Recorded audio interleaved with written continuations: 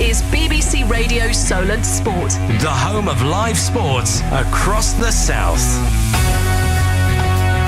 Every Saints, Cherries and Pompey game live.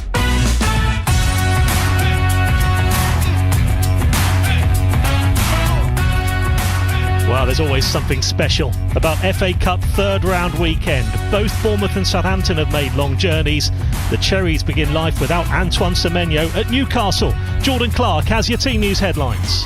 Just the 6 changes for Andoni Iraola this afternoon. Waldo, in comes Soler, Brooks, Diakite, Adley, Unal and Adam Smith too. Out go Jimenez, Senesi, Truffert, Tavernier, Evanilson. They're all on the bench. And of course Semenyo, he's off with Manchester City. Now, I think at very quick glance, a lot to try and digest, but 9 changes for Eddie Howe, as we probably expect in the FA Cup. Bournemouth have got a really good record here against Newcastle. They'll hope it continues this afternoon. Hear the game with myself and Joe Partington on BBC Radio and BBC Sounds from kick-off at 3. Lots of changes there. How many changes at Doncaster? That's where Southampton are. Here's Adam Blackmore. Good afternoon, Ian, from a thankfully sunny South Yorkshire, where the weather hasn't stopped this game going ahead this afternoon. And Southampton have made 7 changes as we enter the 50th anniversary year of their 1976 FA Cup win. And there's a slight risk perhaps from Tom de Eckert as he rests 7 players, although the way they played at Middlesbrough is probably deserved. So in come for a debut Daniel Peretz in goal, for example, Archer, Matsuki, Robinson, Bragg, Yellert and Wellington, and it looks like Saints are going 4 at the back. Finally, this one's live with myself and Joe on Hampshire frequencies and on BBC Sounds this afternoon in the FA Cup right across the country. And what about in the 12:15 kickoffs in the FA Cup?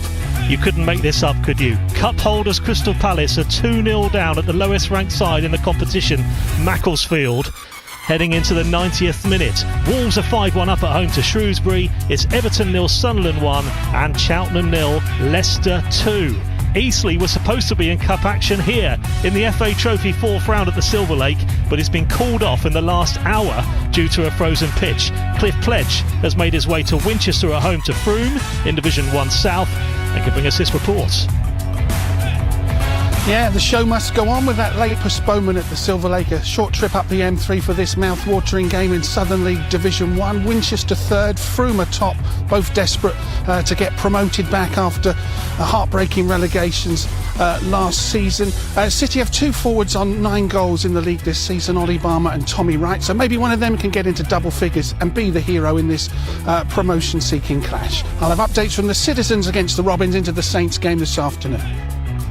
All of our games kicking off at 3 on the home of live sport across the south. BBC Radio Solent Sport. Good afternoon. I'm Ian Wilding here at Eastleigh's Silver Lake Stadium. We were supposed to have a 3 o'clock kickoff here. There's a problem area of the pitch though to my right, which is covered in shade with the Nuffield House Community Stand, the all blue seated seats to the right hand side, which is caused that problem, unfortunately, with the freezing conditions overnight. Very eerie here. There's no one here. Even the Spitfire grill to my left has closed, so I can't even get a burger after 3 o'clock, but don't feel too sorry for me. From 4 o'clock this afternoon, though, I'll be hot-footing it to St Mary's Stadium for the last couple of hours of Solent Sports, because Saints women taking on Pompey in WSL2 South Coast Derby. That's a 5:30 kickoff. And talking of Pompey, the men's team hosts Premier League leaders Arsenal in the FA Cup tomorrow. A huge game at Fratton Park. Our build-up starting at 1 ahead of a 2 o'clock kickoff. And as we've just heard, every single Solent Sport FA Cup commentary this weekend also available to listen to on BBC Sounds in your smart speaker. So if you're at home, easy to put that on the smart speaker. Out and about, you can listen wherever you are on BBC Sounds. Crystal Palace have just got 1 goal back, so there is still life for them. 2-1 down at Macclesfield. Let's get those teams in full then. Our Saturday commentary starting at St James's Park. Here's Jordan Clark. Thanks, Waldo. 6 changes then for the side that beat Tottenham and ended Bournemouth's long winless run midweek. In come Julio Soler and Adam Smith at fullback. Bafede Diakite returns at centre-back. There is a start on the wing for Amin Adley after Antoine Semenyo's departure. David Brooks, Enes Unal also coming into the starting 11 this afternoon. Out go Jimenez, Senesi, Truffert, Tavernier and Evan Nielsen, who are all on the bench. Of course, Semenyo out of the squad completely. Bournemouth lineup 4-2-3-1. Petrovic in goal. Adam Smith, Bafede Diakite, James Hill and Julio Soler, the back four from right to left. Soler making his first start to the Cherries since their League Cup defeat to Brentford back at the start of the season. Lewis Cook will continue alongside Alex Scott in midfield. Looks like it will be Krupi in that number 10 role again, this time in behind Enis Unal, who will lead the line through the middle with David Brooks and Amin Adli either side of him. The Bournemouth bench, Trufer, Senesi, Evan Nielsen, Tavernier, Jimenez, Milosavljevic, and then two youngsters in the form of Remy Rees-Dotten and Malcolm da Costa Gonzalez, and someone at the other end of his career in Fraser Forster, the substitute goalkeeper, on the bench this afternoon. Yeah, I counted wrong. It was just the 8 changes for Eddie Howe, not the 9. The only survivors from their dramatic 4-3 win here on Wednesday night over Leeds, Malik Chow, Tonali and Wissa are the 3 who keep their places. Some notable names: change at the back in goal. Former Cherries goalkeeper and Saints goalkeeper, of course, Aaron Ramsdale comes in from the start for them. There's also a start for the former Saints centre-back Tino Livramento. Thanks, Clarkey. Everton have got an equaliser, 1-1 at home to Sunderland in the FA Cup. Wolves have just finished. They've scored a 6th. Wolves 6, Shrewsbury 1. Solent Sport, BBC Radio Solent, enjoying the moment, says poor old Alex Scott must be running on fumes. Doesn't get a rest. Centre midfield is first through the door priority, I think. Let's go to Joe Tessam up at Newcastle. Joe, afternoon to you. And as we expected, as many changes as Andoni Iraola could possibly make there, probably with 6 changes. What's your thoughts on that one? Yeah, he's talking to you, Joe Partington. I zoned out, Ian, because you called me Joe Tessam, and as much as I would like to be Joe Tessam, unfortunately I'm not. But yeah, repeat that for me, please. Joe Tessam would never wear a scarf around his head like you're wearing right now again. Joe's ready. Joe's ready. Come on. Come on, Joe Tessam. Come on, the Bournemouth team this afternoon. What do you think, Joe? What do you think, Joe? The Bournemouth 6 changes. Yeah, that's a lot, but it's expected for a very cup good. game. It is always like this in cup games. Classic sitting Come on on, Joe, get off the happy to bench. swap with Joe. I will swap any time with Joe. I'll call you Joe Partington today, and you can talk Norwegian, Joe, with Jordan up there in the north. You're almost in Norway, so that's a much bigger compliment to me. Yeah, you're as close as you can get to Norway now. Too many Joes. We need to make some changes to the commentary lineup. I thought Wilder had gone mad. I thought the cold air had got to you, Wilder, at Eastleigh. It has, I must admit. It is this freezing cold conditions. But nice to hear from Joe there, also a former Cherry. But Joe Partington, let's get back to you then. All those changes. What's your thoughts on that one then? I mean, it was expected, obviously, on the journey up here this morning. I did expect Andoni to make changes, perhaps not 6, because he has suggested that he wants a good run in the FA Cup, as he always does. But you always knew, every Bournemouth fan, if you asked them what's Eddie going to do with his Newcastle team, you can always guarantee that he's going to change almost every player. He did that in his time with Bournemouth, so we were expecting a lot of changes, and Newcastle do, let's be honest, have a lot more to choose from than what Bournemouth do at the moment. But it's an opportunity. I mean, some of these guys that are on the fringes of the starting 11 have only been given an opportunity at Brentford at home so far this season to play from the start, and that didn't go particularly well. So hopefully with a little bit more time on the training ground, a few more substitute appearances behind them, they might be able to make the most of this opportunity today. OK, back to the Eco Power Stadium then. Southampton at Doncaster. Adam Blackmore has your teams in full from there. Oh, well, good. At least you got my name right. That's the main thing. So can I just get this right, Waldo? Are you sat at an empty Silver Lake Stadium with the game called off and you're the only one there?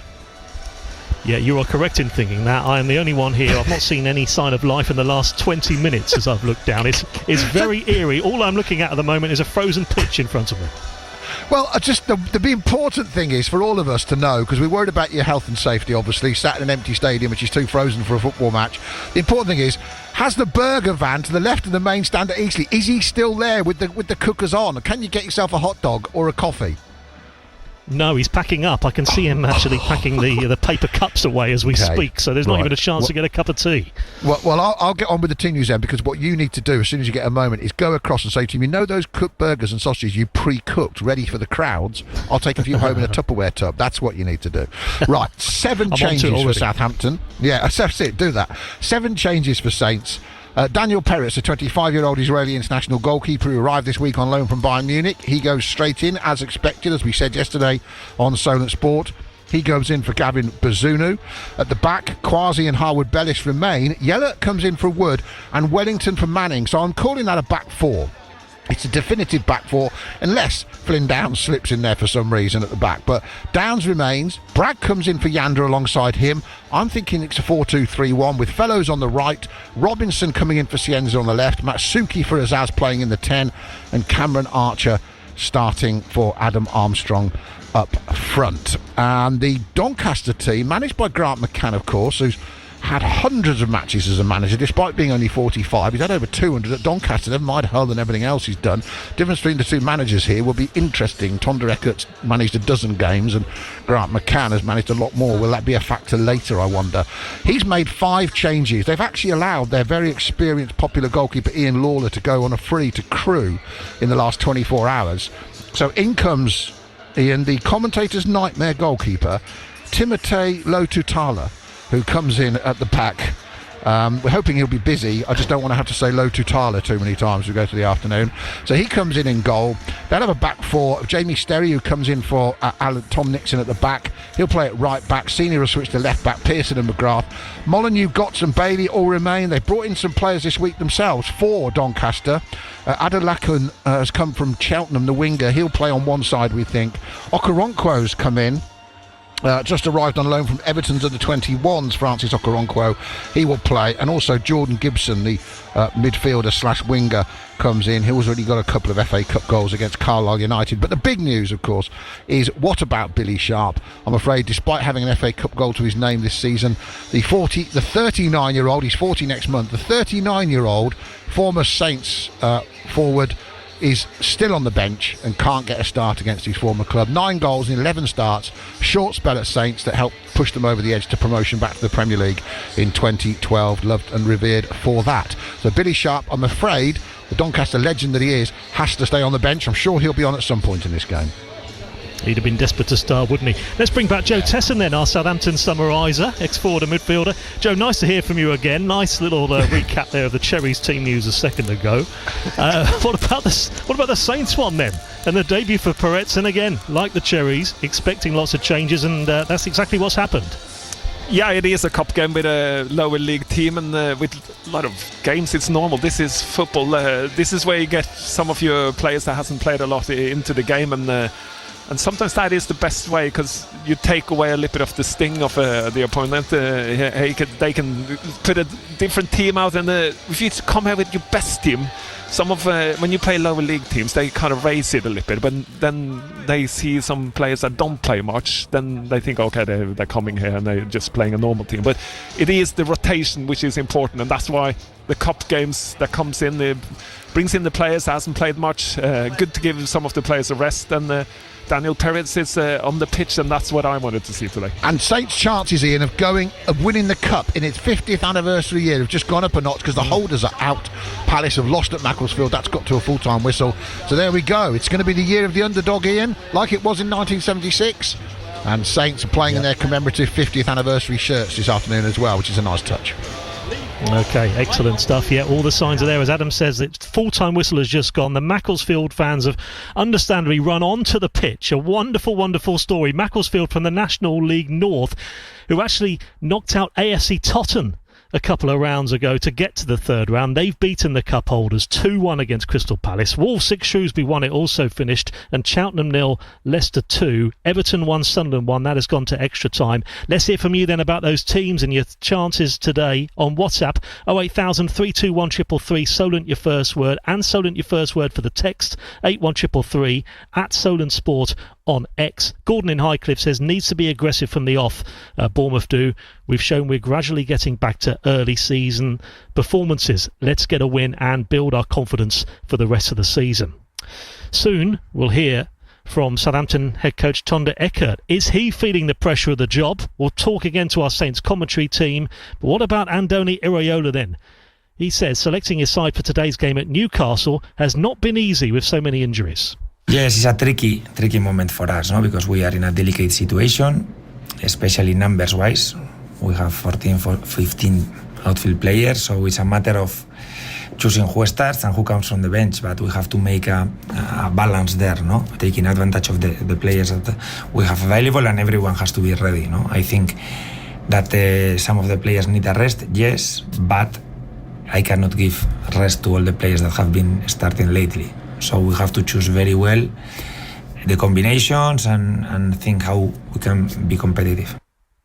Another stat for Macclesfield there. The last team a non-league club knocked out the holders was 1909. Incredible stuff there. Thank you to Millie producing there with the stat. Let's go back up then to Newcastle. Joe Partington and Jordan Clark. Joe, how much of a tough balancing act? Because you really want to take the FA Cup seriously, don't you? But you also need to rest players. A 5th game since Christmas. And with the Cherries having so many injuries, it's a really tough balancing act, isn't it?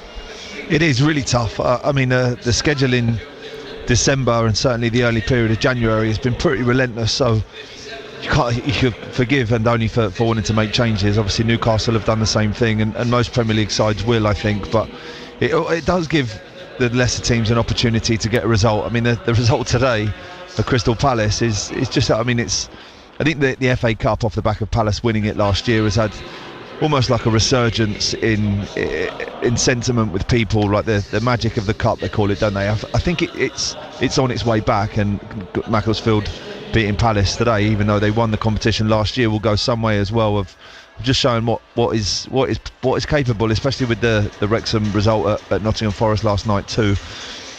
Bournemouth have got a little bit of time in between this game and obviously the away game at Brighton next Monday. So I thought Andoni might have played a slightly stronger team, but again, as you say, Ian, it's a balancing act, and you don't want to get too much out of the players, because at the moment he's back to the bare bones as it is. So he's probably trying to protect the best players that he's got at the moment. And Clarkie, Andoni Iraola talking about players going out. Big news yesterday, one we knew was coming, of course, about Semenyo. Iraola saying, until the last day, the truth is nothing was really agreed.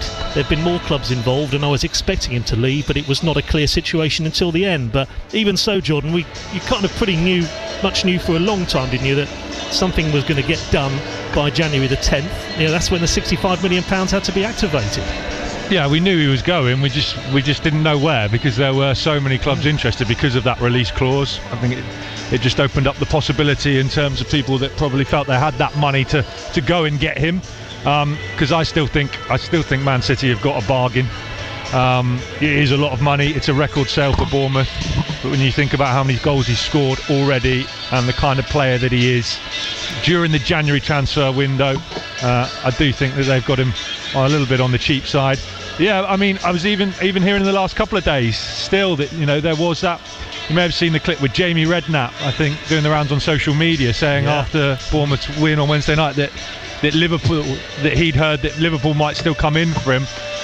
I'm not even sure if it was Liverpool coming in for him or that it was Semenyo's perhaps favoured option was to go to Liverpool, is what I've heard in the last couple of days. And it just didn't materialise in the end.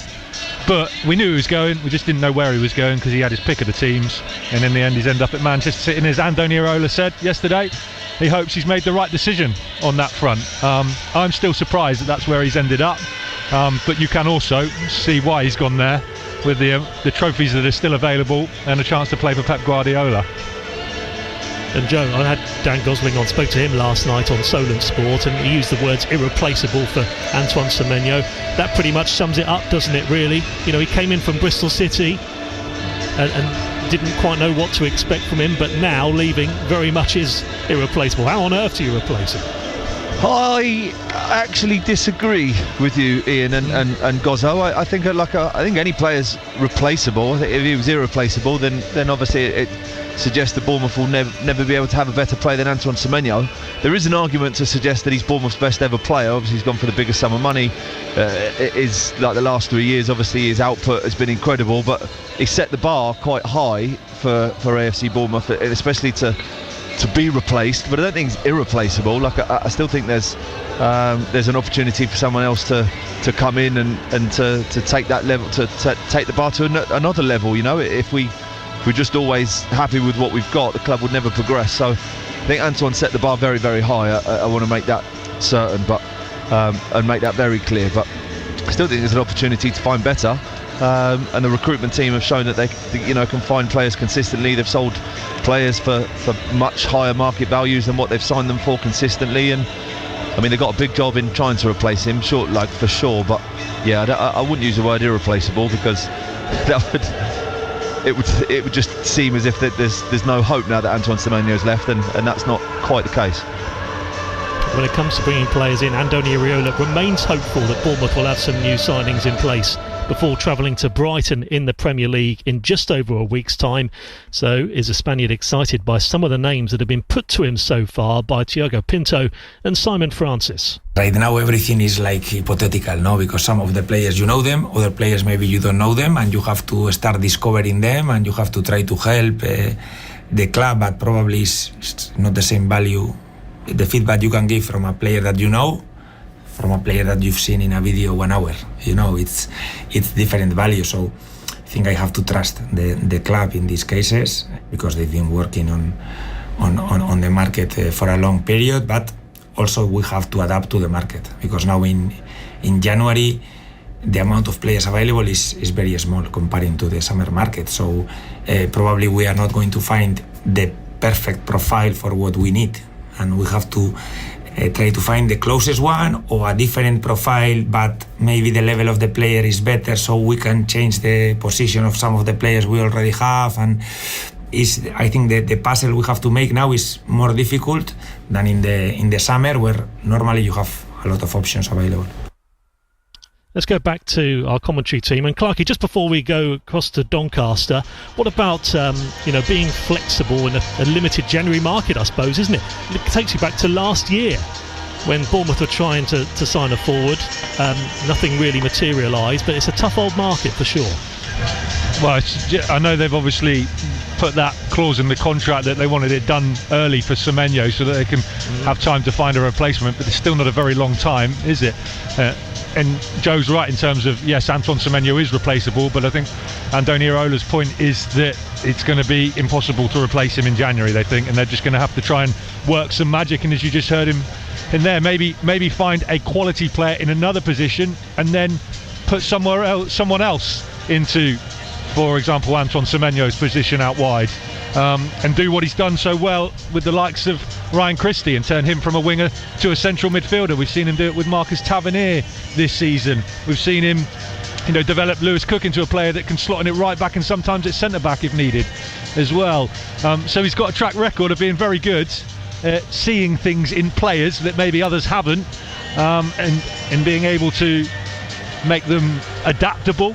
And yeah, I mean, if it is going to be as difficult as he's making out in this January transfer window, then they're going to have to do that. And something Joe's spoken about in the past is that might work in their favour, obviously, is the World Cup coming up, and you've got a lot of players probably, I mean, not that they're in for him or even looking at a defender from what I'm hearing, but someone like Nathan Ake, who's openly come out and said, my international manager Ronald Koeman's told me I need to be playing more with a view to the World Cup. So there's going to be a few players like that might see Bournemouth between now and the end of the season and alone as an attractive prospect, and they might be able to tap into that market. It's going to be a really interesting couple of weeks as far as the Cherries are concerned, and Andoni Iraola very open in his press conference about wanting some new signings in place before that Brighton away game in just over a week's time.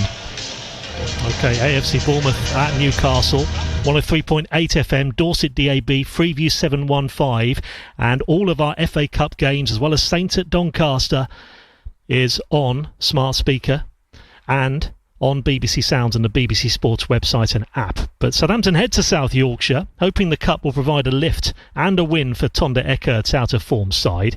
Saints have failed to win any of their last 6 games in the Championship. They're fast losing touch with teams chasing promotion, it has to be said. So is young head coach Tonda Eckert feeling the pressure of the job?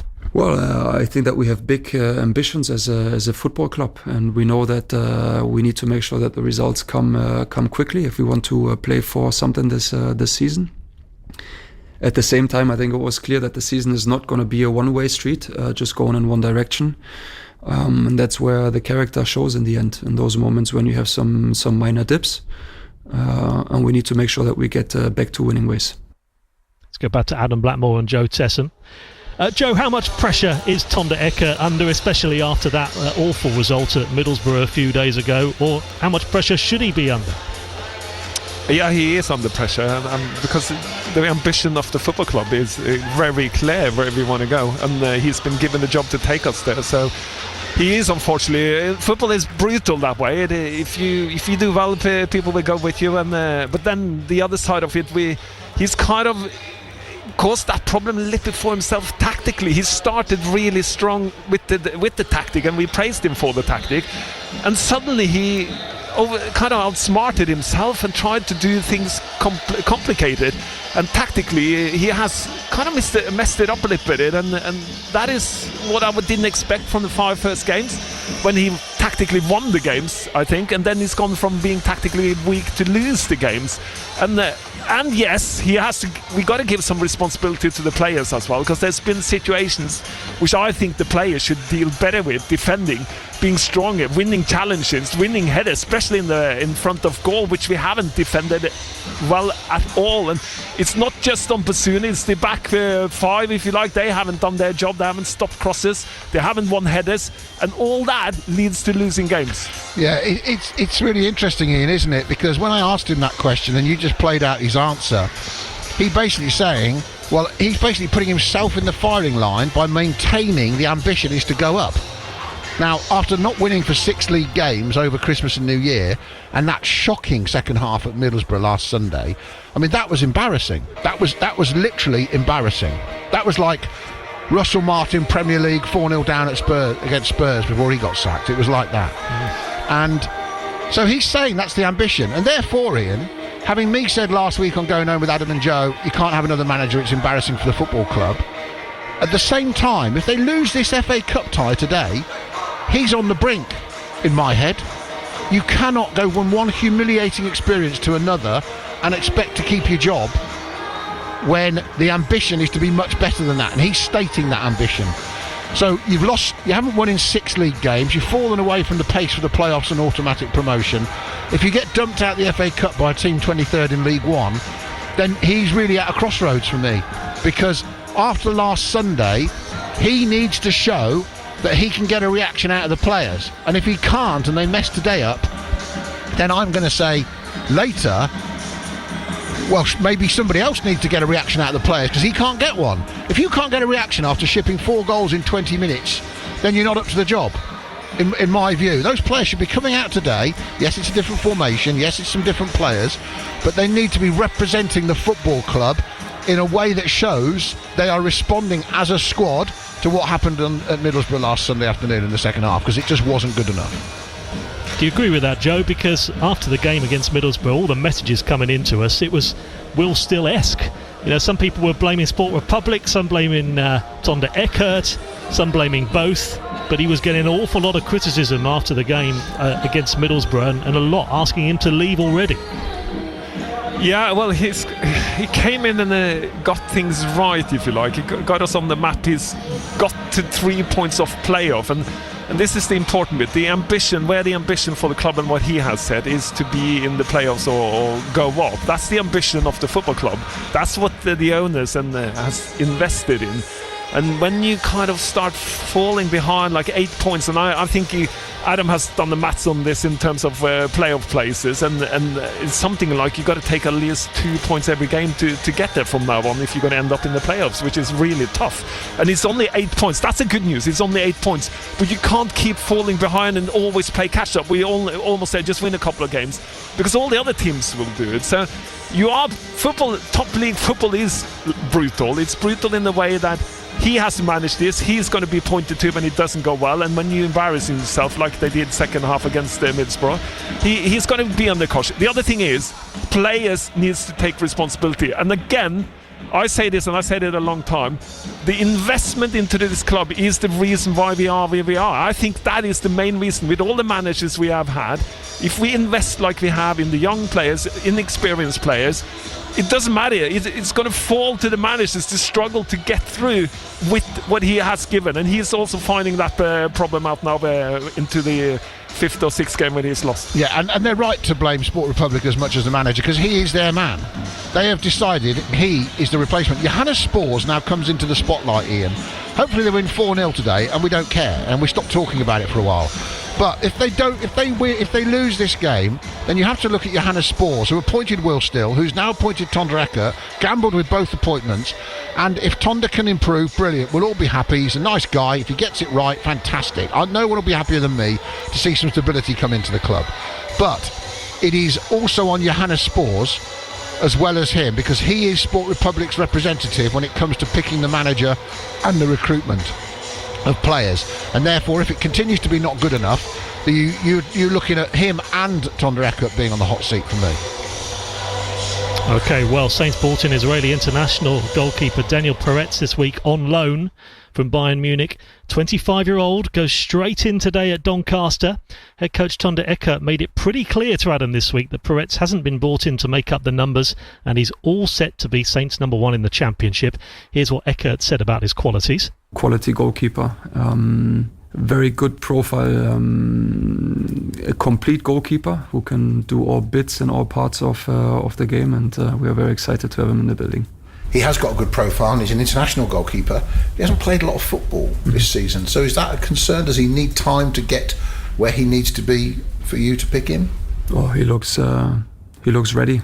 We've seen many of his games, even the games then that he came playing without having a lot of rhythm. They looked very good, so I'm happy to have him.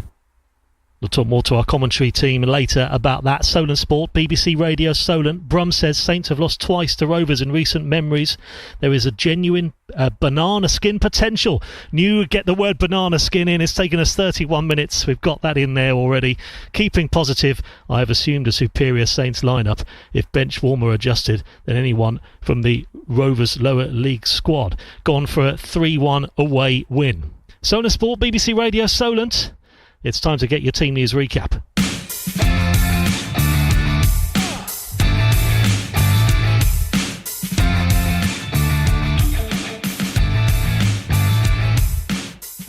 Bournemouth unbeaten in their last 6 league matches against Newcastle. Jordan Clark is at St James's Park.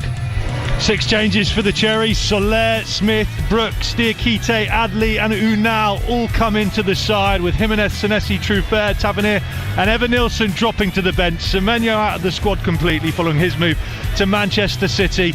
8 changes for Eddie Howe in Newcastle.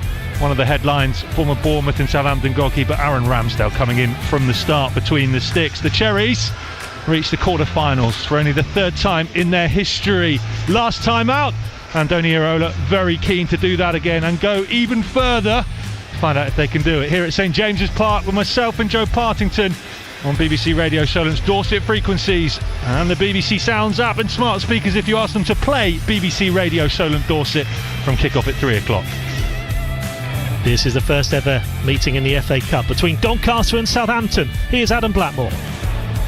Ian, thank you very much. Welcome to the start of the 50th anniversary 1976 cup-winning run for Saints, as we hope anyway, against the lower league side, 23rd in League One, Doncaster. 7 changes from Tonda Eckert, a debut for Daniel Peretz in goal, where he could be set to stay for the rest of the season based on what you just heard Eckert say this week about him. Also starts for Robinson, Matsuki, Archer, Yellert and Wellington, as we look to be going back to a back 4 this afternoon. 5 changes for Doncaster and Grant McCann, and they will be also playing 4-2-3-1. We'll see what happens. Last time they played was in the Championship 14 years ago. Billy Sharp scored the winner for Donny before moving to Saints. He's on the bench this afternoon. It's live on all our Hampshire frequencies and BBC Sounds with myself and Joe from 3. Incredible in the 12-15 FA Cup fixtures. Macclesfield, 6th tier, lowest ranked side in the competition, have won 2-1 at home to Crystal Palace, who were the holders of the FA Cup. Palace did get a goal back. There was a pitch invasion, understandably, at the end. What a wonderful, wonderful afternoon for Macclesfield. Wolves beating Shrewsbury 6-1. Leicester winning 2-0 at Cheltenham. And Everton-Sunderland in the 12-15 has gone to extra time. It's 1-1 in the second part of extra time there. As you've heard, all of our FA Cup commentaries this weekend on BBC Sounds in your smart speaker. And talking of sounds, you can subscribe to our Bournemouth and Southampton BBC Sounds page to get a notification as soon as all of your post-match reaction drops, including the latest episode of Going Home with Adam and Joe after the game. Let's hear from you as well on the text 81333, on WhatsApp 08000 321 333. Solent your first word for both. at Solent Sport on X. And don't go anywhere if you're a Cherries and Saints fan. We'll be right back with you very soon. And next we'll call in with Cliff Pledge to look ahead to all of our non-league games on the home of live sport across the South. Get the latest sports news for the South. Follow at Solent Sports on X. Alan Newman at breakfast. Happy New Year. When will we stop saying that? I'll be here throughout 2026 with all of the latest news, all of the stuff you love. Name me different cabbages. Name me a posh one that's also a London hotel. No, you did well. It was me, Al. And of course you. Morning. Good morning, Alan. Good morning. Good morning. Wake up with me in 2026. Great show. Happy New Year. That is the last time I'm saying that. Alan Newman at breakfast. Weekdays from 6. Just ask your smart speaker to play BBC Radio Solent. Ian Wilding. BBC Radio Solent Sport. Racing towards kick-off, 25 minutes away in our FA Cup games. Southport were supposed to be the visitors here at Eastleigh Silver Lake Stadium in the FA Trophy, but that got postponed at 1:15 this afternoon. I turned up, was told it was 50-50, and then 5 minutes later this match got called off, and you have to feel very much for Southport making that long journey, 10-hour round trip, and they've got to do it all again on a rearranged midweek, still to be confirmed. So this has been called off. Still seen no sign of life at all for the last 45 minutes. In the National League South, AFC Tottenham at Chesham United has also been postponed. In the Southern League Premier South, though, matches on. A Gosport at Plymouth Parkway, Havant and Waterlooville, well in form now, up to 11th, go to Taunton. Poole in 3rd at Hanwell. Sholing hosts Yate Town. Wimborne looking to get back to winning ways at home to Basingstoke. That passed a pitch inspection earlier. Weymouth at Evesham United, and Dorchester at home to Uxbridge. A number of 3G pitches now. Southern League Division 1 South. Bashley at Mousehole. Shaftesbury hosts Bishop's Cleeve. And our featured non-league game now is Cliff at Winchester at home to Frome. Cliff's done a great job from hot-footing it from here, from the Silver Lake to Winchester. No problems there, though, with that pitch, Cliff. And you've picked a good game there, because this is a real... Well, it really whets the appetite, this one, doesn't it, between two sides at the top end of the table. It's third against top. Only top goes up automatically, and Winchester City and Frome Town both will probably feel a bit unlucky to get relegated last year. Winchester on goal difference, and they're both keen as mustard to go back up. Incredible form they're in as well. Winchester have won 5 of the last 6 and haven't lost since early October, and Frome Town have won 10 and drawn 2 of their last 12 games, so they're on a long unbeaten run as well. So really is the two teams in form in this encounter. Craig Davis, the manager, obviously doing extremely well. Just made one change from the team that won. Beat Didcot last time out 2-0. Jamie Barron, a very experienced midfielder, is back in the team, and Dom Panesar-Doward drops to the substitutes bench. And yeah, they're really looking forward to this one, both sets of supporters, because I suppose if there was if there's a winner today, that could be significant, symbolic in the title race to come.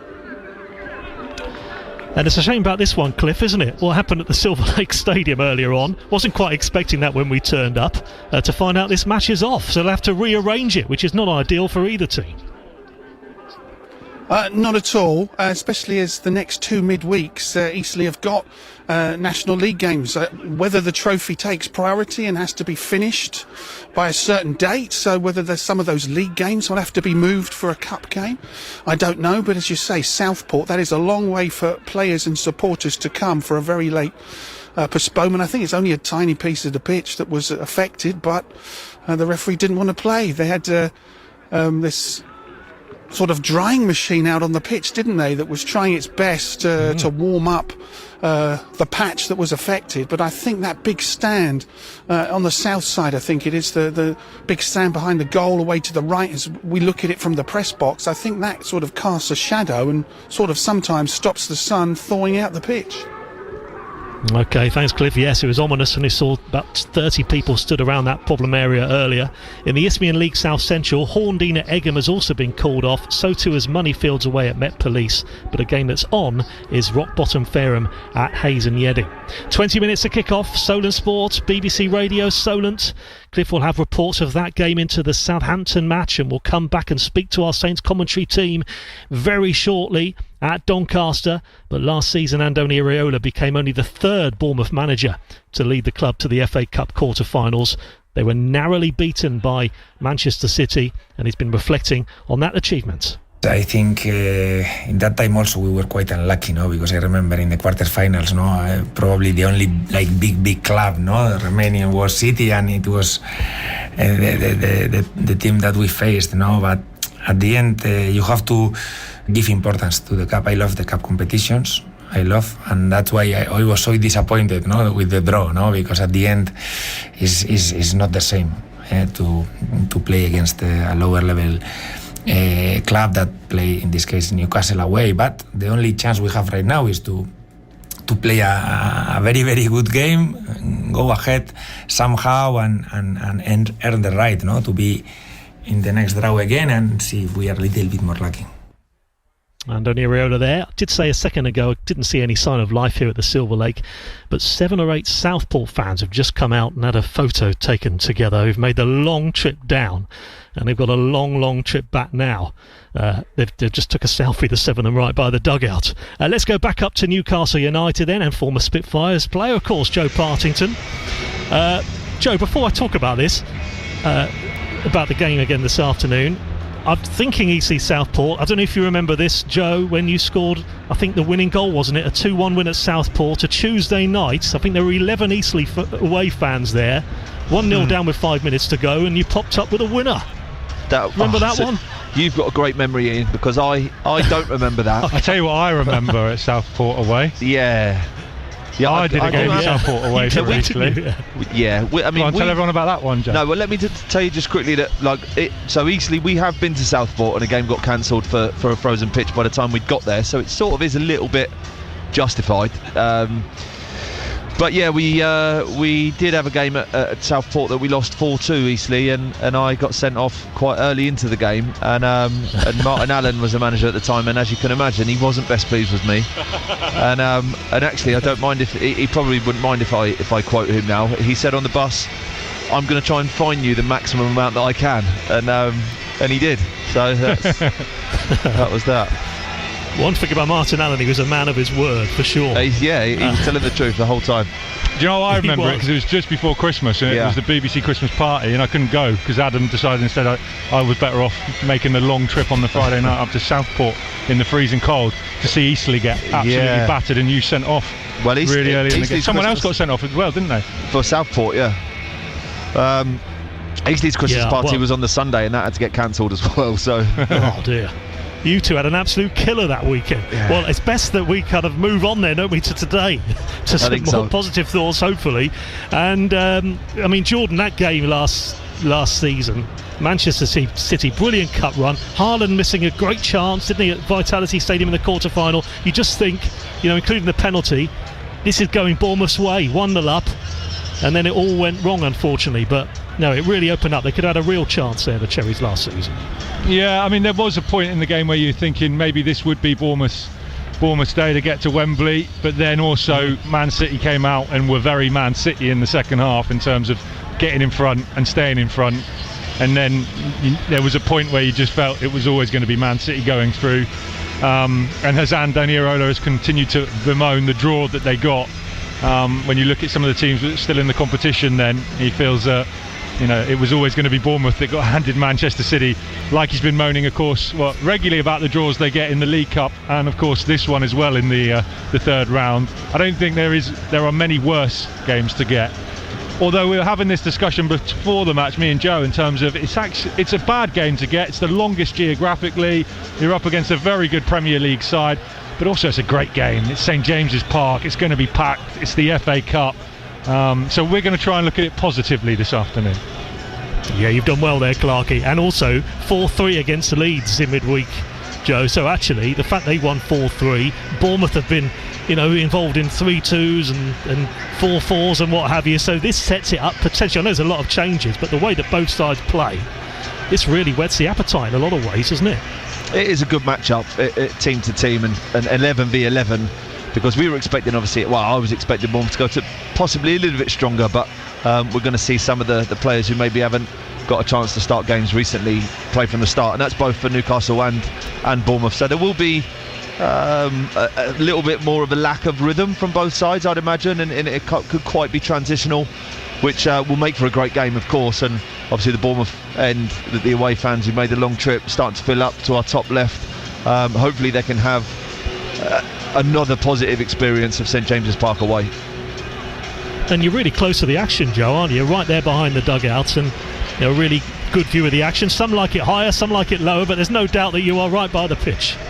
You do. I mean, you get a real good view of how technically gifted and how much that these guys are playing are athletes. Like they're all fast, strong, balanced. They're able to change direction very quickly, and both teams have a front foot approach. Both teams like to press the ball high. I can't imagine it's going to be any different today. I don't expect Bournemouth, even though they've made quite some number of changes, to sit back and allow Newcastle to have possession of the ball. So it's going to be a really, really interesting game, as you say. And Clarky, it's nice that Bournemouth are now actually going into the game off the back of a win. It's a long time since we've said that. Yeah, it's taken a bit of time, that's for sure. It's not been the best of watches of recently, although David Brooks actually coming out, when I spoke to him after the game midweek, and defending a little bit the way they played during that run. He felt some of the criticism they were getting was unfair and that the performances weren't actually that bad. I get a little bit where he's coming from, but they also, in some of the games, they were not at it at all. And look, we waxed lyrical about them under Andoni Iraola and the style of play and how brilliant they've been since he's come in as manager. We do have to be fair and balanced, and they've not been good enough in that 11-game winless run. Hopefully it's a turning point. And look, we saw something similar last season when they were up against it.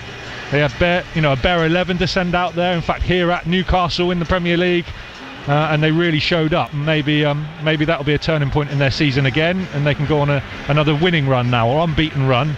And because they are, they're not far off, about 6 points off the European places, getting back in the mix again. But they're going to need a bit of a run.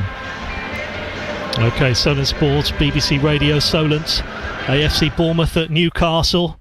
Status quo there in the background. Clarky's favourite. He'll be getting pumped up for that one now. 103.8 FM, Dorset DAB and Freeview 715.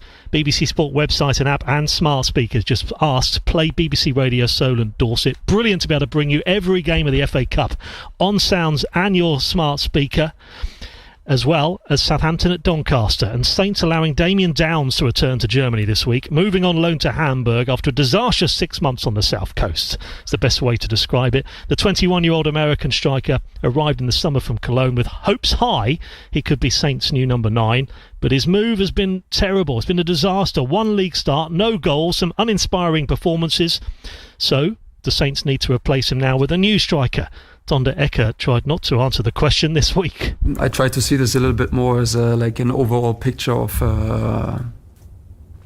the squad, and as we said before, we have our eyes and ears open, and what we just need to make sure is that if we decide whatever position that is going to be in the end to bring somebody in, it needs to be spot on, and then we need to look at that very individually, player by player. If there's an opportunity that comes up, we need to evaluate that, but at the same time we have lots of trust in the squad and in the boys that we have here, and then it's an evaluation case by case. Scott's got in touch saying, calm down. Yes, Saints have been poor in the last 6. They need a striker and have done since Ricky Lambert was sold, and that they will beat Doncaster without breaking sweat. Let's hope Saints do, and let's go back up to Adam Blackmore and Joe Tesson. Joe, I think I know what your answer is going to be to that. No, Tonda Eckert did very well not to answer the question when it comes to getting a new striker in to replace Downs. Yeah, I think very diplomatically, you know my answer. They should have bought one many years ago, and they still haven't bought it. And that's the ambition where it goes wrong for me. You got to be, and it's not about spending 40-50 million, as a lot of people have said. You got to get out of the Championship, and we know. Look at Wrexham and look at Bamford has come back and scoring goals, and these aren't expensive players. It's just that they are 30 years old and experienced. And Saints refuse to buy that sort of player. We seem to refuse to go that line, and we just go and get a player with experience. There's loads of them that were around, not loads, but there were players around which you could have gone for, and I think a lot of them would have come to Southampton because of the stature of the club. And it's not about 40-50 million. We got to get out of this division, and with that we need someone who can fight, win challenge and score goals for us. And I think he very well know the answer to not buying a striker, and that's why he's so diplomatic in his way of answering it. Yeah, and Ian, I do feel a bit sorry for Damien Downs. Nobody wants to see someone struggle that badly when they make a move. It was an exciting move for him, but Saints paid way too much money for him, 7 million, without him having any played a few games in his life at senior level, a handful. And so they gambled on that, and it hasn't worked. And that's a sort of, whilst Johannes Spors has got some things right, that one sticks out as being a major mistake. In the same vein that Guido Carrillo was a major mistake all those years ago when Saints needed a striker after Pelle. So, I know someone said we haven't had a good striker since Ricky Lambert. Well, I'd say Graziano Pelle was a good striker. I think Danny Ings was a good striker. I think Shea Adams has been a good striker at times in the job he's done. As a strong man in the middle of the park. Yeah, I think not as a goal scorer. As a goal scorer, I think Danny Ings is the last one. And how many years is that ago? Well, he left in 21, didn't he? Yeah, 21, 22. So, then look what's happened to the club since then. And so basically, this is part of the Sport Republic thing, isn't it? This is why the criticism is there, because they've never invested in safe bets. They like to gamble on stuff. They've rushed on loaders. They think that's the business plan, to buy low, sell high. Doesn't always work, especially when you run out of quality. So, they need to sometimes do the simple things well. Buy the players for the division you're in that are good, because you've got the clout, as Joe says. Your Southampton Football Club, the stature in the Championship, having been in the Premier League for many years, should be that you get the best players around who are Championship quality players, and they've not done it that way.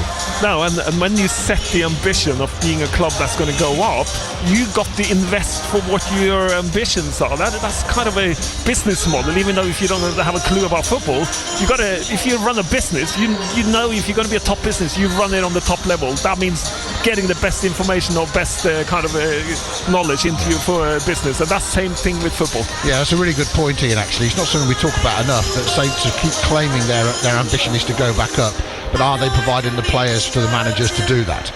And I think that's a really interesting debate to have. It's a bit like you or me, Ian, saying we're going to be a good commentator and not bothering to do any prep, or just turning up and hoping for the best. You can't do that. You can't gamble like that. And that's what they've been doing. So we'll see, Ian. They need a better striker. They need someone else to give Adam Armstrong either time off the pitch or an alternative way of doing things, so they're not just stuck on plan A all the time. And that's what they need to invest in. There must be somebody else in the Bundesliga, Ian, surely, who can play number 9. Surely. Even if they can't seem to find any from this shores. No. Yeah. No. Let's have another one. Well, keep bringing them in. I'll tell you what, though, you two. What about ex-Saints forwards? Talking of which, Brett Ormerod, I spoke to him last night about his memories of the 2003 FA Cup final against Arsenal. David Seaman with a worldie save, and guess who could have had an FA Cup assist? Probably the best half volley on my left foot I've ever hit. I think Joe Tesson flicked it on, and I've hit it on the spin, and as soon as I hit it, I thought it's in, because it was this big hand come from nowhere. But I won't tell you what I mouthed to him after he winked at me. But yeah, I mean, it's one of them. You need them to go in, and we couldn't get the result that we wanted. Yeah, Joe, what about that? I was watching it this morning. I can't say I had too much time on my hands, but I was watching highlights of that this morning. It was a brilliant header from you. And Ormerod, any other day, that goes in, doesn't it? You could have had an assist in the FA Cup final after coming on 75 minutes.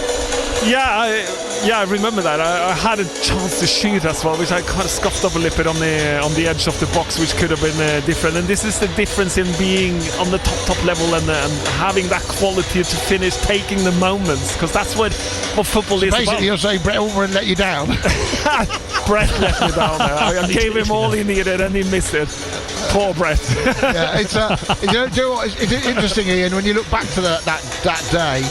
Joe was actually unlucky not to be in the starting 11. You know, that's one of the things. He was playing well in the league games, and you know, when you end up on the bench, you know you've got to come on and do a job, but it's still the FA Cup final. Southampton don't get to many, so at least you got on the pitch in the end and almost had a massive impact. Yeah, and just to talk about my FA Cup history, Ian, I haven't had much luck with finals. I lost all of mine. I lost in Norway. I haven't had any medals. I have a medal from the FA Cup, obviously, but it's not on the show because it's a second place one. And I have lost my 3 in Norway as well. So what do you do with them then, Joe? You're not putting the losing medals out. So where are they going? Are they in a safe? I have no idea where they are. They're gone. They're not winners. I'll look after your FA Cup runners-up for you. I'll put it in a nice case and have I think one of my medals I didn't even receive. I haven't even wanted to have it. So you're one of them stroppy ones. No, I got it, but I haven't put it up.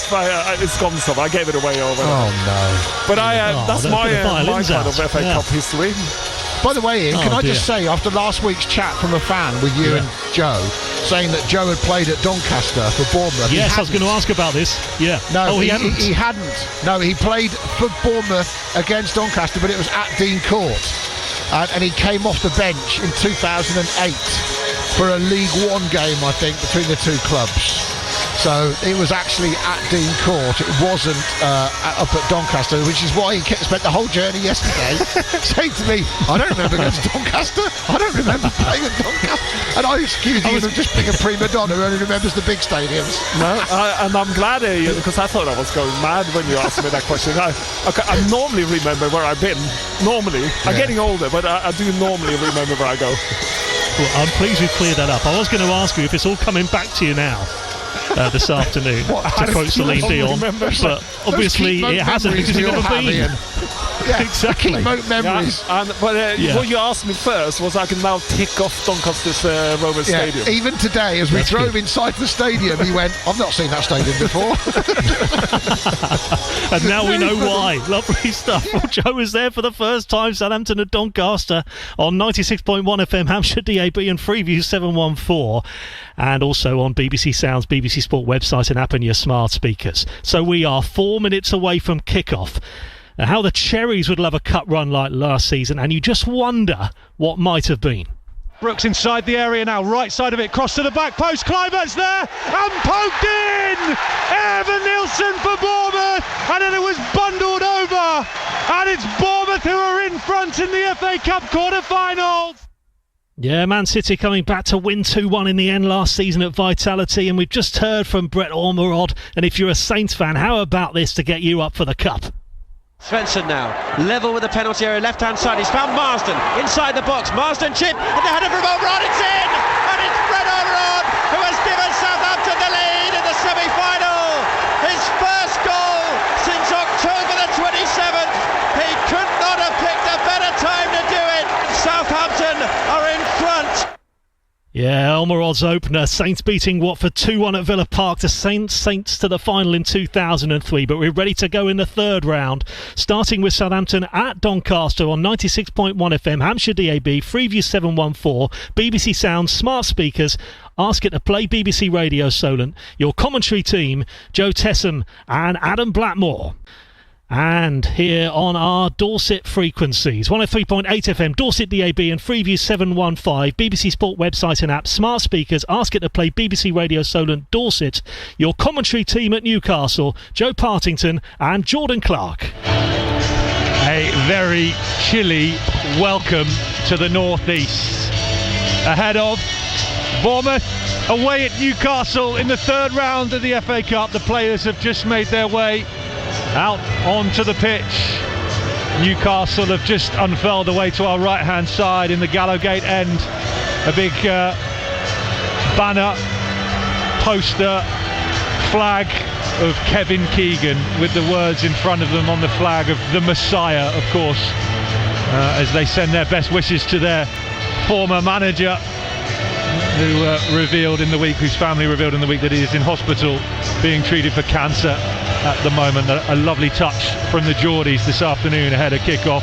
This place is packed to the rafters, as it always is, and there is a very small pocket of Cherries fans up in the gods away to our left hand side in a very far top right-hand corner of the Lees' stand here, and they have had plenty to shout about in recent years up in that little pocket in the top right-hand corner, and they'll be hoping it'll be another fine afternoon for their side again. Of course, 4-1 winners here in the Premier League when the odds were stacked against them with no players available last season.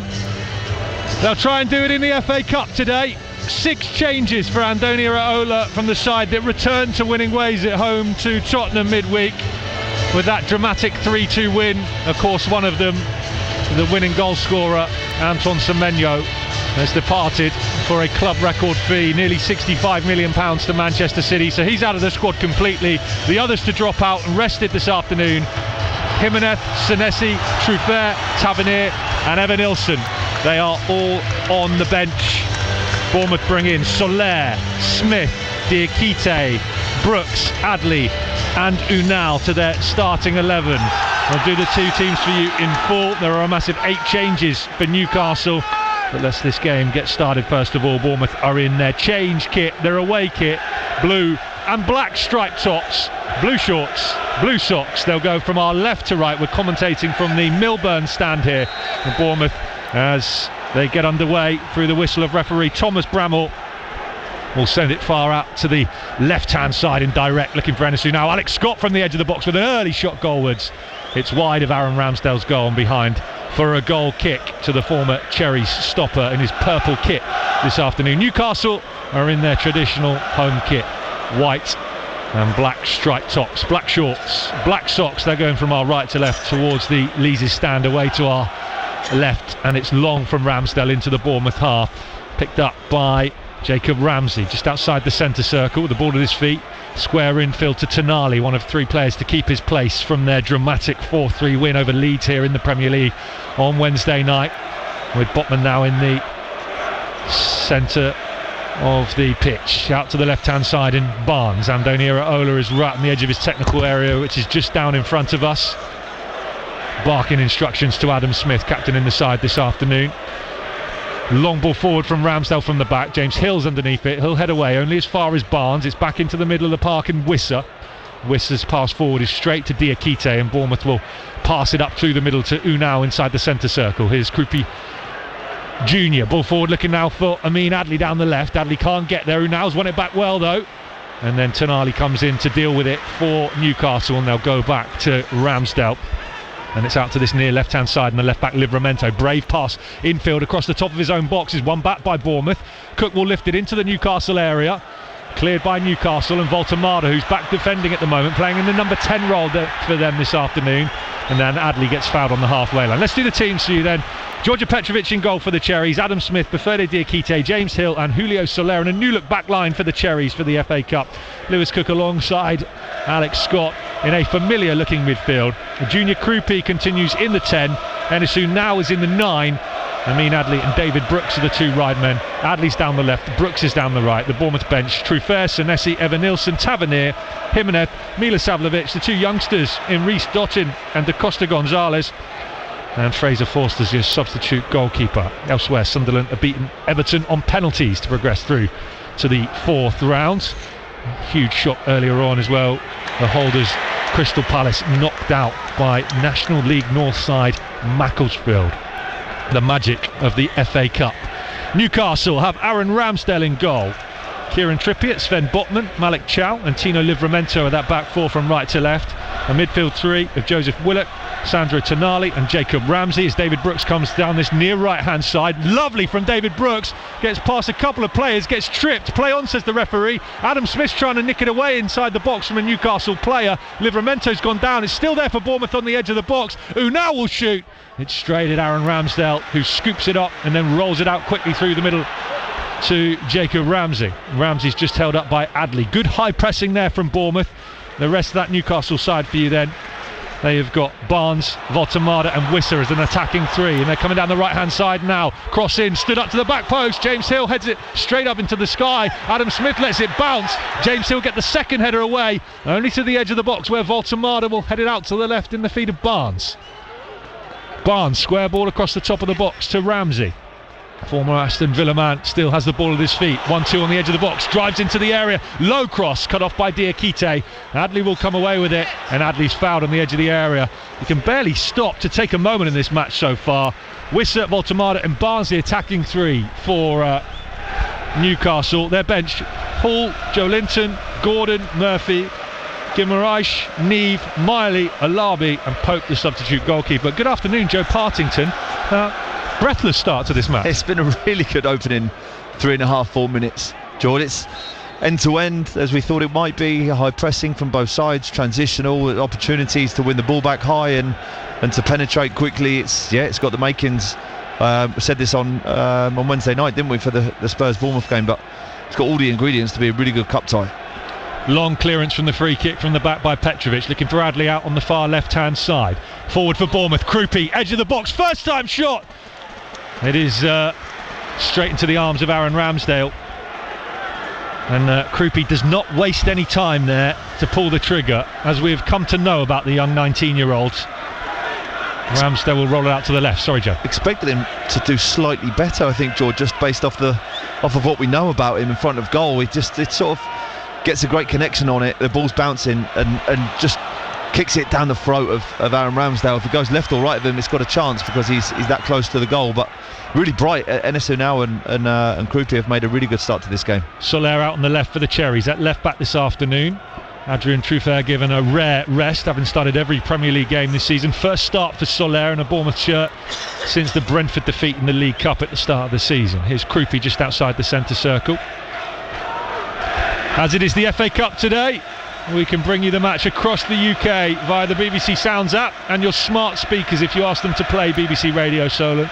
So if that is indeed a better way for you to listen, please do take advantage of it this afternoon. We're also on 103.8 FM digital radio in Dorset and Freeview television channel 715. Switch of play from left to right from Sven Botman, back from injury. There are central defensive problems for Eddie Howe at the moment, with Fabian Schär suffering a nasty looking injury midweek against Leeds, although Eddie Howe saying perhaps not as bad as they first feared. Got Dan Burn out at the moment. Noise is loud inside St James's Park. Soler with a throw in down the left, who now with a first time touch trying to find Amin Adley infield. It's not there for the Cherries. Alex Scott's working hard to win it back. Adley does win it back, and the ball's at the feet of Scott over on the left hand side for the Cherries, but he's dispossessed by Ramsey, and now Willock's going to drive forward into the Bournemouth box. He's got Ramsey to his right, square ball to the left, back heel from Barnes into the path of Voltemada, and then Wissa and Georgia Petrovic with another fabulous save away to his left hand side. We saw a quite brilliant one on Wednesday night against Tottenham, and that one is right up there as well to deny Newcastle an opening goal in this FA Cup tie. Corner to the Geordies. And that's how quickly, Jordan, this game can go from 0 to 100. And again, Newcastle just nicked the ball off Alex Scott in a pretty boring part of the pitch, and in the middle of it, within 4 or 5 passes, they're in on goal. And what a save from Petrovic. He's moving to his right, but Visa goes to his left. Petrovic manages to outstretch his left arm, tips the ball around the post. Another big confidence booster for Petrovic. Corner to Newcastle, first of the game. Right footer, out swinger into the mixer from Kieran Trippier. Bournemouth get it clear, only as far as Tonali, who'll lift it back into the Bournemouth box from left to right, over to that far side. Cherries clear again. It's hooked up to halfway very quickly by Alex Scott, who now was back defending. So Aaron Ramsdale will have come a long way out of his 18-yard area, almost to halfway, to receive the ball at his feet. And he's back now on the edge of his 18-yard area as well, with the ball at his feet. Send it out to the left through Botman and Livramento, the former Saints fullback. Sliding tackle from James Hill. He's done well on the halfway line, and Krupi immediately with a first time pass infield to Alex Scott. Lovely step over from Scott to open up a bit of room down the left flank. He's got Julio Soler in support. He's passed it to Soler, and Soler's air kicked, and it's gone out of play for a throw in to Newcastle, which Tonali will take. Bit of debate amongst our colleagues at BBC Radio Newcastle pre-match as to whether Newcastle will be a 4-3-3 or match Bournemouth up in a slightly different 4-2-3-1. Your take, Joe Partington? I think it's a 4-2-3-1. Yeah, I was about to say it looks 4-2-3-1. It looks like Visa's actually playing as a number 9, and Voltemada, who's been their number 9 for most of the season, seems to be playing in a little bit of a deeper role just beneath Visa. But yeah, it seems pretty matched up Bournemouth have an opportunity here. It's the first time that we're going to see Anton Semenyo long throw out and James Hill long throw in.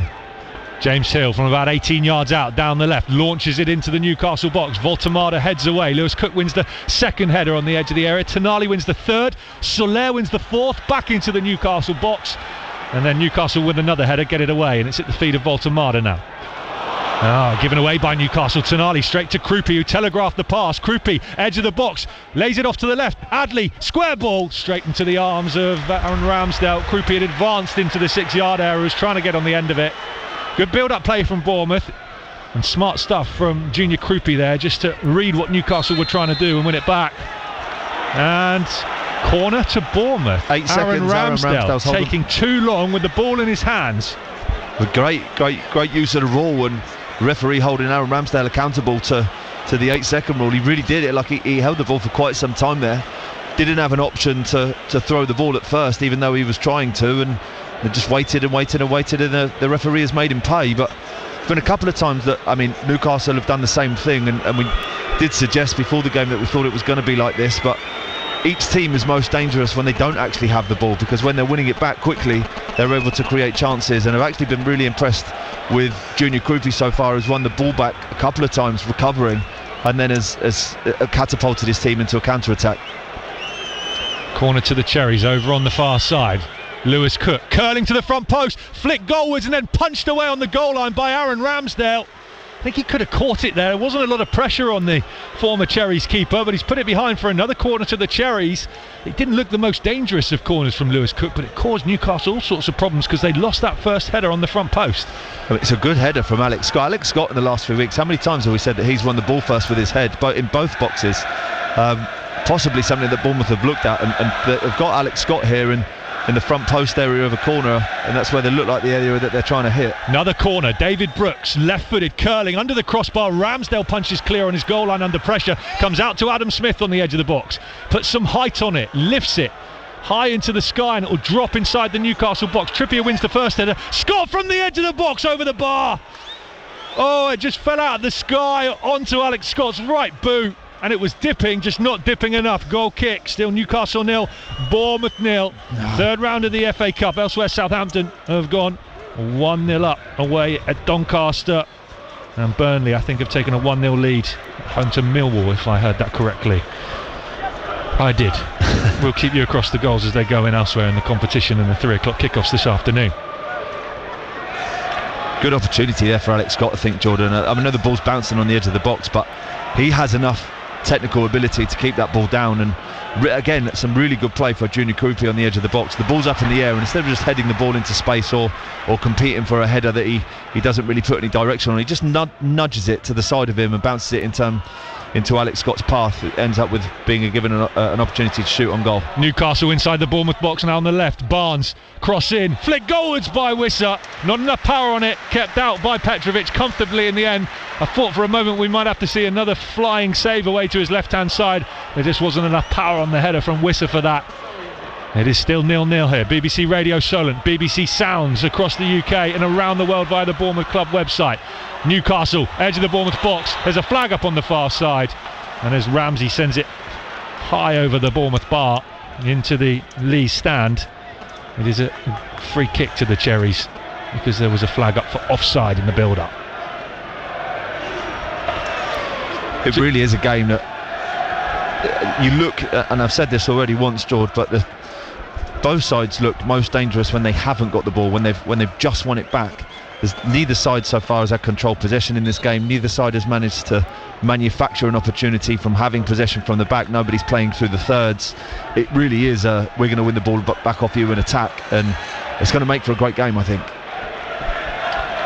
And it is a beautiful afternoon in the northeast. Blue skies overhead, sunshine, but bitterly cold. I woke up to a dusting of snow this morning, and where that is melted on top of the dugouts down in front of us, it has turned to ice on top of Eddie Howe's dugout at the moment. Man City have gone 1-0 up against Exeter. 0-0 here at St James's Park. Ball's on the left side of the Newcastle box. Livramento past Smith, infield to Ramsey on the halfway line, ankles clipped by Junior Krupi, Trippier goes back to help him up. Free kick to Newcastle. No card, says the referee. Thomas Bramall. No VAR. No semi-automated offside. You'll probably be pleased to hear. Although, of course, it did go Bournemouth's way, a rare occasion, midweek, with the penalty shout. Won't be in the next round either, should Bournemouth get through. Newcastle have passed it straight out of play over on the far side. And it's a throw into Amin Adli, which he's taken quickly. Kieran Trippier, there's 2 balls on the pitch. Kieran Trippier very cleverly picked up the other football and walked back onto the pitch with it, using all of his experience there.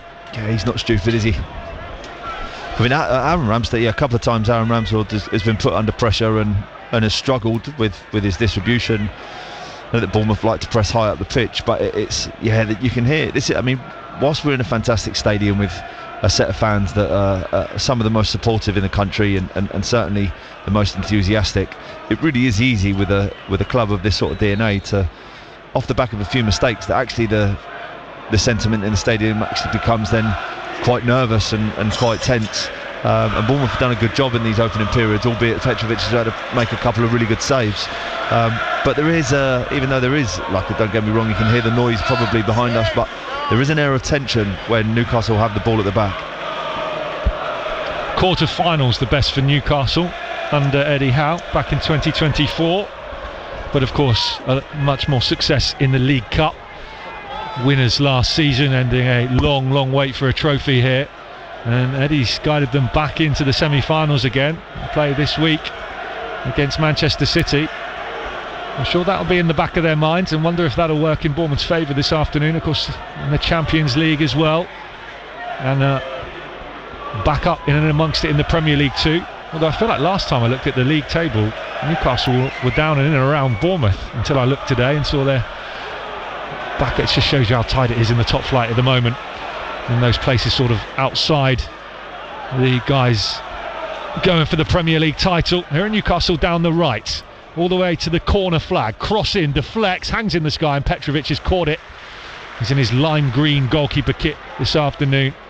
And Donira Ola highlighting after the win over Tottenham, not just the save that he made, which I think is going to take some beating for a save of the season from Georgia Petrovic at the end of that Spurs match, but also the way he came and plucked that final corner out of the sky for Tottenham as a real confidence boosting moment for him. And he's already made a brilliant save away to his left hand side to deny Jan Wissa today to keep the scoreline at 0-0. Perhaps, Jordan, why he obviously never really made the break at Chelsea to get into the first team, because whilst he is capable of some great goalkeeping, we have seen a lot of bad so far this season, but hopefully, as you say, he's levelling himself out and back to big confidence, and will continue to be a real statement in the middle of the goal for Bournemouth. Barnes, edge of the Bournemouth box, lays it off to Ramsey. Still Ramsey, great feet. Voltemada, edge of the area, linking up 1-2 with Wissa. Foot in there from Bafode Diakite. Big game for Diakite today. Been dropped for the last couple. Last 3, in fact, for James Hill. They play together this afternoon. Edge of the box again for Newcastle. Ramsey's looking really dangerous. Lays it off to the right hand side in Willock. Barnes stands it up into Voltemada with the header. Comes off of a Bournemouth player last. I think it was Diakite. Might have been Hill, in fact. Either way, Adam Smith is in there and amongst it. It is a corner to Newcastle. It's great defensive header from Adam Smith, just sort of reading the pressure of Voltemada and matching his run and just being able to head the ball just ahead of Voltemada, who, as we know, is very dangerous in the air, all 6'7" of him. But yeah, Newcastle enjoying their last few minutes worth of high pressure and then finding some passes around Bournemouth's box that they haven't done so far in this game so far. Trippier will deliver the corner from the far side, the right. Everyone's lined up way out to the left side of the box, which is where the corner's sent. Drops to Wissa. He volleys it in. They want a handball against Alex Scott. No, says the referee. And there'll be no check because there is no VAR, so Bournemouth can confidently advance up the pitch, but the ball into David Brooks isn't a good one, and David Brooks has injured himself. That does not look good. Yeah, he doesn't look great, and he's either gestating to the side of the pitch for some tape, or that was a hand gesture to say, look, I'm not feeling the best and I might have to come off here. They do not need to lose another winger, Bournemouth, because they are running out of them. Ball's over on the far side. Trippier has it on the halfway line for Newcastle in the white and black stripes of the Magpies. in front of the east stand. They'll now work it back infield to the centre circle, and Botman goes through the middle to the feet of Livramento, who's moved way infield from his position at left back, as we so often see fullbacks do these days in the modern era. Here's Botman on the halfway line again for the home side. Eddie Howe right down in front of us on the edge of his technical area. Andoni Iraola out of his technical area, nearly on the pitch, the Spaniard, to his left-hand side. Here's Willock for Newcastle. Willock and Ramsey coming into the side this afternoon have been very lively in the Newcastle midfield. Out on the right-hand side in Trippier now, about 18 yards out from the Bournemouth goal line. Still goalless here in the FA Cup. Jordan Clark here with you. Joe Partington too, the former Cherries midfielder. Great to have you with us as Newcastle come forward again through the middle into the box. Ramsey driving forward. He's cut off by James Hill. Couldn't advance any further than around the penalty spot.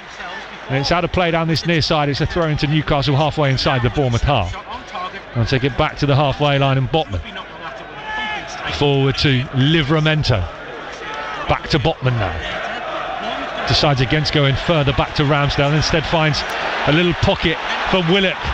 And he moves forward to the edge of the Bournemouth box. Tries to send it diagonally from right to left into the area. Looking for Wissa. Cleared by the Cherries, but only as far as Voltemada and Livramento. Here's Harvey Barnes, scorer of their dramatic winner in the 102nd minute here midweek against Leeds. Adam Smith gets a foot in there to clear, and just enough on it to get it to Lewis Cook inside the Bournemouth box. And good playing out from the back from the Cherries. They'll find David Brooks away to our left, and he'll put it out for a throw, but it's taken quickly by Chow. And Newcastle has it now through Ramsey on just outside the centre circle, but Willock's passed it straight to Amin Adli. He can try and break for Bournemouth now. Lovely feet away from Willock, has his ankles clipped. Referee allows play to continue because the ball's with Enesu now on the halfway line. And then there's I'm not sure what that was from Alex Scott, a diagonal straight out of play for a goal kick from left to right. Any ideas, Joe Partington? No, I'm not too sure. I mean, Junior Kruppi had just made a run forward, and Alex Scott obviously was trying to find him, but it's not a great pass. I've been sort of calling out for Alex Scott to take the scruff of the neck on some games, really, and I love the fact that he's been included in the England squad, or the latest England squad, but I should hope that it would give him massive confidence and that he could start dominating games and really getting on the ball and making Bournemouth tick. But the last 5-6 minutes, Newcastle have really taken control over this game, and seems as if that they will have the lion's share of possession. One thing I am really enjoying, because we are so close to the dugouts and the atmosphere is just quiet at the moment, and you can probably pick up on our effects, Mike, as we can hear everything Andoni Iraola is shouting. That's going to be drowned out a little bit now, and it's jump, squeeze.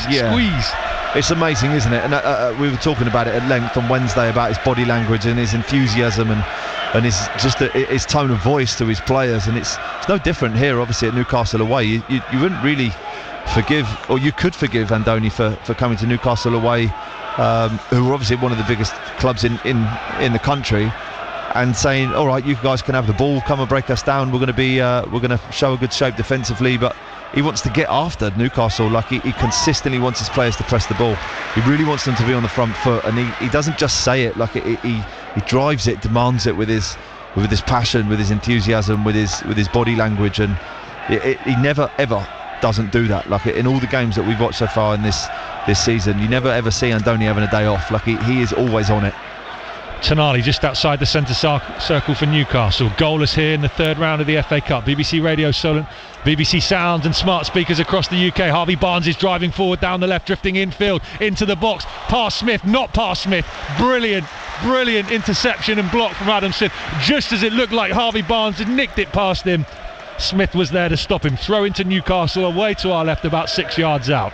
Harvey Barnes' form recently, Jordan, as most people will know, has been sensational, and he's a real threat for Newcastle on this left-hand side. David Brooks just tried to, as you just said there with Andoni's message, he just tried to jump the ball and he just mistimed his movement, and the ball ended up with Tonali's pass went past him, and Harvey Barnes ended up 1v1 with Adam Smith, but great defending on this occasion. Trippier down the line, this near left-hand side. Livramento into the box, finds Barnes from the byline. James Hill comes across. Really good from James Hill. Jumped at the feet of Harvey Barnes to block the cross. The ball's still there for Newcastle down the left. Livramento, left side of the Bournemouth box. Going to dribble very gingerly into the area. Lays it off to the edge of the area, just to the left of the D. Tonali with some good footwork. Back out to Livramento, low into the area. And James Hill clears on the front post, behind for a corner to Newcastle. Basically every Cherries player in the box defending the goal, and James Hill a couple of times gets it absolutely bang on with this positioning, and Newcastle play an underlap past Adam Smith, and James Hill has to jump out of his position to go and put pressure on the ball. And yeah, Bournemouth defending defending well so far. I mean, Newcastle put a lot of pressure on them in the last 10 minutes. Jason Tyndall now on the edge of the technical area, orchestrating this set piece. It's short from Barnes, 1-2 with Tonali from the left side, right-footed cross all the way to the back post. It's over the head of everyone and bounces out of play. Goal kick to the Cherries. Newcastle 0, Bournemouth 0. Elsewhere, Southampton 1-0 up away at Doncaster in our other FA Cup commentary match this afternoon. You can hear that on our Hampshire frequencies. If you've tuned in looking for it, it's also available on the BBC Sounds app and smart speakers too. If you'd like to listen to this game via a smart speaker, maybe you're out and about in the car at the moment, when you get home you need to ask your smart speaker to play BBC Radio Solent Dorset. Important you put the Dorset part at the end, otherwise you'll end up with the Southampton game, and I know you won't want that if you're a Bournemouth fan. Manchester City 2, Exeter 0 now elsewhere in the FA Cup this afternoon. Out to the right hand side. Again, there's just a lull in the game, and every now and then it springs into life. Bournemouth pressing high through Alex Scott. Willett, in fact Ramsey does well on the halfway line. We'll send it out to the left in Barnes. Square ball infield to Livramento. Tonali has it now, pulling the strings for Newcastle, the Italian. Out to the right hand side, lovely ball into the path of Trippier. Square into the box, Diakite missed it. James Hill was there to sweep up behind him. Fortunately for Bournemouth, the cross into the box was behind Johan Wissa. Newcastle have still got it though, and they're coming again, forward in numbers. Ramsey onto his right foot on the edge of the box, held up by Lewis Cook. Tonali's there and joins in. Back to Tonali, still on the edge of the area. Newcastle trying to pass it in constantly, but really squeeze for room. Bournemouth with men back in numbers, everyone apart from Enesu now on the edge of the box. Tonali across the face of goal and cleared by Bournemouth. It was flashed across goal by Tonali, no one there in black and white, and now Enesu now is pulling up on the halfway line, holding his groin, looking in real discomfort, and Andoni Iraola turns to the substitutes bench, and he sends Evan Nilsson straight out. He's telling Enesu now to go down now, Andoni Iraola. Yeah, he's not wasting any time, is he? Enesu now just... Andoni tell us before the match there were two players he was worried about for this game because they were managing issues from the midweek game. Evan Nilsson and Enesu now with the two. And again, it's another concerning injury issue for Bournemouth. David Brooks is still out there despite looking in discomfort as well. It's that time of the season. It's always this time of the season for Bournemouth. I mean, they've really been pinned back now in this game. They had an early little bit of success, Jordan, on winning the ball back high against Newcastle's back line, but Newcastle just sort of got control over this game again. The Bournemouth players, and perhaps it's because of Enes Unal's physical, it just how he is physically. He can't put pressure on the ball. He's not getting close enough to Newcastle defenders, and they're getting out consistently. And Tonali started to pull strings in the game, and they're getting really, really close to Bournemouth's goal. And Bournemouth doing a good job at the moment of keeping them out. There's a lot of last-ditch defending going on, and it can't continue this way in this game. If the dynamic stays like this, then Bournemouth will concede soon. I'm concerned they might concede. Approaching the half-hour mark. Newcastle 0, Bournemouth 0, standing firm just about. So far the Cherries have got a stoppage in play because Enes Unal's injured and he's getting a hug from Amin Adli, and having worked his way back from such a serious knee injury, he looks really he's holding his gutted, groin, I think, so really gutted to be injured again. And probably not, I don't know, we'll have to wait and see, connected, but so often when you see players, Joe, when they come back from long-term injuries, it doesn't take long sometimes for another one just to creep in. I guess lack of match action, lack of movement in the body, you'll tell me better than I'll know, but it's not the first time you've seen something like that. No, it's not, Jordan. Just the demands of the top level of football in this country is just the physical demands are incredible. Like these, we're looking at very technically gifted footballers, but just being good at football isn't enough now. Like, you have to be an absolute athlete have to live your life perfectly just to give yourself a chance of being capable of handling a Premier League environment. And it's really tough for Enes now, because he really is or has become recently a bright spark off the bench for the Cherries, but it looks like he's just a little bit too much too soon, and he's blown up. So Evanilson on first touch here on the edge of the box, lays it in the path of Krupi. Krupi shoots low, but there's not enough power behind it. It's straight at Aaron Ramsdale. Comfortable for the Newcastle keeper, who rolls it out quickly and forward to Tonali. Evanilson straight into the action, doing what he does best, and laying things on a plate for others. But it's the first time in about 15 minutes that Bournemouth have managed to win the ball back high up the pitch, and ends up with another Junior Krupi chance. And Newcastle already are on the edge of the Bournemouth box, left side of it now through Barnes, who is having another run at Adam Smith. Adam Smith held him up on the edge of the box, back out to Livramento. Livramento low into the area to the feet of Voltemada, lays it back outside the box to Ramsey. Cries of shoot, he decides against it. He'll go to the right corner of the box with the pass where Trippier is waiting. Infield from Trippier, square across, if you like, the 25-yard line if there was one, to Tonali. And again Newcastle try down the left, but Adam Smith's done really well against Barnes and clears up to halfway, but no outlet there for the Cherries. Evanilson's over by the centre circle, and Bournemouth are just going to let Botman have it and sit back and make Newcastle decide how they want to advance forward. Instead they go back towards their own goal with Tonali and Botman and Ramsey, all the way back to Ramsdale now. And now Bournemouth initiate the press, but it's not an intense one, so Ramsdale can clear up towards halfway. Adley gets a good foot in there ahead of Voltemada, but then Ramsey picks up the second ball, and we'll lay it out to the right hand side in Trippier. Trippier forward to Voltemada, shows good footwork there, infield away from Alex Scott. And we'll send it back out to the right hand side and Trippier again. Newcastle 20 yards out, cross into the box, hanging one to the back post. David Brooks puts it behind, off his knee. Corner to Newcastle. Frustration from Andoni Iraola. I think that the cross was allowed to come in so easily. Yeah, and probably just the way that this game is swung, or that Newcastle do. I mean, we had that moment there with Nledi Junior Krupi's shot, but Newcastle really just can't let Bournemouth on being let out of their own half. They're finding it difficult to string passes together, and Newcastle very much in control of this game and creating opportunities to score in quick succession. It's becoming very difficult for Bournemouth.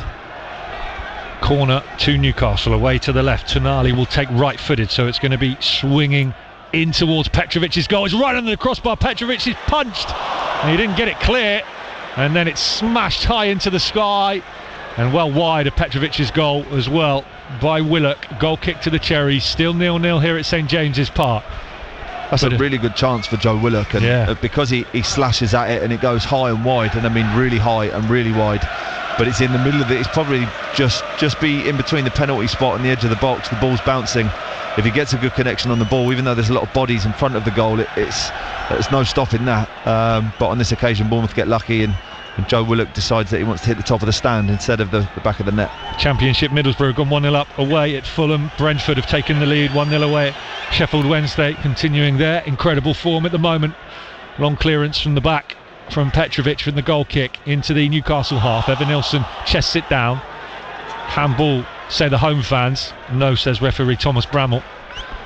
And it's now all the way back with Petrovic again in lime green this afternoon, top shorts and socks. He will send it out to the left. One back by Newcastle, and Tonali just outside the centre circle. He's going to advance forward, Tonali now. He's got a bit of room to dribble out to this near left-hand side and go down the line with the pass to Livramento. David Brooks comes across to mark him. Edge of the box, left side of the Bournemouth area. Livramento with a right-footed cross to the back post. Battling Newcastle are to keep it in through Joe Willock. He does get a foot on it, but he puts it straight behind for a goal kick to the Cherries. And I think he's kicked the boot of Soler or maybe Diakite there. And that's a painful one on a cold afternoon. I think we are just about into positive temperatures, but with the sun rapidly disappearing and the blue sky getting darker, we're going to be heading back towards minus territory very soon. It's a good job someone bought their scarf, George. It is a good job you bought your scarf again. I do have to continue to sit next to you though. Unfortunately for me, looking like you do. Here are David Brooks weaving in from the right, halfway inside the Bournemouth half. No, I do actually like it. I'm just not brave enough to. Thank you. I'm just going to stick with the more traditional woolly hat. Ball's on the halfway line. They'll work it out to the left-hand side. I think I told you Southampton went 2-0 up away at Doncaster and that Man City went 2-0 up at home to Exeter, but just in case I didn't, there's the latest scorelines for you from elsewhere. So many games to keep track of this afternoon. 0-0 here at St James's Park. We have got just over 10 minutes to go until the break. Bournemouth have lost Enes Ünal to injury in this first half. The only other really big moment to tell you about is a great save from Georgia Petrovic. Away to his left again to deny Johan Wissa early on in this game. Bournemouth have had a couple of chances. It won't surprise you if you are just joining us to hear that they've fallen to Junior Krupi, but not enough power behind his shooting so far to beat Ramsdale. But he's looking dangerous as ever when he is in front of goal. Yeah, he's just really good at putting himself in positions to receive the ball to be able to shoot, isn't he? He's got that knack of finding himself in that little bit of space that he needs, but he's also just got an eye for goal. You can tell that as soon as he wants to, or he receives the ball anywhere near the goal, he's looking to try and get a shot off. It's interesting, as you say, George, that we're so close to the dugouts and we can hear everything that people are saying. Tommy Elphick just crying out for calm in this Bournemouth team, because I think it has felt a little bit stressful in the last 15 minutes. They have spent a long time without the ball, and Tommy Elphick hopefully just trying to get his team to take a bit more time in possession and string some passes together. The voice of former Bournemouth midfielder Joe Partington here with us on BBC Radio and BBC Sounds. And we are around the world on the FC Bournemouth Club website too.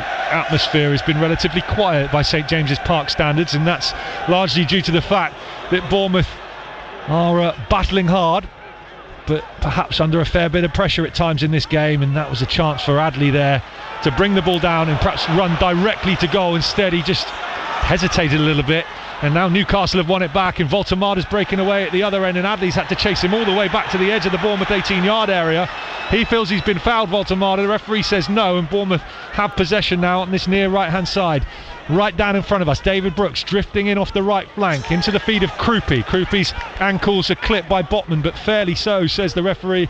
He got the ball first. Risky pass infield from Livramento on the edge of the Newcastle box. Newcastle have managed to retain possession and send it into the Bournemouth half, and it's straight out of play on this near side. Joe, big game for Amin Adley. With Antoine Semenyo gone, Bournemouth are going to be looking to Junior Krupi for those continued goals now in the absence of Antoine Semenyo, but they're going to be looking to Amin Adley to try and claim that wing position which has been vacated by Semenyo. The first part of the reason why Amin Adley picked up the ball on the edge of Newcastle's box is because the first bit, his movement is excellent. He's got his fingers out, he's pointing to Petrovic where he wants it. Petrovic finds him fantastically, breaks the back line, but then he just hesitates on the pass that he's trying to find. He should really play Adam Smith, but he doesn't. He tries to play infield to David Brooks and gives the ball away. And there's a lot to like about Amin Adley, but he just seems to be lacking a bit of confidence. Acres of space for Trippier down the right, early cross into the Bournemouth box. Hill heads away. Adley gets the second ball on the edge of the area. Diakite will head down to Alex Scott, and Alex Scott is fouled by Jacob Ramsey. Free kick to the Cherries on the edge of their own area. Boreham Wood of non-league 0, Burton 1. Another latest scoreline for you. Ian Wilding will bring you up to speed with everything that is happening elsewhere in the competition during the half-time break. He'd love to hear from you as always as well. That Solent Sport is where you can get in touch with Ian this afternoon. 08000 321 333 is where you can send your WhatsApps. You can text him on 81333. Your WhatsApps and your texts need to start with the word Solent, please. Not a great deal to react to from this first 45. I'm sure we'd be happy to talk transfers with you. Cross in from Adley. Maybe Bournemouth will give you something to discuss. Before half-time, not on that occasion. The cross was cut off, and then Alex Scott has fouled Tonali as he ran out towards the touchline on the far side. And it is a free kick to Newcastle, deep inside their own half, over on that far right-hand side. 0-0 here. Of course, if it stays this way, we will head into extra time. Not straight to penalties, extra time, and then penalties following the scrappings in recent years of FA Cup replays.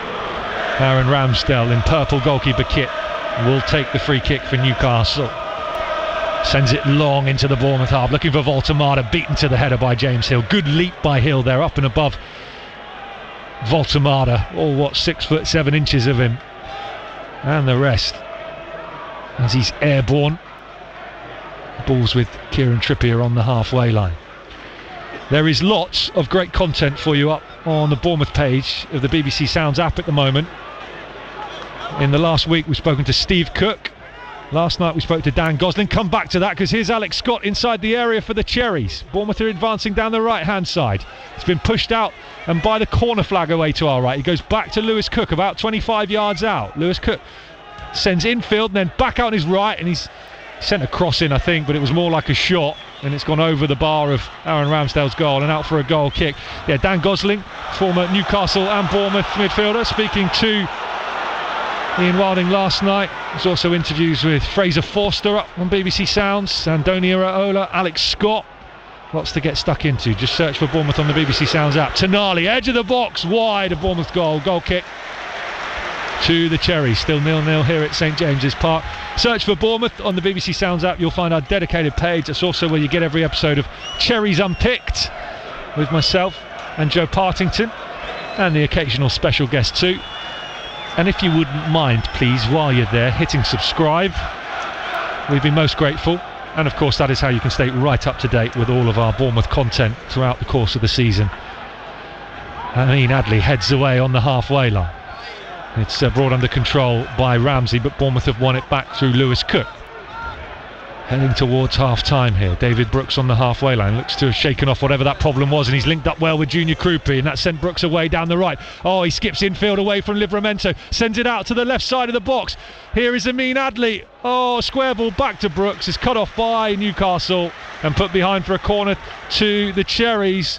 Should Amin Adli have gone for goal there, Joe Partington? Who knows? It's really difficult to say, because unfortunately whatever Amin Adli is trying to do at the moment isn't quite just coming off, and perhaps he could have taken a shot, perhaps he could have used the overlap that was coming. It just is hard. Amin Adli looks like he's trying absolutely everything to contribute to Bournemouth goals and positive moments, but yeah, just not quite coming off for him at the moment. Corner taken short. Cook to Scott, fires it goal as it's blocked at the front post, and it ricochets out to the far side, and whistle will clear up towards halfway, where Soler brings it under control.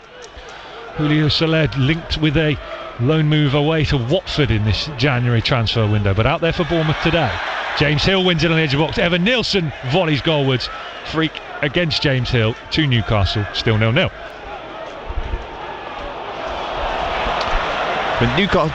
Newcastle have done it in the last 5 or 10 minutes, and a couple of times they've done it really well, but they're looking to try and restart the game immediately after it goes dead, and they've caught Bournemouth out a couple of times, but on this occasion Kieran Trippier tries to find a Joe Willock forward run and just kicks it straight out for a throw. But Bournemouth in this last 5-ish minutes have been much better. They've overheard Andoni screaming on the pitch to Lewis Cook to just calm down a little bit, and Lewis Cook actually had the opportunity a little bit after that to play a forward pass. Instead he goes to Adam Smith, and actually what happened was the 3 or 4 Bournemouth passes that they played extra that they possibly wouldn't have done if Lewis Cook just went forward, they ended up with an opportunity. That's where the Amin Adli moment came from. So they are really back in this game in terms of contributing towards it. They had about a 10-minute period where Newcastle wouldn't let them get out their half, but they're very much but I think got even now in terms of the share of possession.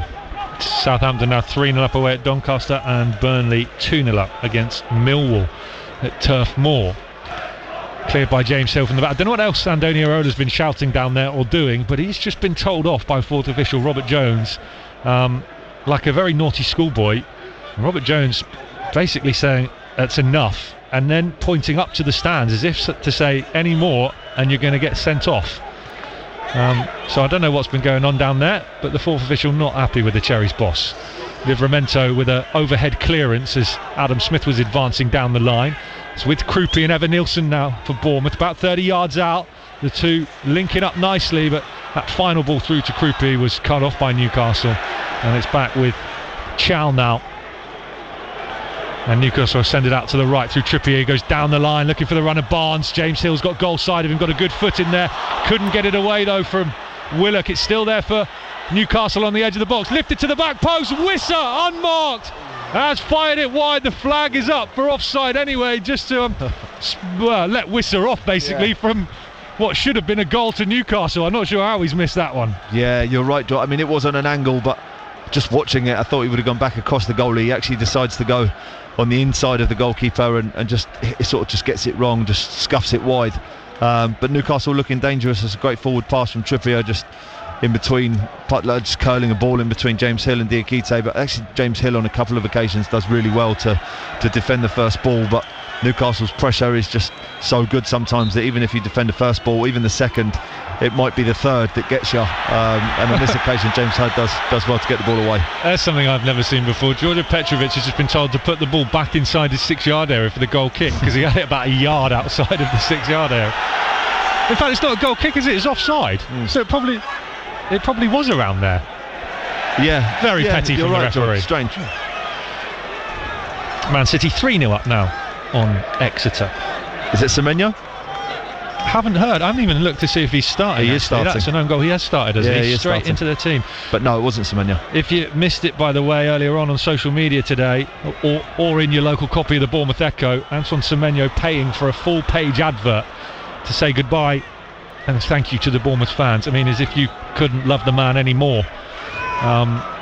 Another example of the player and person that he is. As far as exits go, well, you compare them to the exit of course, the centre forward here last season, Alexander Isak. Very contrasting. 2 minutes stoppage time at the end of this first half. Obviously the referee Thomas Bramall's enjoying it a little bit more than we are, as James Hill tries to nick it away from Walter Marder. Burnley 3-0 up on Millwall now, and Boreham Wood 2-1 up, 2-0 down at home to Burton. The goals are flying in everywhere else, just not here at St James's Park at the moment. 0-0, BBC Radio Sun, BBC Sounds. Maybe that'll change now. Alex Scott driving to the edge of the box, still going, bundled over, play on, says the referee. Physical defending there from Willock, and fair defending, says Thomas Bramall. Newcastle have it down this near left-hand side. Adam Smith gets a good tackle in there with a bit of help from Lewis Cook, and Bournemouth have it on the halfway line now, and they're going to try and spring something down the right. Smith, ball to the edge of the box, Evan Nilsson brings it down, tries to head it into the path of Adley. He has headed into the path of Adley. Square ball from Adley, no one at the back post. Adley couldn't find Evan Nilsson around the penalty spot, and now Newcastle will try and break it at the other end. 1 minute of stoppage time to go at the end of this first half. Ball into the Cherries box from Willock to absolutely no one. It's safely at the feet of Petrovic. You might be able to hear in the background, but Bournemouth doing a really good job actually of frustrating this Newcastle crowd, and you can always tell when a home crowd are expecting more from their team, and you hear the groans and the cries of come on. And Bournemouth a couple of times towards the latter part of this half just creating opportunities, and I mean Adley again almost breaking through. And if it's both Evan Nilsson and Junior Kugli both decide to make runs towards the goal, which probably is the right thing to do, but ball over the top here, looking for Wissa. James Hill's got there first and puts it out of play for a throw into Newcastle away to the left. And Bournemouth unbeaten in their last 6 against Newcastle. So he's a bit of a bogey team for Eddie Howe. As the half-time whistle goes, goalless at the break. Very little to tell you about in terms of good, clear-cut chances. The best coming very early on in the game for Newcastle. Johan Wissa denied by a brilliant save from Petrovic away to his left. Another brilliant save to his left from the Serbian. Bournemouth at the other end, a few half chances for Junior Krupi. Alex Scott as well with one from memory. But so far, no breakthrough. Joe Partington. I think Bournemouth can be really happy with their contribution to this game so far. I know they've suffered in moments, and Newcastle have looked bright when they've won the ball back high off the pitch, but Bournemouth certainly contributing to this game, and they don't look out of place in any way. Both teams making a lot of changes, and they've actually had on occasion opportunities that they could have done much better with. I mean, Adley having a couple of moments in the box that he's perhaps going to think in a half time that he could have done better with.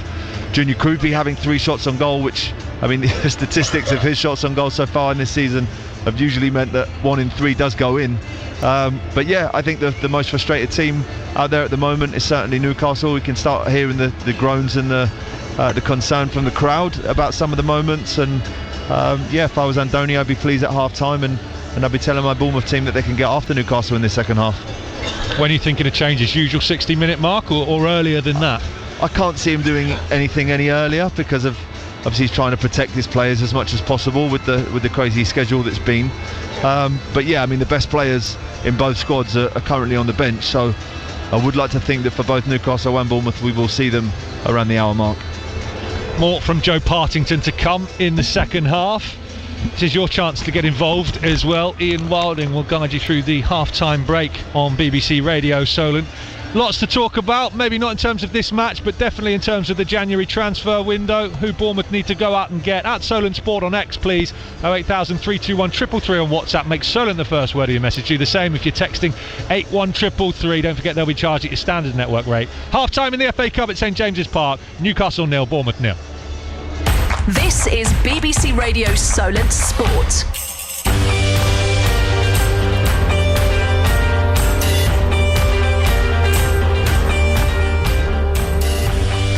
Well, let's start with the excellent news for Southampton at Doncaster, because the away side, understandably, as expected, are in full control. Here's Fellows now attacking Senior, sending him back in the box, gets to the byline, chips it up to the back post, good header, and that's 3-0, and Matsuki has placed that header beautifully. Set up on a tee by Fellows, but it's a really well directed and craned header from Matsuki, who's lobbed it over Lotutala.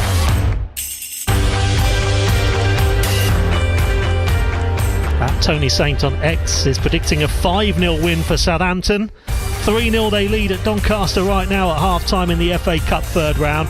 Gordon in Highcliffe with Bournemouth 0-0 at Newcastle, says Petrovic after a number of bad mistakes recently. Brilliant save near the end of the Spurs match, and then a brilliant save in the 7th minute against Newcastle. Cherry started well, seem to be getting better as the match goes on, says Gordon in Highcliffe. Let's hear from you on the text 81333 on WhatsApp 08000 321 333. Solent your first word at Solent Sport on X. What about in our featured non-league game? Division 1 South is a top-of-the-table clash. Winchester City against Frome Town at half-time. Here's Cliff Fletch.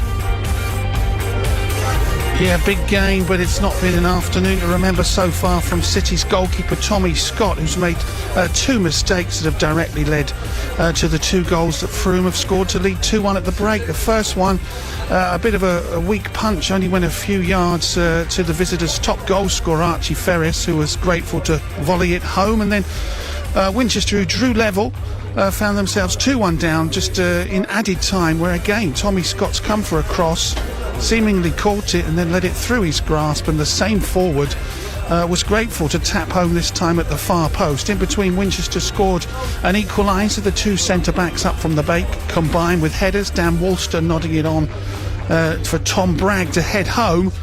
But it's the keeper's errors that will make that dressing room a little bit quiet, I think. Half-time, Winchester City 1, Frome Town 2. Yeah, that's how it's going so far. Great text here from this anonymous texter who says about Cameron Bragg scoring for Saints and Tom Bragg, his brother, scoring for Winchester. So both Braggs on the score sheet. Let's hear from you at half-time, and we'll go through all the scores right across the country in non-league next on the home of live sport across the south. BBC Radio Solent Sport. Thousands of people across the south are feeling the impact of the cost of living. People are having to make choices between what do I eat or do I get that hygiene item. For many, everyday essentials like soap, toothpaste and personal care products are now unaffordable. We're seeing children not going to school because they haven't got period products. Throughout January, BBC Radio Solent is helping collect donated toiletries and cleaning products so local community schemes can share it with those who need it. We're open to donations of all sorts. You can be part of BBC Radio Solent's Soapbox Appeal by donating unopened items at drop-off points across Hampshire, Dorset and the Isle of Wight. Head to bbc.co.uk/Solent and click on Make a Difference to find out more. Ian Wilding. BBC Radio Solent Sport.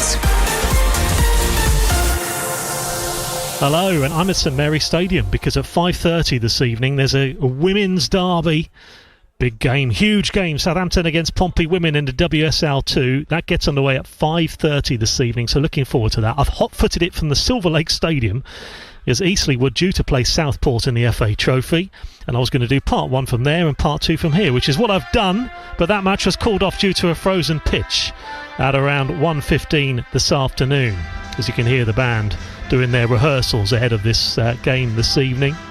Tomorrow in the men's, Pompey in action themselves against Arsenal. That's a 1 o'clock start. All your build up, 2 o'clock kick-off.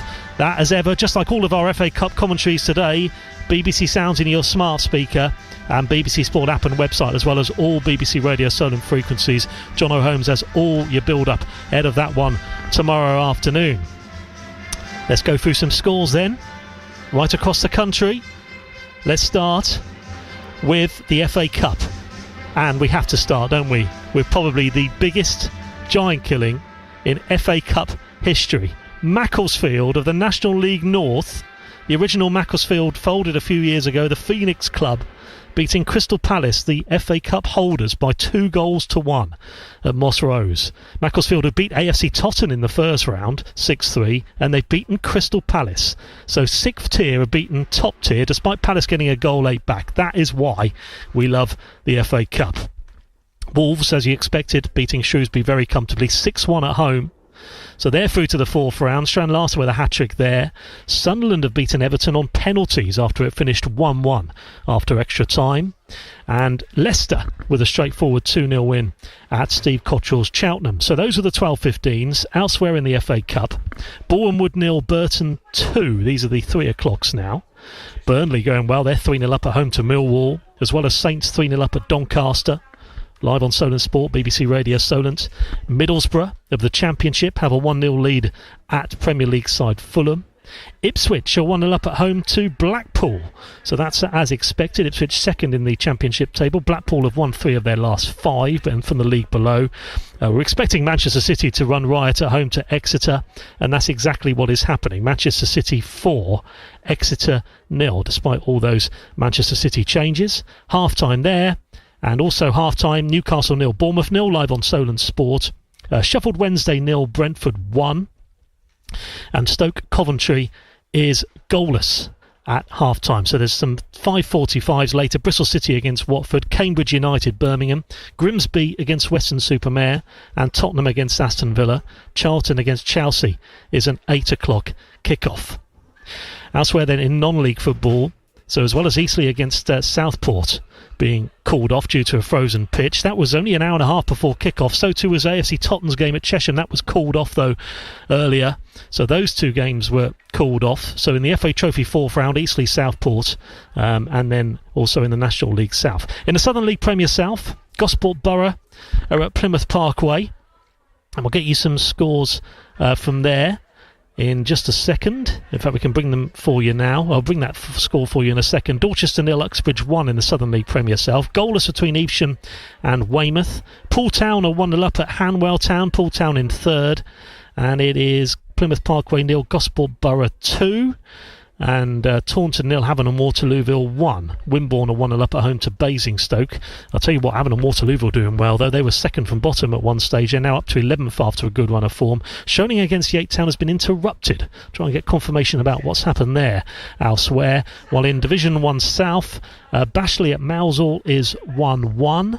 In Division 1 South, Shaftesbury 1-0 up at home to Bishop's Cleeve. Harvey Bradbury with a goal there. And in the Isthmian League South Central, Fareham 1-1 at Hayes and Yedding. Fareham Town, who are rock bottom of the table. Right, I've got some more messages have come in. Let's go back to Millie Payne in the studio, who's got a few messages for you. Yeah, a few Saints fans getting in touch, Wildo. We have Chris in Southbourne. He says, a good workman-like performance from Saints. Don't sit back in the second half. Let's have 3 more. He also likes the new keeper, Petres, who's making his debut today. Playing well within themselves. Nice to see Bragg to get a goal. With Oriel not playing, is this the end for him as a Saints player? That's from Gouldy. Simply Josh Incal says, all okay, looks good. So he's pretty pleased with the performance.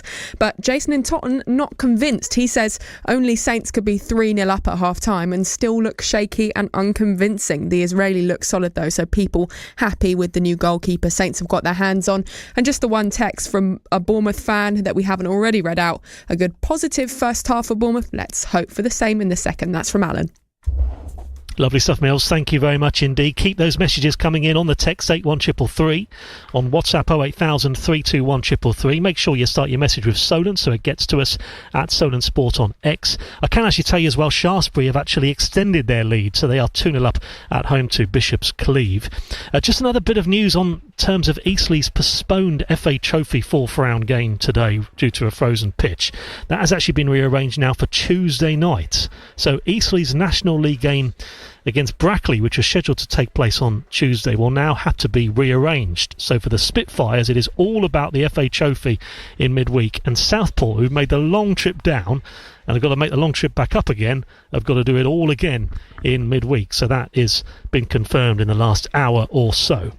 In the top flight in the WSL, Arsenal women against Manchester United finished 0-0. Manchester United went down to 10 players, so that's how it finished in that game in the WSL. Solent Sport, BBC Radio Solent. A reminder, there's so much right now on BBC Sounds throughout the week, including from last night when I spoke to Dan Gosling, the former Bournemouth and Newcastle midfielder. Sean Raggett, the ex-Pompey defender and Arsenal supporter, looked ahead to that game tomorrow, and also spoke to Brett Ormerod about his FA Cup semi-final and final memories back in 2003. Just search for Bournemouth, Southampton or Portsmouth into BBC Sounds, and if you subscribe, you'll get a notification as soon as all of our BBC Sounds content drops later. Including there'll be a brand new Going Home with Adam and Joe. But let's go back to Macclesfield then. 6th tier Macclesfield beating the holders Crystal Palace 2-1 at the Moss Rose. And goals scored from Paul Dawson and Isaac Buckley-Ricketts helped them become the first 6th tier side to knock out top flight opposition. And Dawson spoke afterwards with the BBC's Gary Flintoff. Honestly, unbelievable. The lads, the staff, the bench, the lads who are not in the squad, the injured lads, the fans, everyone. Honestly, what a shift. What a shift. How much do you believe, honestly, coming into today? I mean, you'd have thought we'll give them a game, but how much did you believe you could win today? Truthfully, honestly, I had a weird feeling we was going to win. Plastic pitch. I knew we was going to make it horrible for him, be aggressive, be right in the faces. Obviously, we knew we was going to have the ball, but the gaffer gave us a game plan and we stuck to it. Now, in terms of your goal, I mean, that was absolute textbook. Free kick, on the head, 1-0, and right before half-time. It couldn't have been better timed, could it? No, it couldn't, to be honest. It was a top ball from Duff's. Put it on a plate, to be fair, and I just guided it in, to be honest. I can't really remember it. But how much of a lift did that give you going into the break at half-time? I mean, you'd matched them in the first half, but that must have really given you some belief heading in. Yeah, 100%. We knew it was always going to be in a game, and that was our game plan. Obviously, they was going to have more possession, limit their chances, and when we do get a chance, go and take it. Just go and, honestly, I've got no words. And when the second went in, where were you in the whole celebrations at that point? Well, Isaac's I think he's gone for the corner and just sliced it in, I think. But honestly, unbelievable. I don't know what I did. I think I ran round in a circle, then ran to them. Yeah, I don't know. And of course, it is a special day, but of course, you lost a teammate very, very recently. I mean, can you balance the two together? What words would you like to say? That was for him. That was for Ethan. It's been a really tough 3 weeks. But the lads have stuck together. We've stuck together. Honestly, that was for him. That's all I have to say. Yeah, I mean, very poignant in terms of Ethan McLeod. But in terms of this, the fans are still on the pitch. That's the joy of the plastic pitch, isn't it? You can have the fans on here with you to celebrate. You'll see these faces week in, week out. What does it mean to you to give this day to them to remember, really, for the rest of their lives? Yeah, one of the biggest cup upsets in history, to be honest, isn't it? But yeah, we get 3,000 fans. 3,000 fans every week. It's not just today where they've come to the big occasion. We get these every week, so that was for the fans, for the community, that was for everyone. There we are, Paul Dawson with the goal, 6th tier Macclesfield, pulling off the biggest FA Cup giant killing in the competition's history. Macclesfield beating Crystal Palace 2-1 at the Moss Rose. Incredible stuff. Just wait and see if the players are out on the pitch in the 2 FA Cup games. Solent Sport, BBC Radio Solent. Let's cross now then to our commentary teams. all on smart speaker and BBC Sounds. Hampshire frequencies, Southampton at Doncaster, Saints 3-0 up with Joe Tesson and Adam Blackmore. And Bournemouth at Newcastle, Dorset frequencies as well as smart speaker and sounds, Joe Partington and Jordan Clark. Thank you, Wild Man. Welcome back to St James's Park, where referee Thomas Bramall has just got us back underway for the second half. Bournemouth blue and black striped away kit, blue shorts, blue socks will go from our right to left in this first half towards the Leazes stand. Newcastle in black and white striped top, black shorts, black socks will go from our left to right towards the Gallowgate end. Bournemouth have Georgia Petrovic in goal, a back four of Smith, Diakite, Hill and Soler. Cook and Scott are the two central midfielders. Krupi in the 10, David Brooks and Amin Adli are the two wide men, either side of Evan Nilsson, who came on as a first half substitute, replacing Enes Ünal, who went off with what looked like a groin injury for the Turkey international. Newcastle have Ramsdale in goal, Trippier, Botman, Chow and Livramento the back four. They have Willock, Tonali and Ramsey as a midfield three. Wissa, Barnes and Voltemada are their attacking three. Voltemada playing in a 10 really, with Wissa in the 9 ahead of him in a bit of a change in a 4-2-3-1 as Eddie Howe matches up Andoni Iraola. And it's very much been the story of the game so far, matched up 0-0. Perhaps Newcastle with the best of the chances, but neither side able to find the breakthrough in the first half. Hopefully something will light up this second half as the sky turns dark and the floodlights start to take effect here. The temperature is really starting to drop. Free kick to Newcastle inside the centre circle. Amin Adli's given it away. Newcastle work it quickly out to Trippier down this near right hand side. 25 yards out. Low cross into the Bournemouth box. About 5 foot off the ground. All the way. Cleared by the Cherries up towards halfway. Do the substitutes for you. Bournemouth have Trufer, Senesi, Tavernier, Jimenez, Milosavljevic, Reece Dotton, Da Costa Gonzalez and Forster as their remaining options.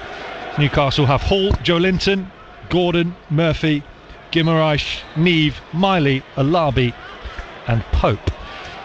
We are live this afternoon in the FA Cup on BBC Radio Solent's Dorset frequencies around the UK via the BBC Sounds app if you search for BBC Radio Solent Dorset, or via your smart speakers if you ask for BBC Radio Solent Dorset. And you can also get us on the AFC Bournemouth Club website around the world too. Andoni Iraola, arms folded, edge of his technical area, watching on closely. Ball's back on the edge of the Newcastle 18-yard area, and they'll work it from their left to this near right-hand side for us down in front of us.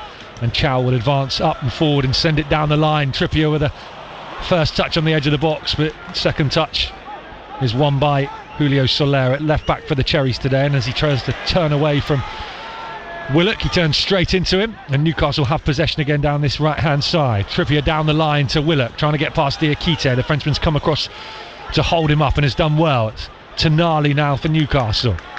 Trippier goes back to the centre circle. Doncaster 1, Southampton 3 now as the home side get a goal back in our other commentary game.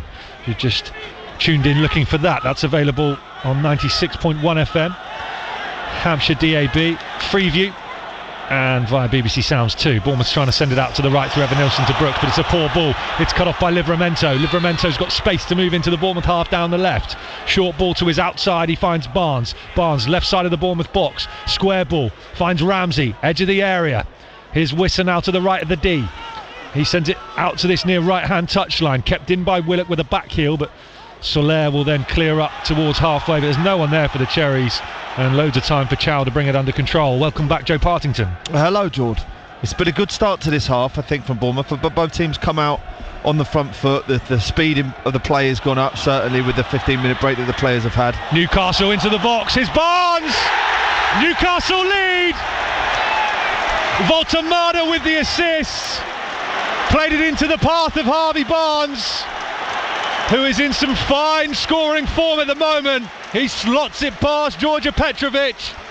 It's taken less than 5 minutes at the start of this second half for Newcastle to open the scoring. Newcastle 1, Bournemouth 0. Harvey Barnes again for the Magpies. Well, Harvey Barnes has been Newcastle's most dangerous player so far in the game, Jordan. All he does really is just swap passes with Voltemada. Plays a pass into Voltemada, who steps back into the pitch and once he faces the play up and facing Bournemouth's back line, Harvey Barnes just makes a run off the back of James Hill, and Baltimore with the outside of his foot plays it round the outside, so the ball's moving towards the goal. Harvey Barnes gets his run perfectly timed. He's sort of bellowing down 1v1 against Petrovic and just plays the ball through his legs. And Harvey Barnes scores again for Newcastle. They go 1-0 up. And you have to say, Joe, based on the first half, the warning signs have been there for the Cherries. They have been. I think Bournemouth have got away with a couple of those moments in the first half, but Newcastle make them pay for giving Harvey Barnes the amount of space that he had in the box then. That's former Cherries midfielder Joe Partington here with us on BBC Radio Solent and BBC Sounds. Back underway, Bournemouth going from right to left. There is a pocket of Cherries fans who have made the long journey up to the northeast, watching on from way up in the gods away to our left, that top right hand corner of the Lees stand, hoping the Cherries are going to give them something to cheer about in this second half. Here's Alex Scott down this near left hand side. Newcastle lead through Barnes' goal in this second half. Here is Scott back to Soler. He looks up, delivers a ball into the Newcastle box. Evan Nilsson's there. He's beaten to the header, and it falls to Livramento at the back post, who can very calmly pass their way out Newcastle from the back via Ramsey and Livramento, and now Tonali joining in over on the left too. I think that will frustrate Andoni. You can sort of see by the body language in this second half from him and Tommy Elphick. Given away, Evan Nilsson inside the box. Oh, he's hit it straight at Ramsdale, who saved it. Bournemouth should be level and they're not. It's ricocheted out to the right hand side, and Brooks, edge of the area, lays it off to Scott. Scott just inside the box, left footed shot is blocked by Trippier. It's going to ricochet out of play for a throw into the Cherries down this near left hand side. Great chance for Bournemouth. Newcastle got in a mess. Evan Nilsson didn't punish them. It's a moment similar to the listeners, it's a moment similar to the Arsenal game where Gabriel just played a pass straight to Evan Nilsson in the middle of the pitch, but instead of in the Arsenal game, obviously the goalkeeper was out of his goal. Aaron Ramsdale stood firm in the middle of this one, and it wasn't even a good save. Evan Nilsson just passed the ball past him. It's a glaringly obvious 1v1 situation. It should be 1-1. James Hill, long throw into the Newcastle box, headed away by Wisser at the front post. Tonali gets the second header on the edge of the area. Third header goes back towards the box from Lewis Cook, and now Scott will bring it under control for the Cherries. Finds James Hill down this left hand side. Alex Jimenez is being sent to warm up, cross into the box. Evan Nilsson has put Sven Botman to the ground. Free kick to Newcastle. Alex Jimenez has got his tracksuit off already, so I think he's going to be introduced very shortly for the Cherries. Just going through a quick warm up routine away to our left. Bournemouth a goal down away at Newcastle. Harvey Barnes' second half goal, but they should be level through Evan Nilsson. Passed straight to him by Livramento, as Joe's just been describing to you. Couldn't find the back of the net. I mean, Aaron Ramsdale does pick his right arm up to save it, but he should never be given an opportunity to get anywhere near it. If Evan Nilsson, that really should be 1-1, and yeah, Bournemouth should be level. 2 in his last 2 games, the Brazilian. 4 goals for the season now. Should have had a 5th, but something confidence-wise for Bournemouth to try and build upon. Hopefully, it was a gift from Newcastle. It wasn't something that Bournemouth created, but just goes to show that. Long ball forward, looking for the run of Krupi, outside of the left boot from David Brooks, and it's found Krupi down the right hand side. He's looking up early to try and find Evan Nilsson in the box. Instead he's held onto the ball, crossed to the back post towards Evan Nilsson. Too much on it. Can Evan Nilsson keep it in? He can. Stops it from going out for a throw in. He's by the corner flag away to our left hand side.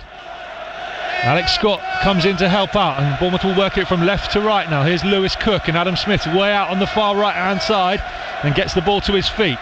Square ball back infield, about halfway inside the Newcastle half to Brooks. Krupi linking up on the edge of the box with Adley. Adley and Scott will send it out to the left corner of the box in Soler. Lovely turn from Soler, right footed shot, maybe a cross, who knows. Charged down by Willock, and it's up towards halfway now, and James Hill. Nice 1-2 under pressure from Hill and Cook.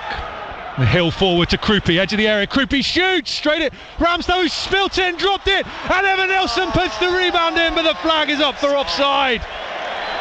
It won't count. No VAR, no semi-automated offside, no check to be had. Goal disallowed. So frustrating.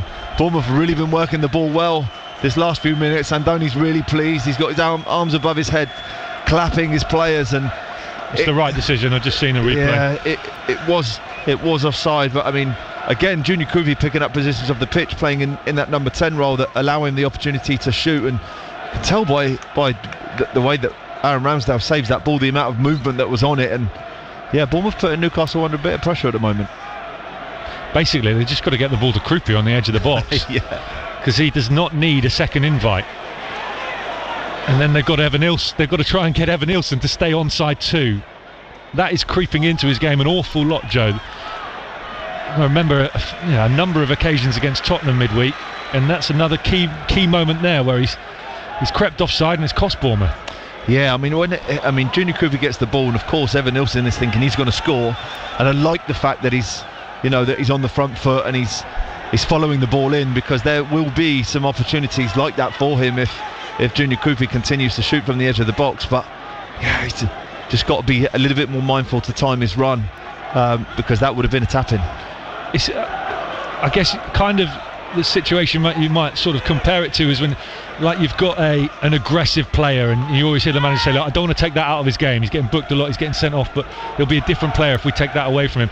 You've got Evan Ilson always on the shoulder of the last defender, and he's going to get offside, but it seems to be an awful lot at the moment. I must say, obviously, Amin Adli's had a couple of chances in this game, George, to make the most of something and either create or shoot or perhaps put Bournemouth in a position to have a chance. But his overall play has actually been quite impressive today, and I think he does seem to be growing into the game. And here is Adley. He's chested it down into the path of Evan Ilson, who's lays it off to Krupi, through on goal. Oh, he squeezed for room for the shot. It's gone behind. It's going to be a corner for the Cherries. It is. There's an important tackle in there. Manchester City have just gone 6-0 up elsewhere on Exeter, and Anton Semenyo has wasted no time in opening his City account. Still 1-0 to Newcastle here at St James's Park. Corner to Cherries on the far side. Newcastle have got a man down injured. Making that tackle immediately, the Newcastle players were waving the physios on. I think maybe a hamstring pull. Can't see which defender it is, but he's got his shirt pulled up over his face, so he's obviously in a lot of pain. Flat on his back. Is it Botman? No, it's Tino Livramento. It could be one of them, George, that because he's the wrong side of Junior Krupi, but he's also trying to block the ball, which he does successfully, hence the reason why Bournemouth have a corner, is that when Junior Krupi shoots, he doesn't know the Livramento is there, and there is a possibility that actually what's happened is Junior Krupi's struck the back of Livramento's leg and not necessarily the ball. And yeah, that's even though that's not a foul, like that will be quite sore for him. It's almost as if he knows as well that he's done something significant. You can see by the look of his face. We're getting a close-up shot on the TV screens in front of us. Newcastle are going to be forced into a change here, like Bournemouth were in the first half. Tino Livramento getting up to his feet now and being helped off the pitch by the physios. And Lewis Hall is going to come on at left back for Eddie Howe's side. Hall just receiving some instructions from Jason Tyndall down in front of us, and he'll have to do some defending straight away because the Cherries have got a corner over on the far side. Bournemouth enjoying perhaps their best moment in this game, certainly in this second half, in its early stages so far. Played nearly a quarter of an hour of the second half. Doncaster 2, Southampton 3 elsewhere in the FA Cup. Comeback maybe. Right, corner on the far side will be taken by David Brooks. So this will be left-footed, in swinging. Bournemouth 1-0 down away at Newcastle. And we wait for the delivery. Here it comes. It's curling under the crossbar. Headed away by Voltemada. All the way back out to Brooks. One touch to control. Second touch to try and weave into the box, which he does. Then curls one towards the back post. Palmed away by Ramsdale. And then cleared off the byline to stop it from going out for a corner by Tonali. Adam Smith's come forward from his position deep inside the Bournemouth half to head away, and Newcastle are smelling a breakaway here. Tonali to the edge of the box, flicked into the area. Petrovic has come and missed it. Still there for Newcastle. Soler's back-heeled it away, and he gets a fist pump from Petrovic to say, "Thanks very much, mate. You helped me out of a massive hole there." Petrovic came and completely missed it. It would have been a massive hole, Jordan, as he did. He came out and just flapped an arm at it, and I think he probably pulled himself out of it, because if he commits and gets it wrong and connects with Visa, then he's probably giving away a penalty. But I mean, in the build-up to that, the ball through it, I mean, Soler does a great job of getting his head on the ball before it reaches I think it's Joe Willock in that moment, but Sandro Tonali's half volley pass, unbelievable piece of skill. Corner to Newcastle. First touch of the game for Lewis Hall, who will deliver this left-footed, in swinging. Again, everyone on the far side of the 18-yard area near enough for Newcastle, and that's where the ball's sent again, right to the back post, headed off the crossbar, and it ricochets out to this right-hand side where Hall is still waiting, right side of the box, puts it onto his left foot, lays it back to Trippier, and Bournemouth get it away, but it's not a great clearance from Brooks. It's still there for Newcastle now. Trippier into the box, Soler's gone down. Oh, Newcastle inches away from doubling their lead. Dangerous corner to the back post. They should have. It was really congested in there. Who got the header, Joe? I couldn't see amongst all the bodies. I think it's Sven Botman at the back post. Voltemada was under it. You're right. I think it was Botman. And Sven Botman, he sent. There's so many bodies in there, but he has a clean header on the ball, heads it towards goal. It just hits the crossbar and comes back out. But it's a good enough opportunity. Sven Botman with his ability at heading the ball. I think they should. Yeah, you're right. Newcastle should be 2-0 up. Fulham have equalised at home to Middlesbrough elsewhere in the competition. Adley wins it back for the Cherries. Here's Soler down the left, about 25 yards out for Bournemouth. Square ball infield to Scott. Julio Soler getting a few boos. Not sure why. James Hill in the centre circle for the Cherries, forward through the middle to the feet of Brooks, and then Lewis Cook will send it out to the right, and Smith. The ball's still on the halfway line. The orange FA Cup football for this tie and competition this season. Back now with Petrovic. Goes long and direct from the 18-yard area. Adley's underneath it, beaten to the header by Chow. Evan Nilsson chests it down, 25 yards out, sends it out to the right, and Brooks on the edge of the box, back into the path of Evan Nilsson. Evan Nilsson shoots and tapped into the back post by Alex Scott. Equaliser for the Cherries. Really, really good build-up play. Quick passing. And Scott was there at the back post with an easy finish. His second goal of the season. Newcastle 1, Bournemouth 1. We're level again in the FA Cup. But I think because the Bournemouth fans are so outnumbered in the stadium and they're so far away and you can't hear them, but that is an unbelievable goal.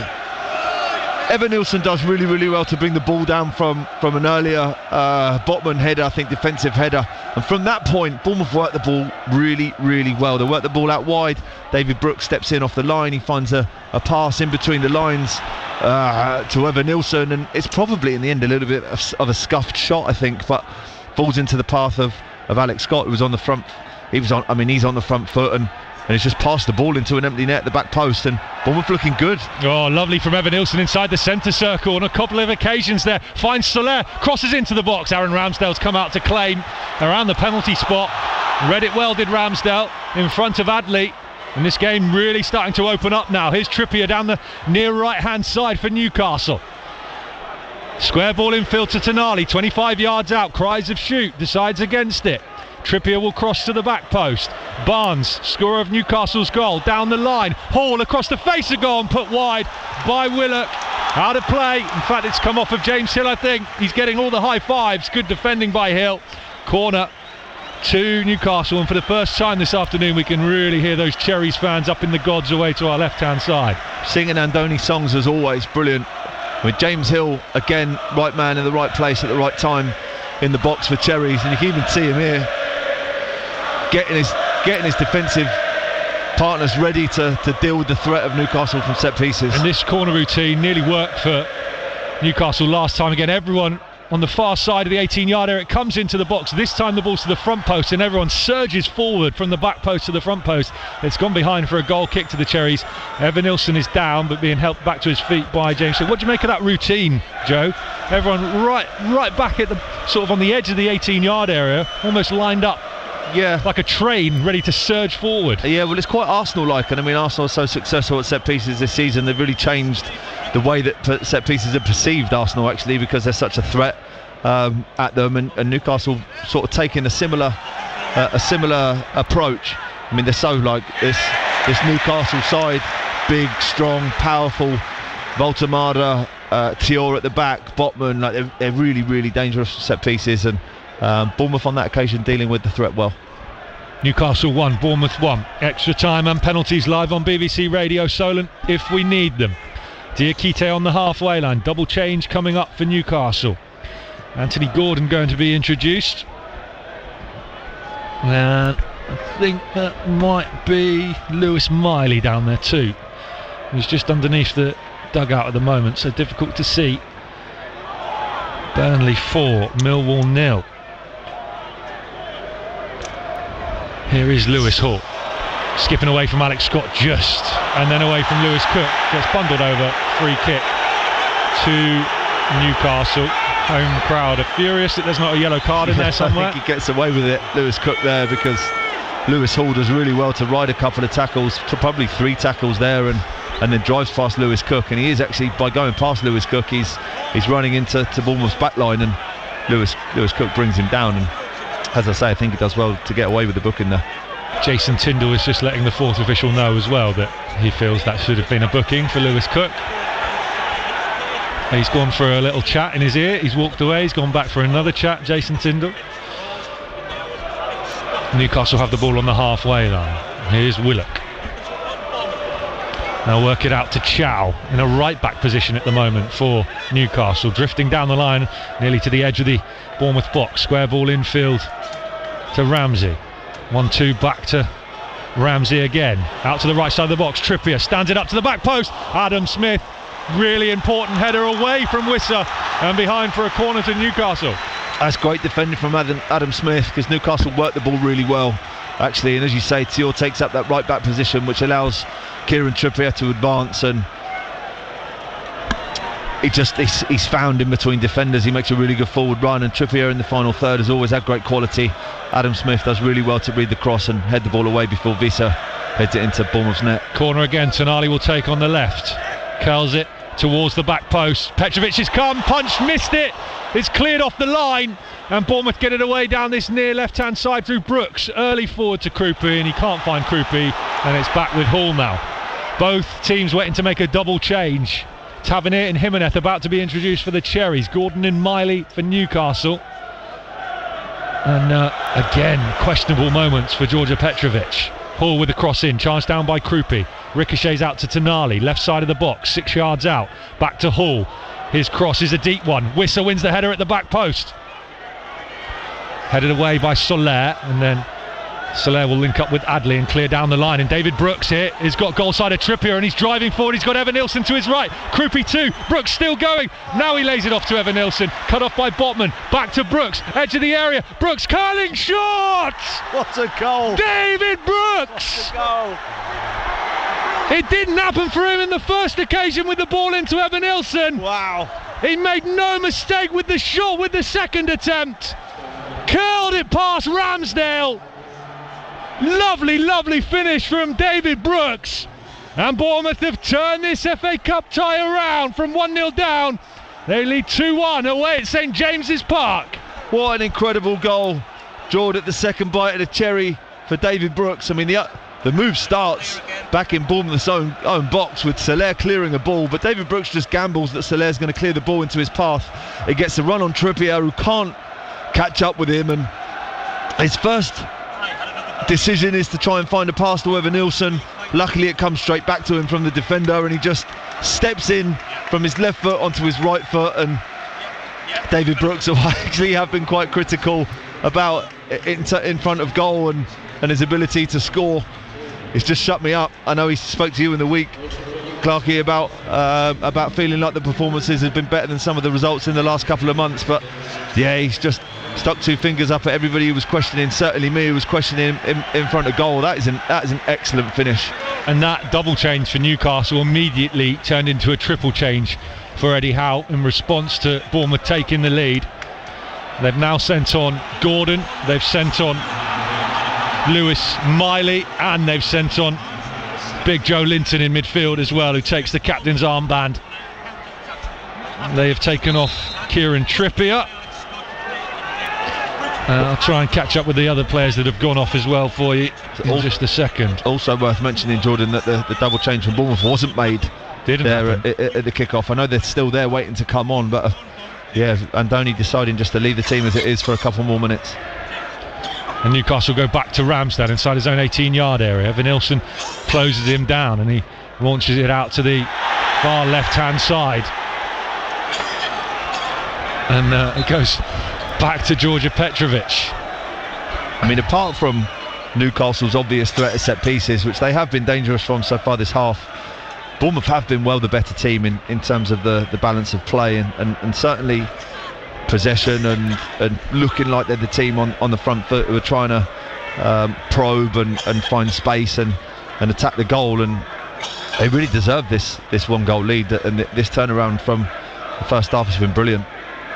Free kick to Newcastle, about 18, not even that far, 12 yards inside the Bournemouth half, over on the left, and the Cherries will make that change now. So David Brooks, the goal scorer for the Cherries, is coming off and turns to applaud the Cherries fans high up away to our left-hand side. His final action in this game is to score his second goal and put Bournemouth in front for the first time this afternoon.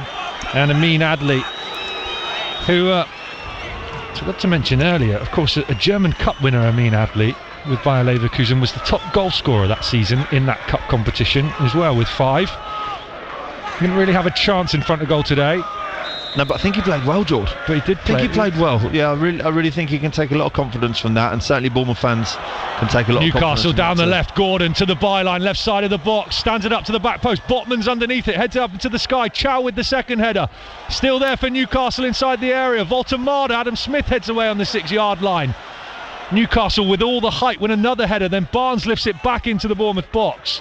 Here's Tonali from the edge of the area, way over the bar, blazes it over the bar into the Gallow Gate end, and it is a goal kick to Bournemouth, who lead 2-1 here in the FA Cup away at Newcastle.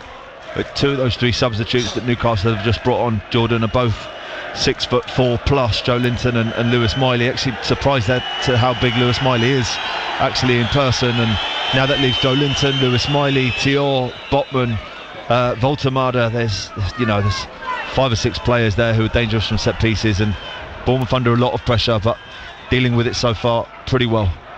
And the other change for the Cherries is Tavernier on down this near left-hand side at the moment, with the ball at his feet now. Here's Diakite, square across the halfway line to James Hill. James Hill goes back towards his own goal, and then in fact will pass it square to the left, and Diakite, who then does go back to Petrovic. Soler cuts infield and then goes back to Petrovic again.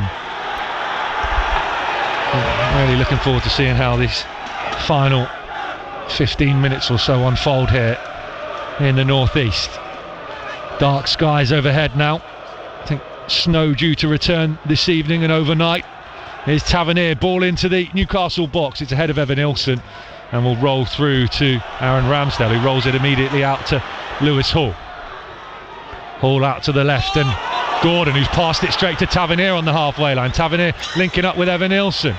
Joe Linton nicks it away from Tavernier, and then Ramsey will send it out to the left-hand side, down the line to Gordon, who's skipped away from Lewis Cook. He's trying to get into the box. Krupi's come across to help him. Gordon's still going. It's behind. It's a goal kick to the Cherries. Oh, there's a moment there, wasn't there, Joel, where Gordon drives into the box. He's in between both Lewis Cook and actually the recovering Junior Krupi, who's played excellently again. He's done a really good job actually of that in that number 10 role of recovering into spaces that probably isn't really even needed. And as he goes in between them, it's just you just really worry that one of them is going to put a foot out and Anthony Gordon's going to go down. But on this occasion, both of them leave him, and he takes a bit of a heavy touch and goes out for a goal kick. The jeers are because Bournemouth are taking as long as they can over the goal kick. Petrovic put it down, then he left it for Diakite to take. Then Diakite passed it to Petrovic. They're just taking their time. Here's Soler on the halfway line. Man City 7-0 up now at home to Exeter. Exeter did ask, I think, for a little bit more money from the gate receipts. I'm not sure if Man City agreed to that or not. Not like Man City need any more, do they? Well, they probably do now, actually. They just yeah, spent it all out on Semenyo. Yeah. Timed it badly, Exeter. Here's Soler on the halfway line. Back to Diakite.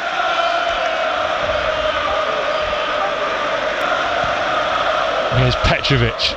launches it long, up over halfway line, headed away by Miley. And that's a throw into the Cherries down this near left-hand side, about 6 yards inside the Newcastle half. Soler, back to Diakite. Diakite looks up, launches it long over the head of Evan Nilsson. Botman heads away. Alex Scott picks up the second ball and then slips, so that allows Ramsey to nick it past Lewis Cook, and then Soler wipes him out on the halfway line, and the referee's chasing after Julio Soler to give him a yellow card.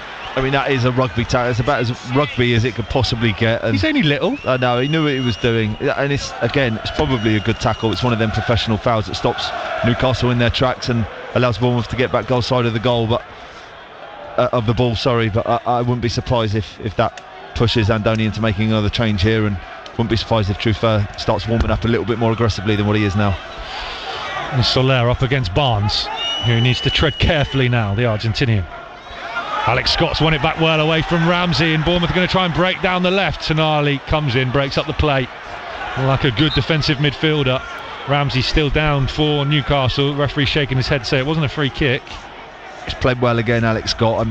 I'm slightly critical of him in terms of his passing ability, and I'd like him to dictate possession a little bit better, but in those tight areas where actually he's dribbling and he's facing people up and he's winning the ball back, I really like him. I think he's a really, really gifted player. The only reason why I'm ever slightly critical of him is because I'd like him to push to that next level, and I think that will possibly get him there, but he's played very well again today. Back to the edge of the 18-yard area, launches it long, cleared by Chow. Joe Linton wins the next header, goes all the way back to Ramsdale, and Ramsdale bowls it out quickly to the left-hand side. One back by Jimenez. Goes back to Ramsdale, launches it long into the Bournemouth half. Diakite heads away, but he heads it straight to Barnes. It's not a great defensive header from Diakite, and Barnes is going to dribble forward out to the right side of the box, held up by Alex Scott. Marcus Tavernier comes in to help out, and the ball ricochets back to Miley, the right back for Newcastle. They go back to the halfway line now, and Chow, Fulham 2, Middlesbrough 1. Botman will launch it from diagonally left out to the right hand side, and Soler gets up to win the header. I like the look of Julio Soler. He's played well. I mean, he's not going to lodge Truffert out of his spot, but he has played well and shown that he's a capable backup if for whatever Truffert was ever unavailable. Krupi trying to get it away from Tonali, can't. Out of play, throw into Newcastle down this near side, about 25 yards out from the Bournemouth goal line. Temperature continuing to drop inside St James's Park. And they'll send it square across halfway to Botman, and then out to Hall on the left hand side. Jimenez initiates the press. Then right midfield for the Cherries, of course, Alex Jimenez. Do you prefer him at right wing or right back, Joe? But it depends who's playing as a winger, but no, I do prefer him as a right back, because I think he's capable of getting Bournemouth up the pitch, and he's usually better off doing that from a deeper position than he is high up the pitch. It's a completely different role when you play higher and you're expected to just beat a winger with the ball. But Jimenez he's shown real capabilities so far this season of just taking the ball from deep and driving into space. Eddie Howe's about to bring on Bruno Guimaraes. He's having to send all of his big guns on because his side are 2-1 down here at St James's Park to Bournemouth, who've come back again from a goal down to lead 2-1 thanks to goals from Alex Scott and a fine finish from David Brooks from the edge of the box. Jacob Ramsey off, Bruno Guimaraes on. Bruno, very much fans' favourite here, isn't he? You can tell. Probably their best player as well. So, and the captain's armband changes again from Joe Linton to, I'd argue he's now probably the best player on the pitch, to Bruno Guimaraes. And Newcastle have got a free kick down this near right hand side, about 30 yards out. Tonali curls it into the box, it drops at the back post, there's no one there to put it in. It's behind for a goal kick to the Cherries. A couple of headers missed in there. Let off for Bournemouth, Joe Partington?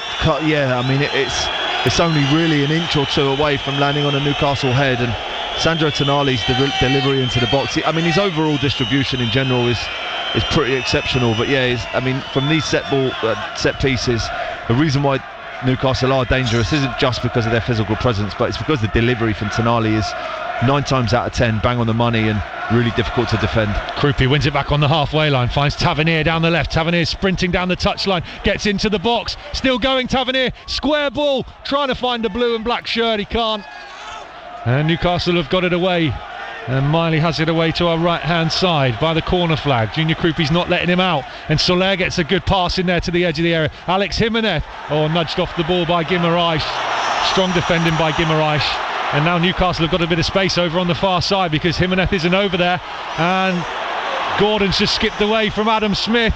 Here's Hull, top of the box, trying to weave into the area, gets brought down on the edge of the area. Free kick right on the 18-yard line. Yellow card for Alex Scott. And that all came because Alex Jimenez just got nudged off the ball a little too easy there, when he maybe could have got a shot away for Bournemouth.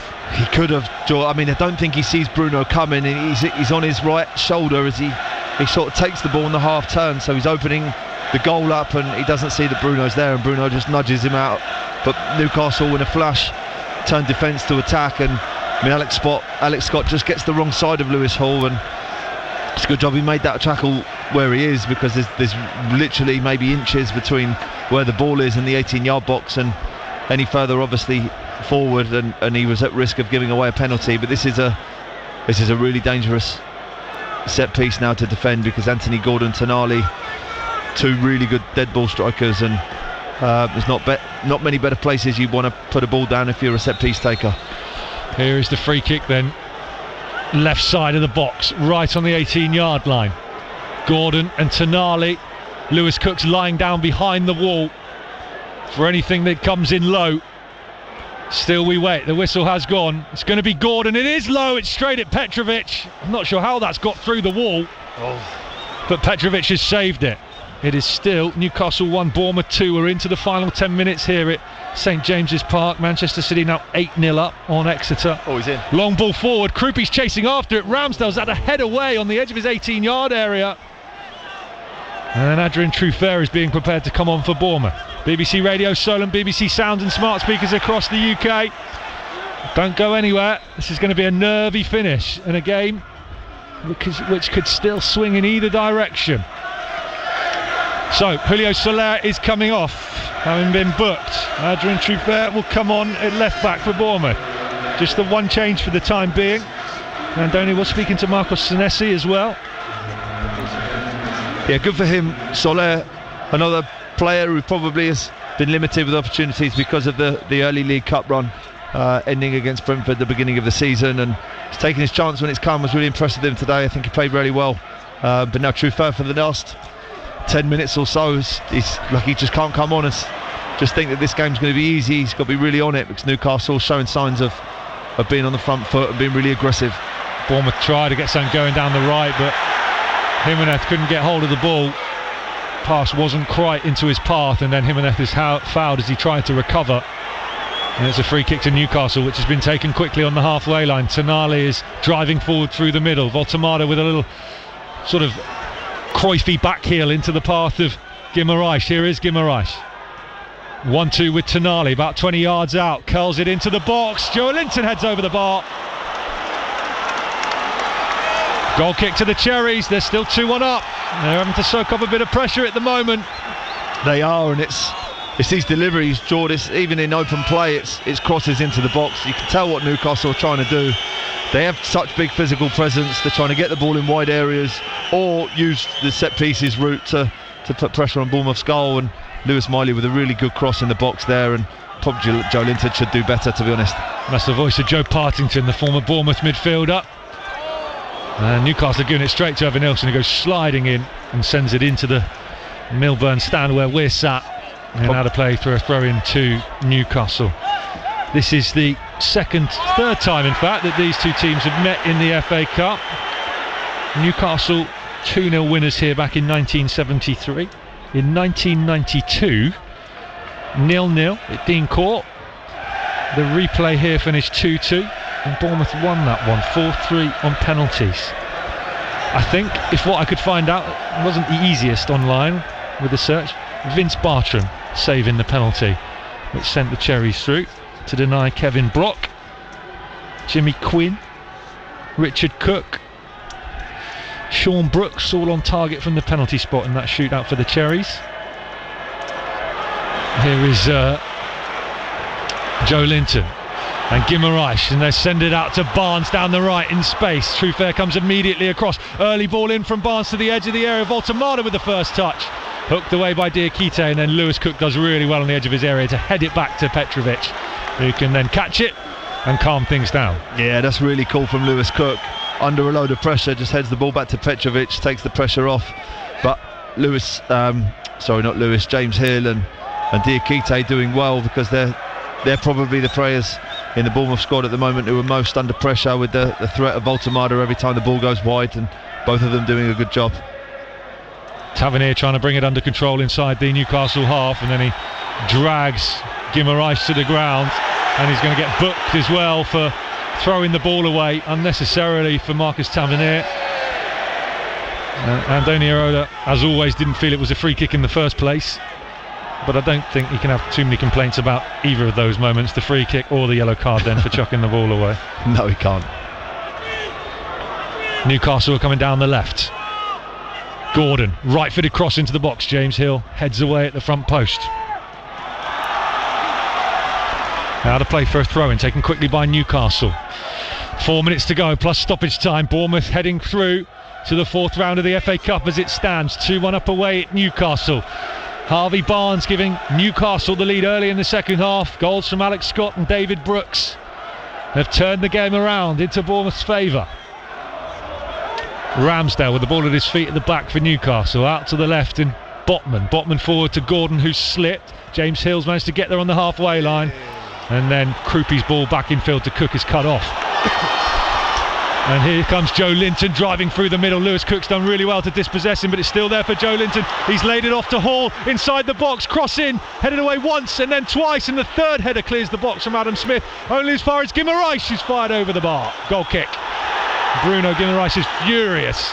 He thinks that should be a corner. Well, I think he's clutching a little bit, but I mean, for all the Newcastle pressure, Bournemouth doing an unbelievable job just to scramble into defensive positions. Lewis Cook does a great job of recovering and wins with the first ball, but just gets away from him and goes back to a Newcastle player on the edge of the box. Diakite, James Hill throwing their bodies on the line. Adam Smith comes across and throws himself in front of the ball, which is the reason why Bruno has to fire over. But yeah, so far defensively Bournemouth doing a great job, and bodies certainly on the line at this point. 2.5 minutes to go, plus whatever else the fourth official pops on his board. We're on the air through until 6 o'clock to bring you post-match reaction. Joe Partington will stick around. I'll head down to speak to Andoni and a player too. If you can't stay tuned to listen to that interview, then we'll pop it up on BBC Sounds. If you head there now on the BBC Sounds app, search for Bournemouth, hit subscribe to our Cherries page, you'll get a notification as soon as those post-match interviews are available to listen to. Here is Joe Linton on the halfway line. Orange boots, peroxide blonde hair.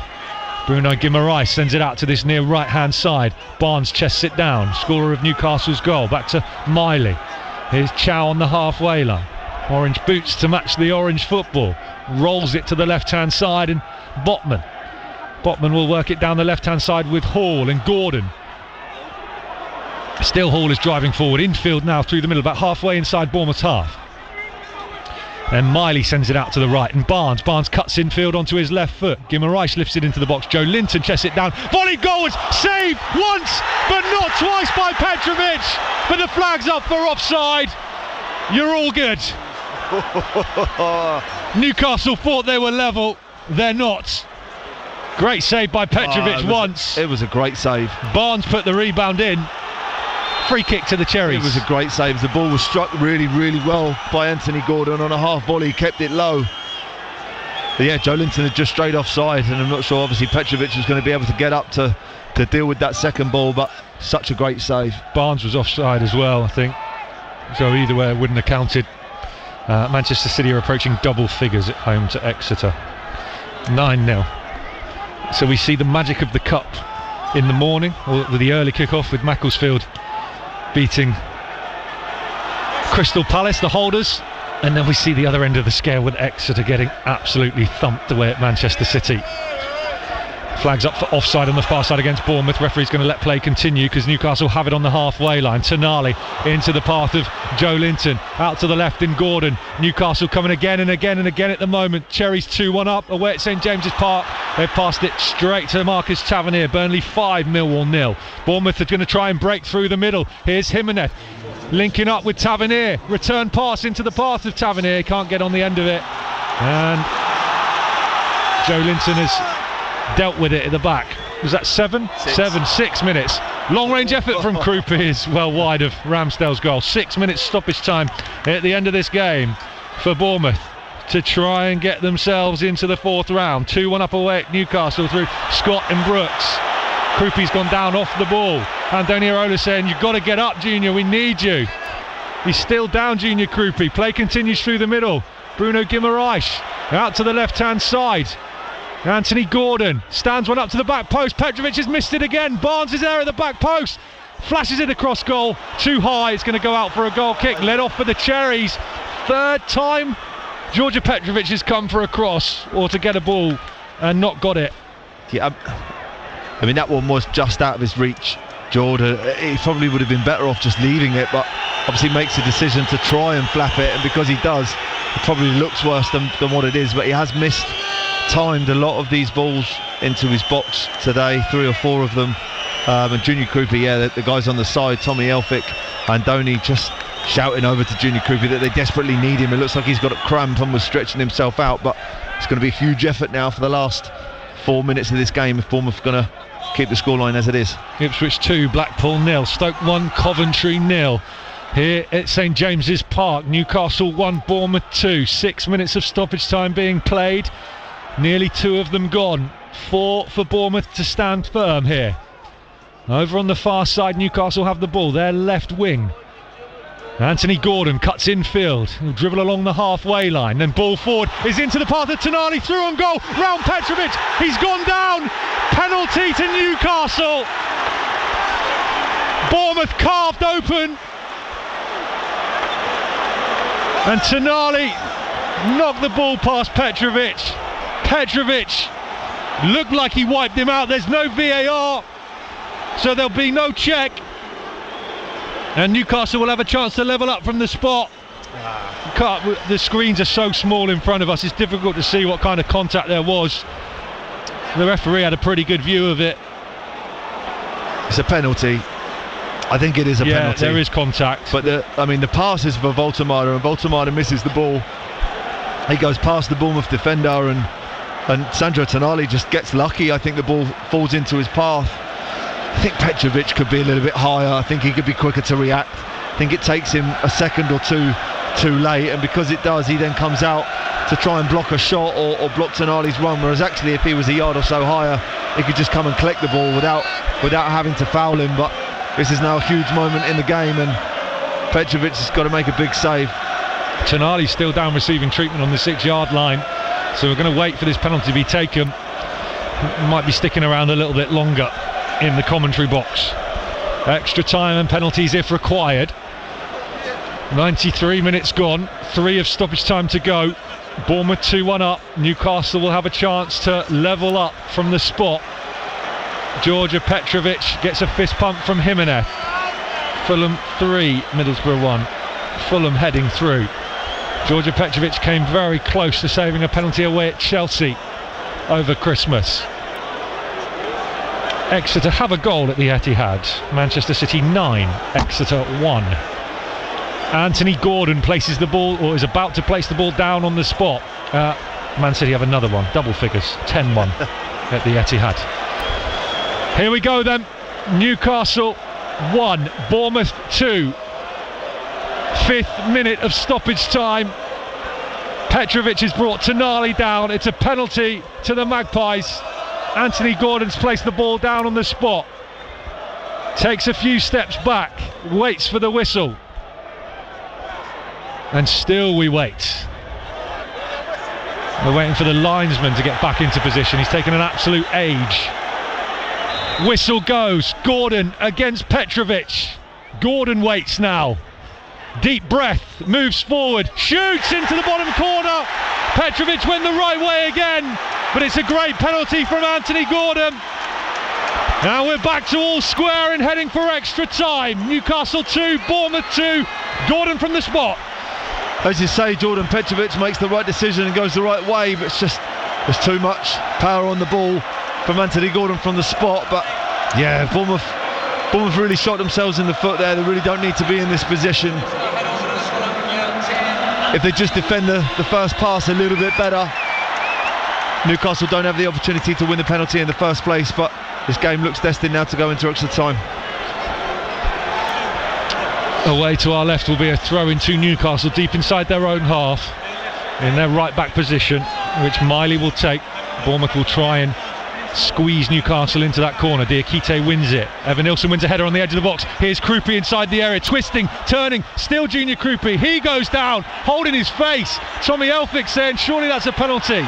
Referee says play on. Andoni Irola's screaming at the referee. Newcastle are trying to break away at the other end. Out of play for a throw-in to Bournemouth.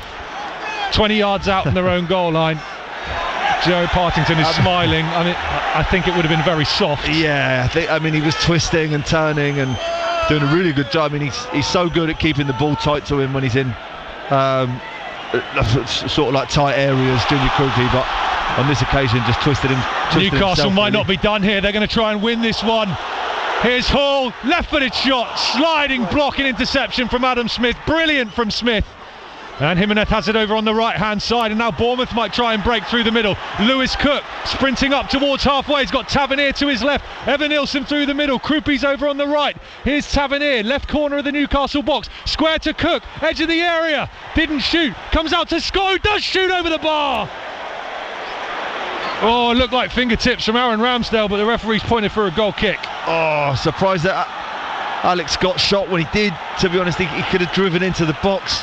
He had a little bit more time than what he thought, but actually does strike the ball quite well. And I did think that Aaron Ramsdale touched that over the bar just with his fingertips, but it's taken the sting out of the game, and now it's sort of heading into the 97th minute. I can imagine the referee's just about to blow his whistle for full time. Yeah, 6 went up on the board, 7 gone. Had the stoppage for the penalty and the injury to Tonali. Goal kick taken. Referee lets play continue. Diakite heads away. Jimenez on the halfway line. Forward to Krupi, but he can't find him. Guimaraes down the left to Gordon. Gordon sprinting after it. Good defending from James Hill. Just nudged Gordon to the ground. Goal kick. Yeah, James Hill's been excellent again. It's a great piece of recovering defending. Obviously Bruno tries to find Anthony Gordon, who's rapid, and James Hill just reads the run, goes side by side with him and bumps him shoulder to shoulder, bumps him into the side of the pitch. Goal kick will be taken by Petrovic. He launched it long over halfway. Full-time whistle goes. Don't go anywhere. Extra time to come at St James's Park. It finishes in normal time. Newcastle 2, Bournemouth 2. All the goals coming in the second half. Barnes giving Newcastle the lead in the 50th minute. Scott equalising 12 minutes later. David Brooks putting Bournemouth in front for the first time on 68 minutes. Newcastle had to wait until the 5th minute of stoppage time to level things up. Anthony Gordon from the penalty spot after Georgia Petrovic brought Sandro Tonali down. We've got another half an hour to go, plus maybe penalties. Joe Partington, your second half thoughts? I mean, we did think it was going to be a good game, Jordan, didn't we? And it really has been. I think Bournemouth have really played their part in a game that neutrals would say has been very, very entertaining. But Newcastle did just look like they were putting a little bit too much pressure on Bournemouth towards the end of the game, and didn't think that was where their goal was going to come from. I thought it was going to be a wide area or a set piece, but Bournemouth just getting undone by actually a pass that doesn't go to its intended recipient, and Voltemada just steps over the ball. Sandro Tonali runs into the box. It's presented with Petrovic, who brings him down, and obviously Anthony Gordon converts the penalty. But it has been a great game, and I think Bournemouth have played really, really well. I think they're going to be gutted that they're obviously not finishing the game victors yet, but I'd like to see Andoni, and it looks like he is, that they've got to get over the frustration of conceding late quite quickly, because Newcastle, I'm just watching Eddie Howe get his team going now, Newcastle are going to come straight back at them.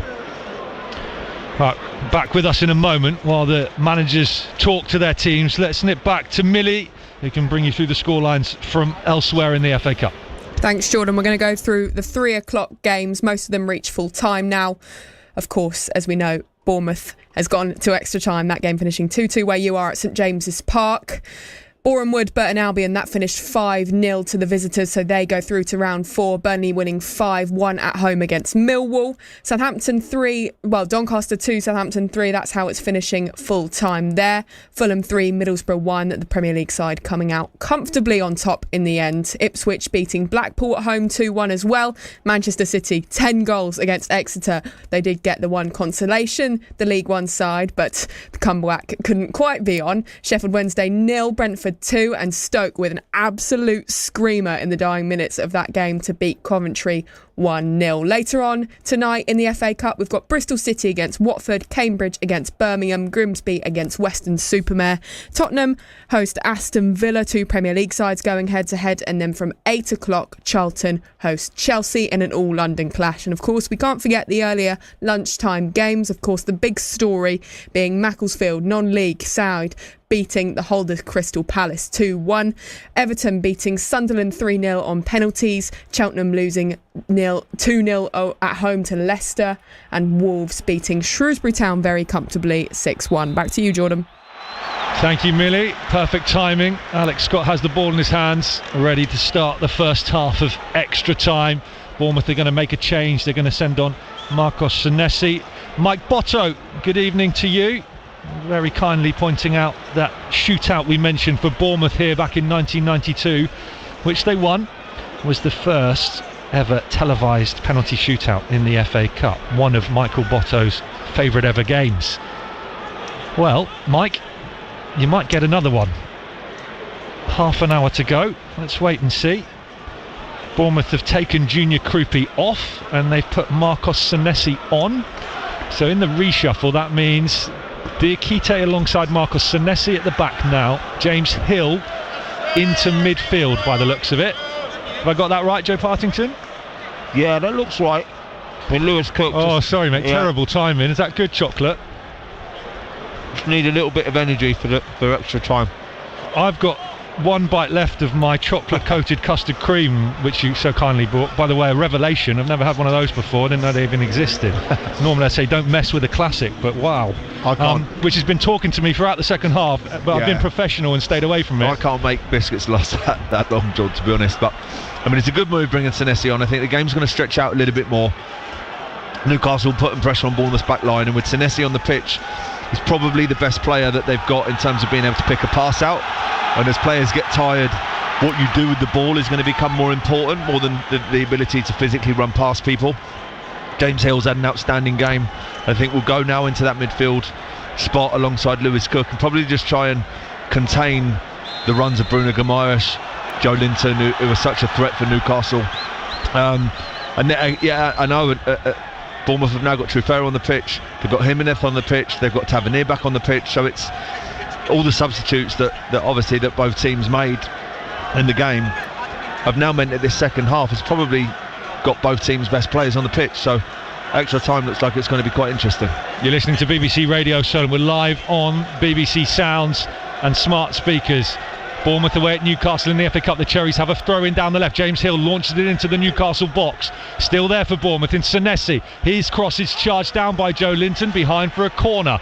We're in the first half of extra time, which has just got underway. Bournemouth in blue and black striped tops, blue shorts, blue socks, going from our left to right in this first half of extra time towards the Gallowgate end. Newcastle white and black striped tops, black shorts, black socks, going from our right to left towards the Leeds stand, where the travelling Bournemouth fans are housed in the top right hand corner to the Cherries, away to our right over on the far side. We'll do the teams view again in a moment. Here's Lewis Cook first of all for Bournemouth, curling under the crossbar, really easy for Aaron Ramsdale, the Newcastle goalkeeper, to pluck out of the sky and roll out to this near hand left hand side, and the feed of Gordon, who scored the equalising goal from the penalty spot in the 95th minute to level the FA Cup tie up and send us to extra time.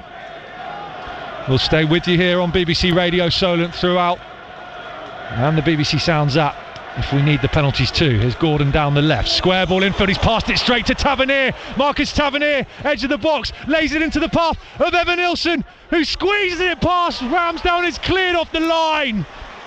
Brilliant defending from Botman. He scrambled back to the goal line. Ramsdale was beaten. Evanilson, from the tightest of angles, thought he was putting Bournemouth back in front. Botman denies him. We're still at 2-2. It's a great bit of luck. Obviously, Anthony Gordon steps into the pitch and just passes the ball straight to Tavernier. Slides the ball to Evanilson. He probably gets a little bit too wide, but waits and waits and waits. Aaron Ramsdale goes down, and he just slides the ball in on a really difficult angle. He's probably really close to the goal line, and Sven Botman just reads the danger, gets back on the goal line and manages to clear. But really good piece of play from Bournemouth off the back of being gifted the ball by Anthony Gordon. Second time in this game that Newcastle have gifted Bournemouth the ball, and Cherries have failed to make Newcastle pay on both occasions. Lewis Cook has fouled Guimaraes. Cook is hobbling away, and in fact he's gone down. Painful one for Cook as he made that tackle. Right, the Bournemouth team for you then. Petrovic in goal now. They've got Smith, Diakite, Senesi and Trufer, the back four from right to left. James Hill ahead of them in defensive midfield. Alex Jimenez right wing. Marcus Tavernier left wing. Alex Scott and Lewis Cook ahead of them. In fact, Scott's playing in the 10 now, really, by the looks of it. Cook in the 8. Evanilson in the number 9 role through the middle. Newcastle have Ramsdale in goal. They have got Miley, Chow, Botman and Hall is their back four. Here's Bruno Guimaraes in midfield for Newcastle, sending out to Miley down the right. Newcastle going from right to left. Miley to the edge of the Bournemouth box. Guimaraes is still there now with the ball at his feet. Sends it out to the right and Tonali. Back to Miley. Miley right corner of the Bournemouth box. Oh, Tonali. First time I'm going to say this game, but a poor moment for Sandro Tonali. He's been brilliant for Newcastle as he lets the ball run under his foot. And now to play for a throw-in to Newcastle. Tonali and Bruno Guimaraes in midfield. Barnes on the right wing. Gordon on the left wing. Joe Linton in that midfield as well, with Voltemada up top. Is the look of the Newcastle 11 at the moment in this first half of extra time. 4 minutes gone. Newcastle 2, Bournemouth 2. Joe Partington. And it's really well matched up, Jordan. Obviously at the beginning of the game, from the very start, both teams were slightly disjointed in terms of they were completely different to the last time out in the Premier League, and a lot of players playing that probably haven't been used to playing recently, especially over the congested fixtures of December and early January. But now most best players in both squads are out on the pitch. Bruno Guimaraes has come on for Newcastle. Joe Linton's on the pitch. Anthony Gordon's on the pitch, and certainly for Bournemouth, Tavernier, Jimenez is back on the pitch. Senesi's back on the pitch. Trufer's back on the pitch. So it's a really well matched game, and again, from a neutral's perspective, it's a great watch. I know that before we were sort of suggesting that it was a difficult one to take because it was so far away, but it's been a really good FA Cup tie, and it would certainly feel much better if Bournemouth come out of it with a win. Lewis Cook's just found Guimaraes again on the halfway line, been booked this time. He's still not moving very well, Lewis Cook, from that tackle on Guimaraes a few moments ago, but not satisfied with that. He went in for another one, and he's been booked, and Newcastle have a free kick just to the right of the centre circle. Tonali sends it into the Bournemouth box. Diakite and Hill both up for the header, and they clear the Bournemouth box, but it's still there for Newcastle through Botman to Gordon. Alex Scott puts it out, throw in to Newcastle, 18 yards out down this near left hand side. They go square infield to Hall and Guimaraes, who whips it back out to the left, and Gordon onto his right foot, but Jimenez is there and he can try and break for the Cherries now. It doesn't get past Guimaraes. He'd have had so much room to sprint into there, Alex Jimenez, if he just got that first touch a little bit further away from Guimaraes, but he couldn't. And now Newcastle have it right side of the Bournemouth box, cross into the area. Diakite heads away in front of Voltemada, out to Hall on the edge of the box, doesn't shoot. Joe Linton has it now, inside left of the Bournemouth area.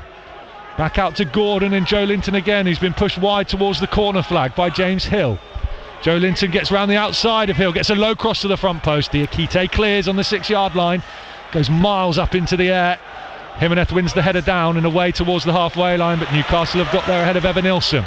Here's Hall, left side of the Bournemouth box, chips one to the back post, header's there and it's over the bar.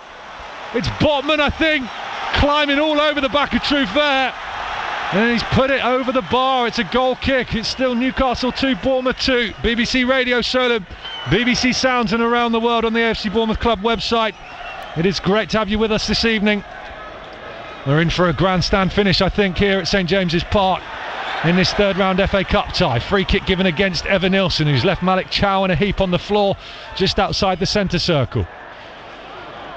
Joe, would that goal have stood if it had gone in from Botman? He's climbing over. Yeah, I'm not sure. I actually think it's good defending from Trufair, because of course it's a mismatch in terms of his physicality. Like, Trufair is half the size of Botman, and Botman gets up early and almost just rides Trufair, sort of gets his arms up on his shoulders and looks certain to head the ball in, but Trufair does well just to affect him enough that obviously Botman doesn't have just an unopposed header at it, and he heads over the bar. Bournemouth on the back foot in this first 7 or 8 minutes of extra time. It's been really difficult for them to try and get out. Jimenez looked as if he did an opportunity too, and I did fancy him to nick the ball past Bruno and just keep running, but Bruno Guimaraes does really well to stop him in his tracks. And yeah, Newcastle just on top at the moment. Bournemouth having to ride out a little bit of pressure, but that's happened so far in this game, and Bournemouth has obviously come back into it at some point. So yeah, hopefully just a period in the game that they're going to have to manage, and hopefully the game will just stretch out a little bit soon.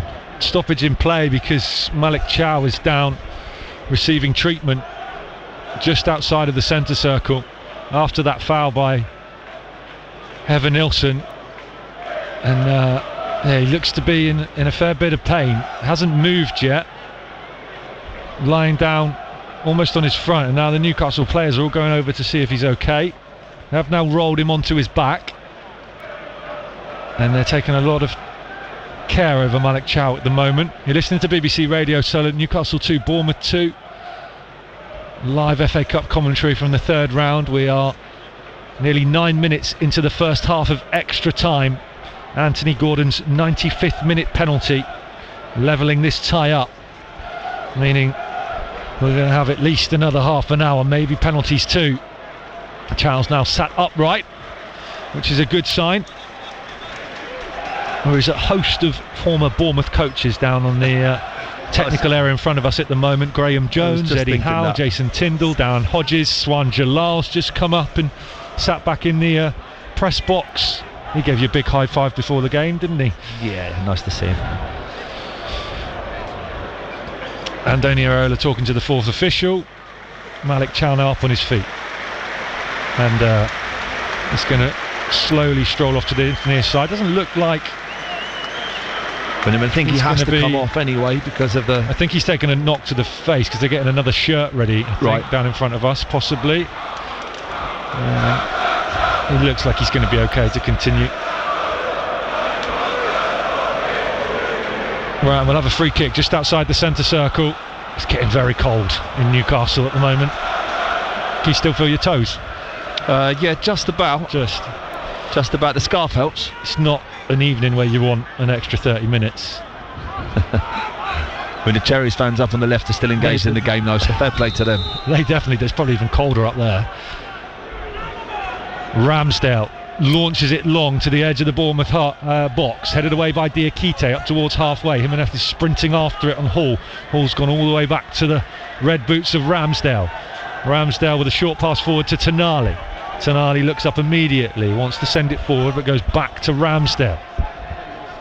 5 minutes of the first half of extra time to go. Long clearance from Ramsdale out to the far side, the right. Barnes, who scored Newcastle's first goal in this match, gets up, wins a header, but puts it straight out of play. Throw into Bournemouth in the left back position, which the Frenchman Trufair will take. Having gone a goal behind the Cherries, they hit back through Alex Scott and David Brooks. Two really nice goals as well for different reasons. Here in Newcastle, Guimaraes, edge of the box, sent the header square, trying to find Hall. Cleared by James Hill, who's shouting at Alex Jimenez, I think, for not being there first. Newcastle have the ball on Joe Linton. Some tired bodies out there, Joe, at the moment. There is, and I mean, it's justified because they've put a lot of work in, especially a lot of these Bournemouth players, and I'm not surprised that Newcastle have maybe taken the possession or control of the game in terms of possession, because they do have good ball players on the pitch. But yeah, Bournemouth getting through a lot of work, and it's getting a little bit more difficult for them to get territory up the pitch. But they're not just going to sit back and accept that Newcastle have got the ball. Andoni's still stood on the side, shouting his mouth off, trying to obviously get messages out to his players. Really is an intriguing encounter, and it's going to continue to be a good game. Here's Hall driving through the middle for Newcastle, sends it out to the right side of the box in Barnes. Barnes chests it down, lays it into the air, and Joe Linton sends it back out to the right side of the box in Miley. Guimaraes with a cross into the area, and it's beaten everyone, and it's bounced out for a goal kick to the Cherries. I think there was some important defending in there from Adam Smith, who's hurt his back in the process. Yeah, it was brilliant. It's absolutely brilliant defending from Adam Smith. Again, he reads the flight of the ball. They're really difficult to defend, those ones where Lewis Miley on the right hand side just sets the ball back for Bruno Guimaraes on an angle, and he just whips a ball into that, they call it the corridor of uncertainty, don't they? And Adam Smith reads the run of the man in front of him and just nudges him as I think it was Tonali, just as it looked like he was about to head the ball. It's really, really important defending. Moments going forward, few and far between for the Cherries since going 2-1 up. But here's Jimenez in off the right to Truffert, who's in a central midfield position at the moment. Gets hacked down by Botman. Free kick, no yellow card. Andoni Iraola says, be calm, settle down. Adam Smith taking some really deep breaths on the halfway line. Bournemouth's captain has been there at really key moments for them this afternoon. It also just goes to show the level of professionalism that some of these players are showing. Adam Smith, Diakite, not played in any games recently. Both on now just over 100 minutes of football. It's incredibly impressive that they're able to play at this high level. Home fans are getting frustrated because Bournemouth are taking an age over this free kicks. They've sent Senesi forward. Jimenez, low cross in. Oh, it's beating everyone again. No one arriving at the back post for the Cherries. And Newcastle will come away with it through Miley. Lovely vision there from Cook from the free kick, and then down the line to Jimenez. He flashed it across the face of goal. No one there to tap it in. I mean, possibly there was actually too much power on the cross, but it's in such a good position. It's just begging someone to gamble on that position in between the goalkeeper and the last line of defence for Newcastle and just tap it in, as you say, but no one did, and the ball just flashes across the face of goal. Nearly had the 15 minutes of the first half of extra time here in the third round of the FA Cup. Newcastle 2, Bournemouth 2. BBC Radio Solent. And look, if you're due to be heading out this evening, you can take us with you. The BBC Sounds app. They won't mind if you're out for dinner, sat in the restaurant, the people you're with, if you just pop your headphones in. You won't want to miss this finish. I think there's a couple more twists and turns to come, even though the players are starting to look really tired. Here's Malik Chow, over to the right hand side. Miley square infield to Bruno Guimaraes, forward to the edge of the box in Voltamaru, turns to face the goal, lays it into the path of Barnes, doesn't get past Petrovic, puts it out of play.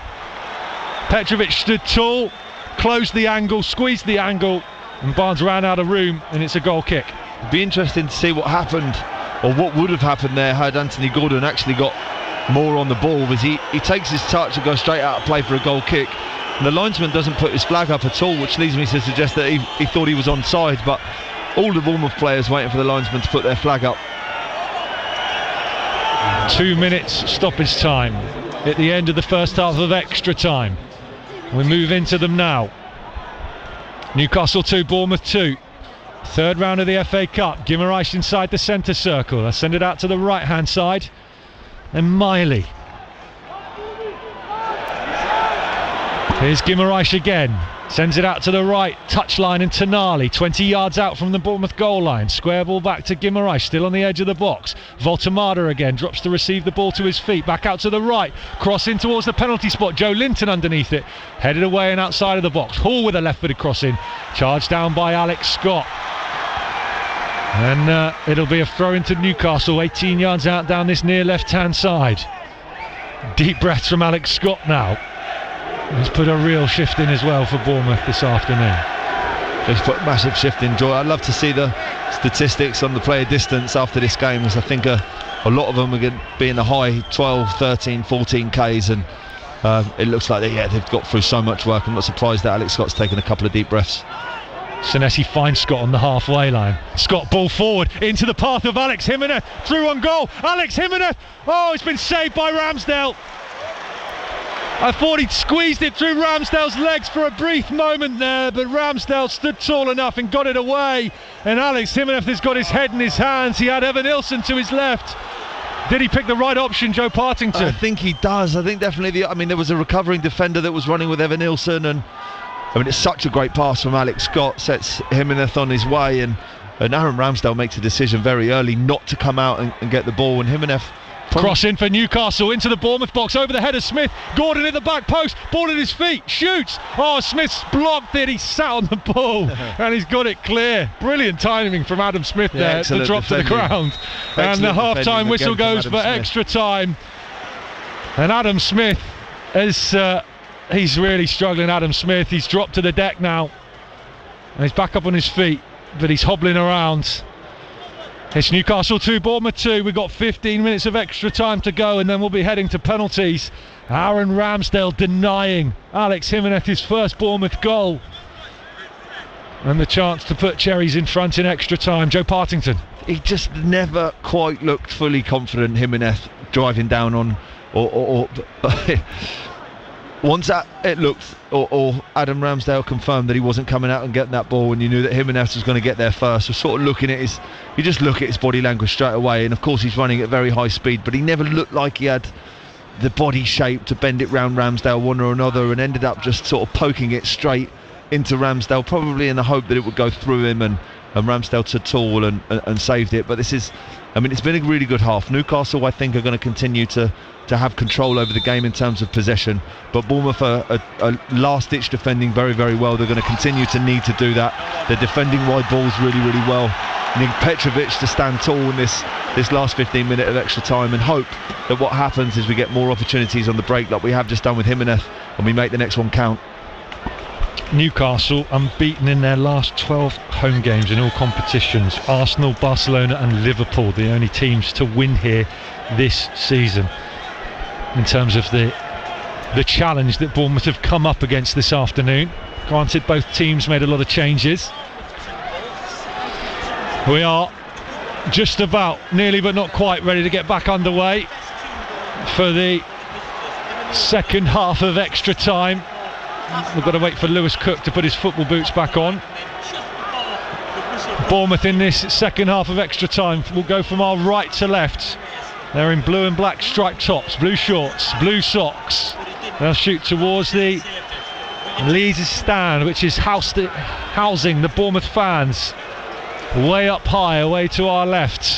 Hopefully they're going to have a happy but long trip back to Dorset tonight or tomorrow. Probably tomorrow after a night out in Newcastle. Referee Thomas Bramall blows his whistle. 15 minutes to go, plus maybe penalties. Newcastle black and white striped tops, black shorts, black socks, going from our left to right towards the Gallowgate end. And Joe Linton has it over on the far side by the corner flag. Back to Gordon, 25 yards out, right-footed cross to the 6-yard line, headed away by James Hill. Out to Guimaraes on the edge of the box. Back heel from Barnes into the path of Tonali. Still there for Newcastle on the edge of the box. In fact, it's not. Alex Scott has won it back, and he's sent it out to Jimenez. On the right, cuts infield. Bit of room for Alex Jimenez just outside the centre circle. Still driving forward. Sends it out to the left along the ground to the feet of Marcus Tavernier. Left corner of the box. Overlap comes from Truffert. Truffert across the face of goal. Evan Nilsson at the back post. Oh, he's put it out for a throw-in. Oh, Evan Nilsson leaning backwards. So I've had to apologise to the Newcastle supporters next to us as it went all the way through the back line of Newcastle and straight onto the foot of Evan Nilsson. All he has to do is just curl his toe around the ball and keep it down, but he's stretching for it, and it just, instead of going towards the goal, it actually goes out sideways back out for a throw. But I think that's the way that Bournemouth are going to get anything out of this game, because of the way that the rhythm has gone, and Newcastle obviously taking control over possession. But Jimenez on the break, on the counter-attack, if we can get him on the ball as much as possible running into space, it's going to be a real danger for us. Bournemouth taking an age and frustrating the home fans over this throw-in they've got, which is by the corner flag away to our left. Thought it was a Newcastle throw, but they gave it in Tavernier's favour. James Hill winds up a long throw, doesn't quite make the front post. Voltemada is waiting to volley it clear for Newcastle. Truffert gets the second ball on the halfway line and will send it square to the right to the Bournemouth captain Smith. They'll go back to Petrovic in lime green goalkeeper kit. He'll launch it from right to left diagonally out to this near side, and it's gone straight out of play, and it is a throw into Newcastle in a right back position. 2 minutes of the second half of extra time gone.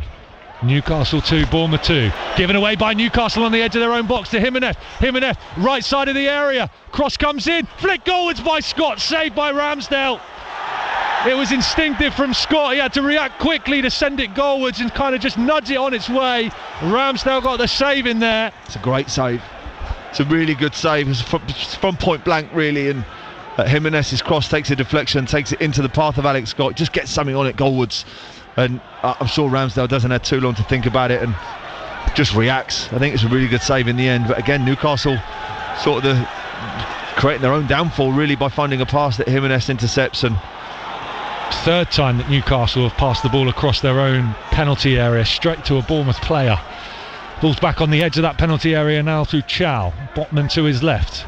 Low pass along the ground. They'll roll it further to the left in the left back Hall, down the line and forward to Gordon on the halfway line, marked closely by Adam Smith. Smith just prevents him from advancing forward, still holds him up inside the Newcastle half, so he has to come infield. His pass forward cut off by Diakite. Game very open. As soon as sort of a loose pass comes in, you feel like something could burst into life, particularly from a Bournemouth point of view. Have it through Jimenez again down the right, fires a powerful pass forward along the ground, but it's cut off by Newcastle.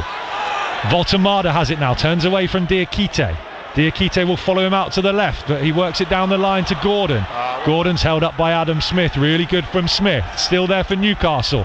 20-25 yards out down the left, over on the far side in front of the East Stand. Newcastle 2, Bournemouth 2 here on BBC Radio Solent. Joe Linton now with the ball at his feet. To the edge of the box he finds Voltemada. Turns infield onto his right foot. Lays it off to Miley. Miley to Barnes, right corner of the Bournemouth box. Right-footed cross, ricochets off of Truffert into the air. Tavernier brings it under control inside his own box and clears up towards halfway. Evan Nilsson will chest it down. And he's got Jimenez to his right. Here is Alex Jimenez. Bournemouth are 2-on-2 here if Jimenez can do something with it. Oh, he's breezed past Hall. Alex Jimenez still going. He's got Alex Scott to his left. He's found Alex Scott, who shoots straight at Ramsdale. And it's saved again by Ramsdale, but Alex Scott really should have done better, and I think he knows it. He's down his haunches. He just didn't have the energy to get any power behind the shot. I think he could have taken another touch, Joe Partington. I think he does the right thing in taking it early, George, and doesn't let Ramsdale allow to get set, but he just kicks it straight down his throat. He just kicks it straight into Aaron Ramsdale. We're going left or right of him. Evan Nilsson cross, ricochets out to the edge of the box. Truffaut's trying to get on the end of it. Does get on the end of it. Cleared by Newcastle. James Hill wins a header just inside the Newcastle half. Lewis Cook sends it out to the left. Tavernier's going to get onto the end of it. Evan Nilsson coming back from an offside position leaves it alone. Tavernier keeps it in. Truffert left side, cross into the box, headed away by Botman. Voltemada brings it under control halfway inside the Newcastle half, sends it out to the left in Gordon. He smashes it early into the Bournemouth half, and Diakite will get there first. These players are very, very tired.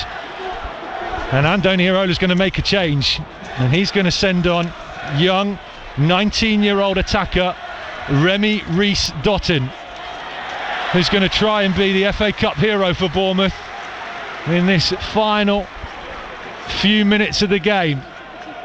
We had a fairy tale ending on Wednesday night. It'd be nice to get another fairy tale ending after all we've seen tonight. I mean, Jordan's right. There are players on the pitch who are absolutely shattered, and Alex Scott, obviously his last contribution was that shot. He has worked his absolute socks off. He's been terrific today. He's been one of Bournemouth's best players, involved in absolutely everything, and yeah, Remy Rees-Dottin comes on the pitch now to see the game out for Bournemouth. Made his Bournemouth debut in the FA Cup last season in their 5-1 win at home to West Brom. Made his Premier League debut in that memorable 4-1 win in the top flight here at St James's Park last season. Remy Rees-Dottin, 19 years of age, on for his third Bournemouth appearance, with this game really in the balance. Newcastle 2, Bournemouth 2. 22 minutes of stoppage time gone. You're listening to Jordan Clark and Joe Partington on BBC Radio Solent, BBC Sound, smart speakers, and the AFC Bournemouth Club website. If you're out and about, on the move, going home, wherever you are, you can listen to us. You can take the commentary with you. And there is, I'm sure, going to be some more excitement to come in some form. Such a great story for Remy Rees-Dottin, obviously coming on the pitch. I know it's because we're in latter stages of a game that's gone to extra time, and Alex Scott has run himself into the ground. But I mean, I actually remember coaching Remy Rees-Dottin when he was 15 years old in Bournemouth's under-16s, and he was always destined to do great things. He had great ability as a kid, and yeah, just hoping that he's another Bournemouth Academy graduate who can have a contribution on the first team. Newcastle have it towards the halfway line. Bournemouth have got Evan Nilsson down over on the far side, readjusting his socks, and Andoni Iraola again telling him to get up and get back involved in the game and help your teammates out. Here's Barnes down the right for Newcastle. Tonali on the halfway line. 7 minutes of extra time to go. Then we'll be heading to penalties here at St James's Park. Newcastle hold the ball up. Tonali just stops still and puts his foot on top of the ball so everyone can have a breather. Bruno Guimaraes away from Lewis Cook, edge of the box, crosses to the back post. Diakite flicks it away from Gordon. Gordon will keep it in over on the far side, almost on the byline, sends it back to Hall. Hall's left-footed cross, diving header away by Diakite. Evan Nilsson will calm things down. Bournemouth can break here if they want. Truffert down this near left-hand touchline. First touch for Remy Rees-Dottin, trying to skip away from Miley. Miley's done really well. He's recovered and got it away from Rees-Dottin, and will send it square infield. Here's Voltemada on the halfway line. Tonali. Square ball infield to the centre circle, and Botman. Out to the left-hand side, and Hall still on the halfway line, the ball back infield to Botman. Newcastle 2, Bournemouth 2. Forward through the middle to Voltemada, skipping away from Diakite. Here's Bruno Guimaraes on the edge of the Bournemouth box, meets a brick wall in the form of Adam Smith. Adam Smith is really struggling with a bit of cramp, I think, in his right leg, and he's gone down now, and he's calling for a bit of help.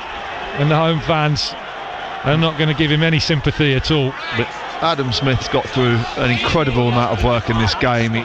He's played against Harvey Barnes, then Anthony Gordon, two of the probably the most direct wingers in the Premier League with the most amount of speed, and he's getting looked after by Jimenez at the moment, but I don't think Bournemouth have got any more substitutes, so he's going to have to make it work for the last 5 minutes of the game. I think Lewis Cook now is going to play at right back, and I think Adam Smith is actually going to have to change positions. Smith is flat on his back. He's got Lewis Cook and Alex Jimenez applying the old cramp treatment, trying to help him out. He's going to swap with Jimenez, I think. Jimenez is going to play right back, and Adam Smith's going to play as a makeshift right midfielder who can't really move. Adam Smith's just taken his left shin pad off and chucked it away, and the referee's just sent him back to put it on again.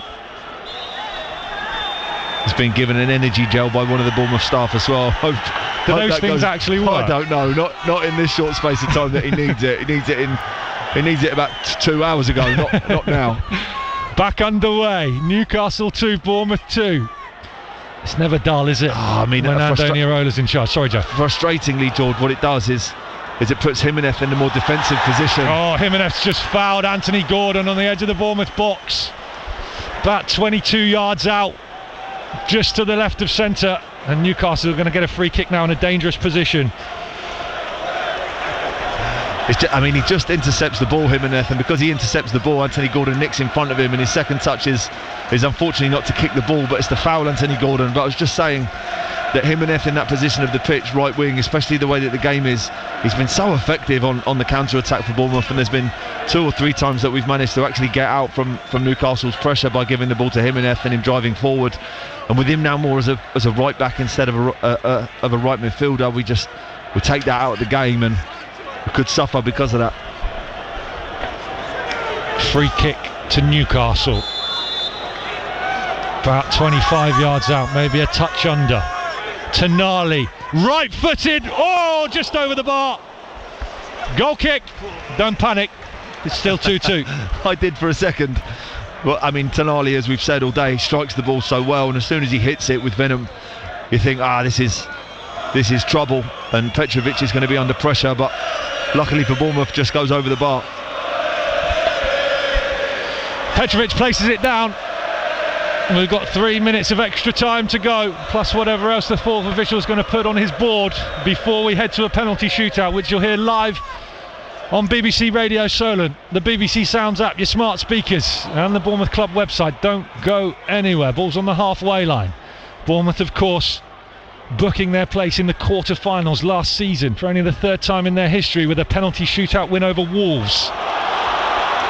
Here come Newcastle though, not done yet. Joe Linton to the edge of the Bournemouth box, left side of it. Gordon, cross to the back post. Barnes heads down, and Barnes heads in. St James's Park erupts. And with just over 2 minutes of extra time to go, Newcastle are in front again. Newcastle 3, Bournemouth 2.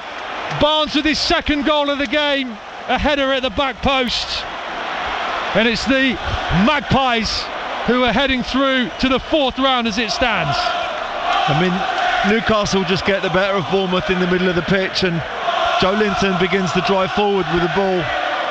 He's running towards Bournemouth's back line and sends the ball wide to Anthony Gordon, and he just stands up. An in-swinging cross with no real pace on it, he just floats it towards the back post. Harvey Barnes almost on the spot, he's got no momentum, he just rises higher than the Bournemouth defence and heads it into the bottom corner. Petrovic, I'm not sure if he could have come out and claimed the cross or not, but he's rooted to the spot with Harvey Barnes' header, and he doesn't get anywhere near it, and unfortunately towards the latter stage of this extra time, Newcastle take a lead. And Bournemouth will look back on those chances they've had in extra time, if indeed it is to be a 3-2 win for Newcastle, particularly that moment for Alex Scott. Still time, there's always time, as we found out midweek against Tottenham. What have Bournemouth got? 50 seconds plus stoppage time in extra time to go. Senesi launches it forward to the edge of the Newcastle box. Lewis Cook wins a header. Elliot Gordon lifts it up into the sky. Out to the far right hand side for Bournemouth in Jimenez. Square ball infield to Tavernier. Tavernier to Senesi. Bournemouth have just got to chuck everything at this now. They'll send it out to the left and Truffert. Still we wait for the fourth official's board. Back to the halfway line, Diakite inside the centre circle. James Hill receives it just outside the centre circle. Diagonal into the box. Truffaut's beaten to the header.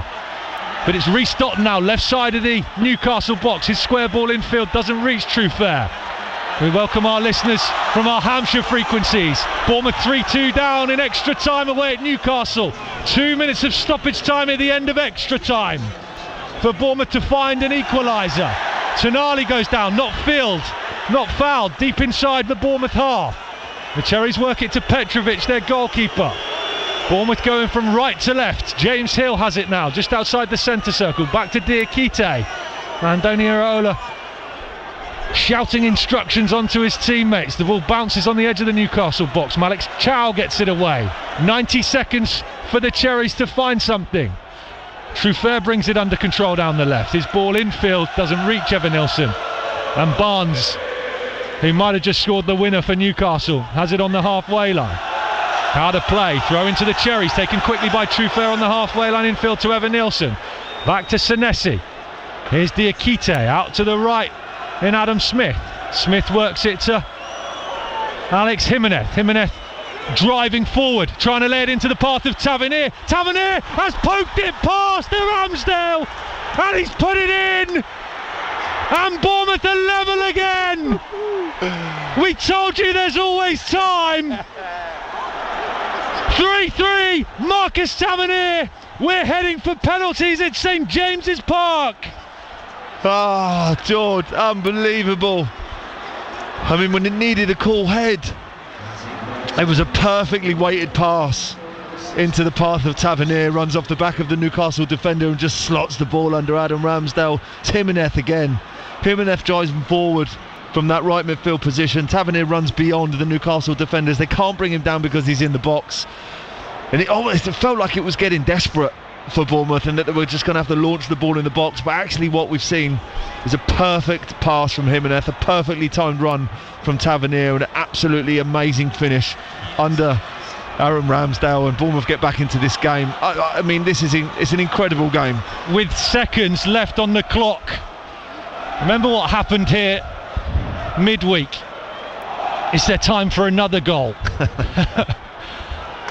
We've had the 2 minutes of stoppage time at the end of extra time. Newcastle get us back underway. Ball on the halfway line. Bruno Guimaraes.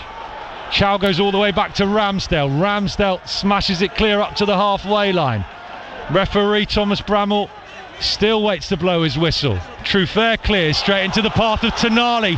3-on-3 through the middle. Tonali works it out to Barnes down the right. Low cross into the box. Gordon's missed it on the 6-yard line.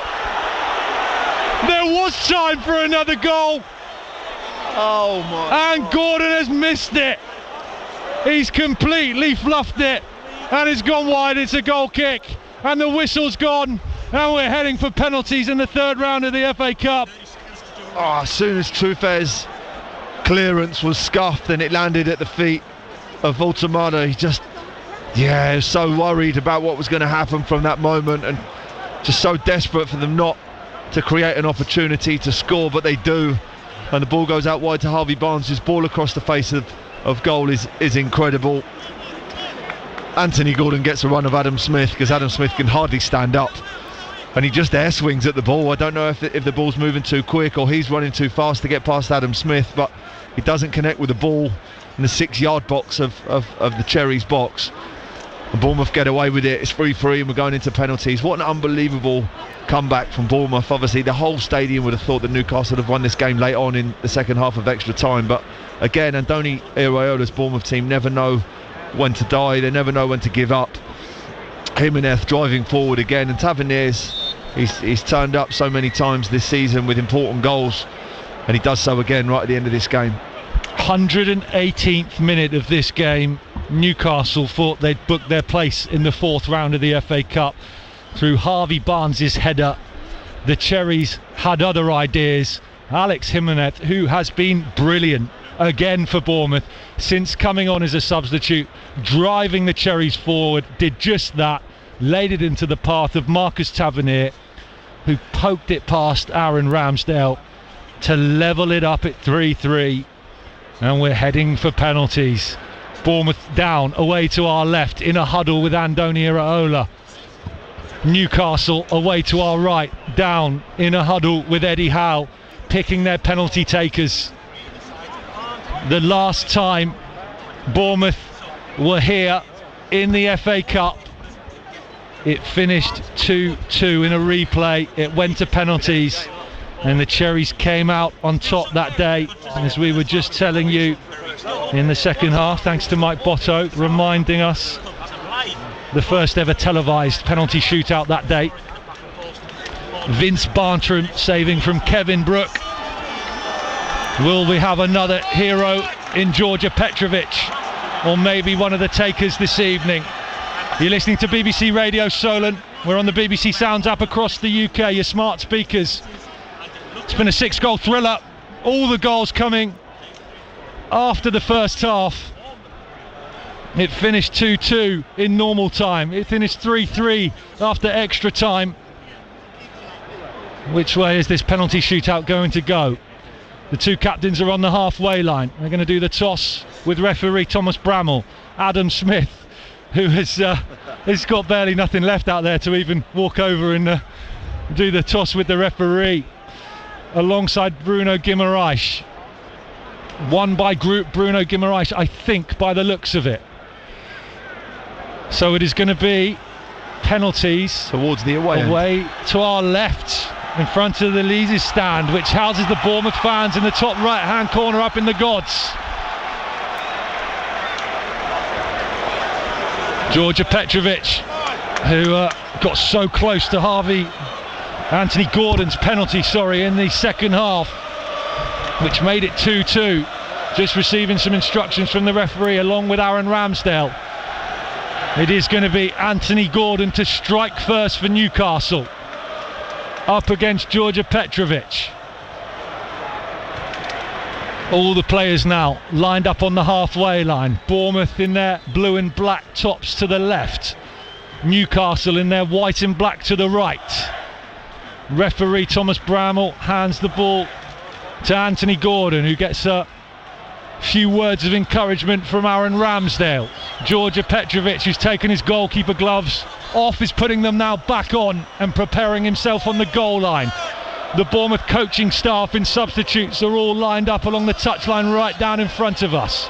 The Newcastle playing staff and coaching staff the same. Anthony Gordon places it down, steps back, whistle goes. Petrovic bounces up and down on the goal line. Will he go the same way as during the match?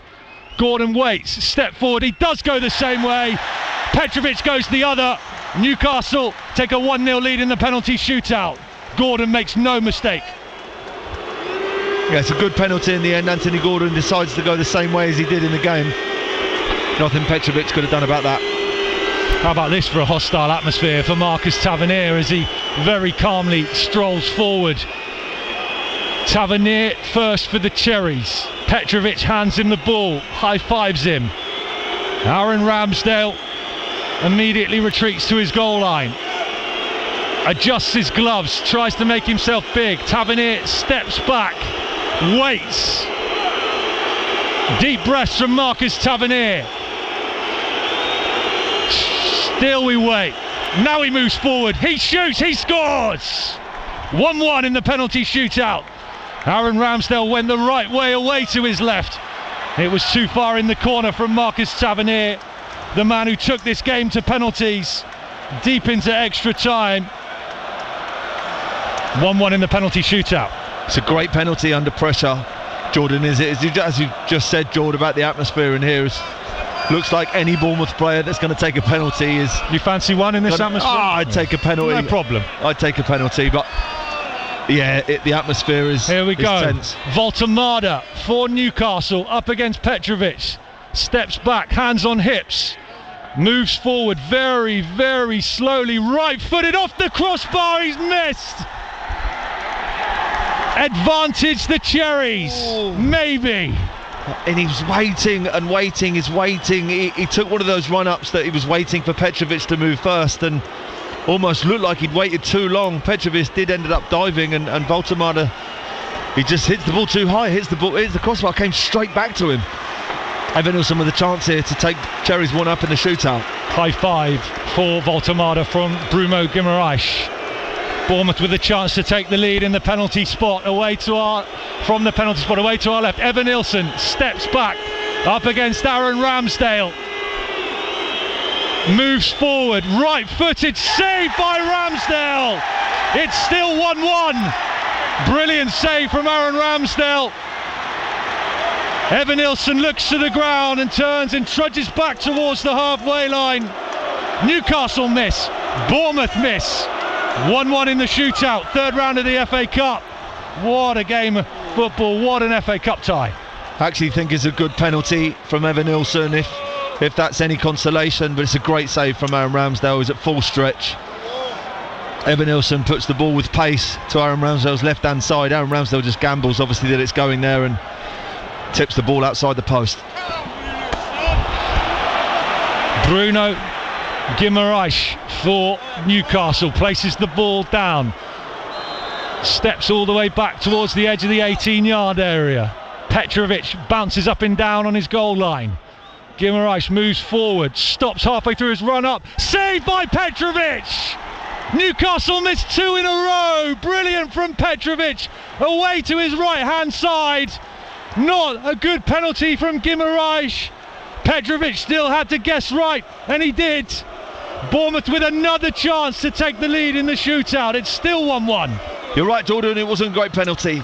I mean, Bruno, he takes a stuttery run up, he runs quickly, he slows himself down, he steps up to the ball, and with no real power, with no real precision, Petrovic guesses the right way, jumps to his right hand side, palms the ball out.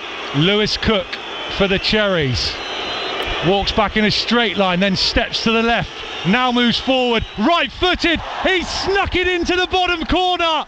Ramsdale got a hand to it. He couldn't keep it out. Bournemouth take the lead in the shootout. Newcastle 1, Bournemouth 2. I think it's Lewis Cook who takes a similar run-up actually to Voltemada and Bruno, and he actually does send Ramsdale the wrong way, and it's a good job he does, because Ramsdale he checks back, he tries to make up the distance that he'd lost and does get a hand to it, but Lewis Cook sent him the wrong way and had enough space to pass the ball into. Sandro Tonali for Newcastle places the ball down. He takes a fair bit of time over that placement too. Steps back in a straight line. Very straight run up this is going to be. Now he moves to the left, jogs forward, right footed into the corner. Tonali scores. 2-2 in the shootout. With credit where it's due, Tonali's one of the best ball strikers, not necessarily even on the pitch, but I'd say one of the best ball strikers in the Premier League. And he didn't fancy him to miss. Petrovic goes the right way, but he can get nowhere near it because Tonali sticks it right in the side netting. 2 penalties for Bournemouth to go of the initial 5. It's Alex Jimenez who has been superb for Bournemouth since coming on in this second half. Provided the assist for Tavernier's late equaliser in extra time. Andoni Iraola with his arms round Tommy Elphick and Pablo Della Torre and Sean Cooper down in front of us on the touchline. Aaron Ramsdale bouncing up and down on his goal line. Alex Jimenez steps back and waits. Hostile atmosphere inside St James's Park. Jimenez right-footed, saved by Ramsdale. Another missed penalty. 2 for Newcastle, 2 for Bournemouth now. 2-2 in the shootout. Got to be honest, George, just never quite fancied Jimenez. He never looked like he was... I mean, it's difficult to say, isn't it? He probably felt like he was going to score, but he just never looked like he had that much confidence. He took a long time to put the ball down. He stood still for a little while. The tension in the stadium started to rise, and it wasn't a great penalty in the end. He gave Aaron Ramsdale an opportunity to save it. It wasn't too far away from him in the middle of the goal, and we're down to sudden death penalties. Joe Linton for Newcastle. You're listening to BBC Radio Solent and BBC Sounds. Newcastle, Bournemouth in the FA Cup. Final one of the initial 5 for Newcastle. Joe Linton sends Petrovic the wrong way. He went to the right. Petrovic went the other way. Newcastle go 3-2 up. Senesi must score to keep Bournemouth in the FA Cup. Senesi's probably Bournemouth's best ball striker. Certainly the best passer of a ball that we've got. So hopefully what happens, he can pass the ball into the goal. But I mean, a little bit of... Joe Linton, instead of just scoring his penalty and walking back to his Newcastle teammates, waited for Senesi to walk past him and said something to him. Hopefully it's not put Senesi off his game. Listen to that noise. Marcos Senesi against Aaron Ramsdale. Newcastle 3-2 up in the shootout. Senesi left-footed into the bottom corner. Ramsdale dives wrong. 3-3. We're heading for sudden death at St James's Park in the 3rd round of the FA Cup. Yeah, I always fancied Senesi, I've got to be honest. I did say before he took it, he's a great ball striker and very confidently steps up, sends Aaron Ramsdale the wrong way. Aaron Ramsdale jumps to his left. Senesi just passes the ball to Aaron Ramsdale's right. Sudden death. Lewis Hall for Newcastle. Marcos Senesi strolling back with a smile on his face. No problem, he says. Here's Hall, left-footed. Oh, handled it from Petrovic, but he couldn't keep it out. Newcastle with the advantage in sudden death. 4-3. He gets so close to it, Petrovic, and it's just lifted with enough height that it takes it away from his grasp enough to go in, and probably just his little pinky finger that he managed to get to it just high enough from Lewis Hall to go past Petrovic. James Hill for Bournemouth, positioning the ball on the penalty spot. Referee not happy with it, making him move the ball now. Aaron Ramsdale bangs his boots on the post, moves back to the centre of his goal. James Hill moves forward, and puts it in.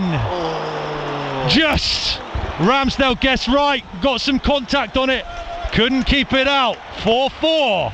Aaron Ramsdale actually probably dives too far past the ball, and it's his right, it jumps to his left, it's his right trailing hand that gets a touch on the ball.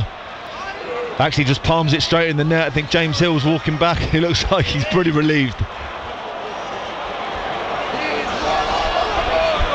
Did say it was going to be a good cup tie draw, didn't we? You did. I'm giving you the credit for that. Lewis Miley for Newcastle scores. He put it to the right. Petrovic dived to the left. Good penalty from Lewis Miley. 5-4 to Newcastle. Adrien Truffert steps forward to keep Bournemouth in the FA Cup for the time being. Truffert, another good ball striker, someone that we've become accustomed to. Good quality on the ball. So if you can go put a good strike on the ball here. Truffert waits, whistle goes, side foots it past Ramsdale, who was rooted to the spot. Great penalty, Adrien Truffert. Yeah, 5-5. really good penalty. Really good penalty from Truffert, nice and confident, because now we're getting into the latter stages of each team, and we're getting to the players who wouldn't have wanted to necessarily take a penalty and are being forced to. So credit to these guys, got to step up, got to be confident. Aaron Ramsdale hands the ball to the scorer of 2 goals in this game, Harvey Barnes, who places it down, steps back, moves forward, right-footed, sends Petrovic the wrong way and scores. 6-5 to Newcastle in sudden death. It's a good penalty from Harvey Barnes, give him his credit, sends Petrovic the wrong way, but even if he did go the right way, I'm not sure he'd have saved it. Not sure either team got the order right for these penalties, based on some of the ones we've had in sudden death. The latter stages have been really, really good, but now, I mean, Adam Smith steps up, legend of AFC Bournemouth, longest serving player. Adam Smith just moving the ball between his left and right hands, deep breaths, up against his former teammate Aaron Ramsdale, who puts his arms into the air to make himself big, jumps up and down. Smith steps back, completes his run up, hands on his hips, must score to keep Bournemouth in the FA Cup, does score, just sneaks it past Ramsdale, puts his hand to his ear. Oh, I love it. It's a great penalty because Aaron Ramsdale guesses the right way and launches himself to his left hand side. Adam Smith keeps it low, just punches it past Aaron Ramsdale, and I know that Aaron Ramsdale and Adam Smith know each other quite well, so I'm sure that'll be spoken about later. But I mean, for all the work that Adam Smith has put into this game, for the fact that he can hardly walk, let alone take a penalty, I'm so pleased that he's managed to score. 6-6 in the shootout. BBC Radio Solent. Malik Chow for Newcastle scores. Petrovic dived the wrong way, went to the right, his right. Chow went to his left. Good penalty, another good penalty. 7-6 to Newcastle. Chow with... Go on, Joe. Sorry, George. Chow with another one of those stuttery run-ups and just stopped his momentum before kicking the ball and sent Petrovic the wrong way, passes it the opposite side, but tension in the stadium now is probably at an all-time high. Newcastle doing their very best to put Diakite off. 7-6 to Newcastle in sudden death in the third round of the FA Cup. Bafode Diakite to make it 7-7. Keep this penalty shootout going for Bournemouth. Right-footed, saved by Ramsdale.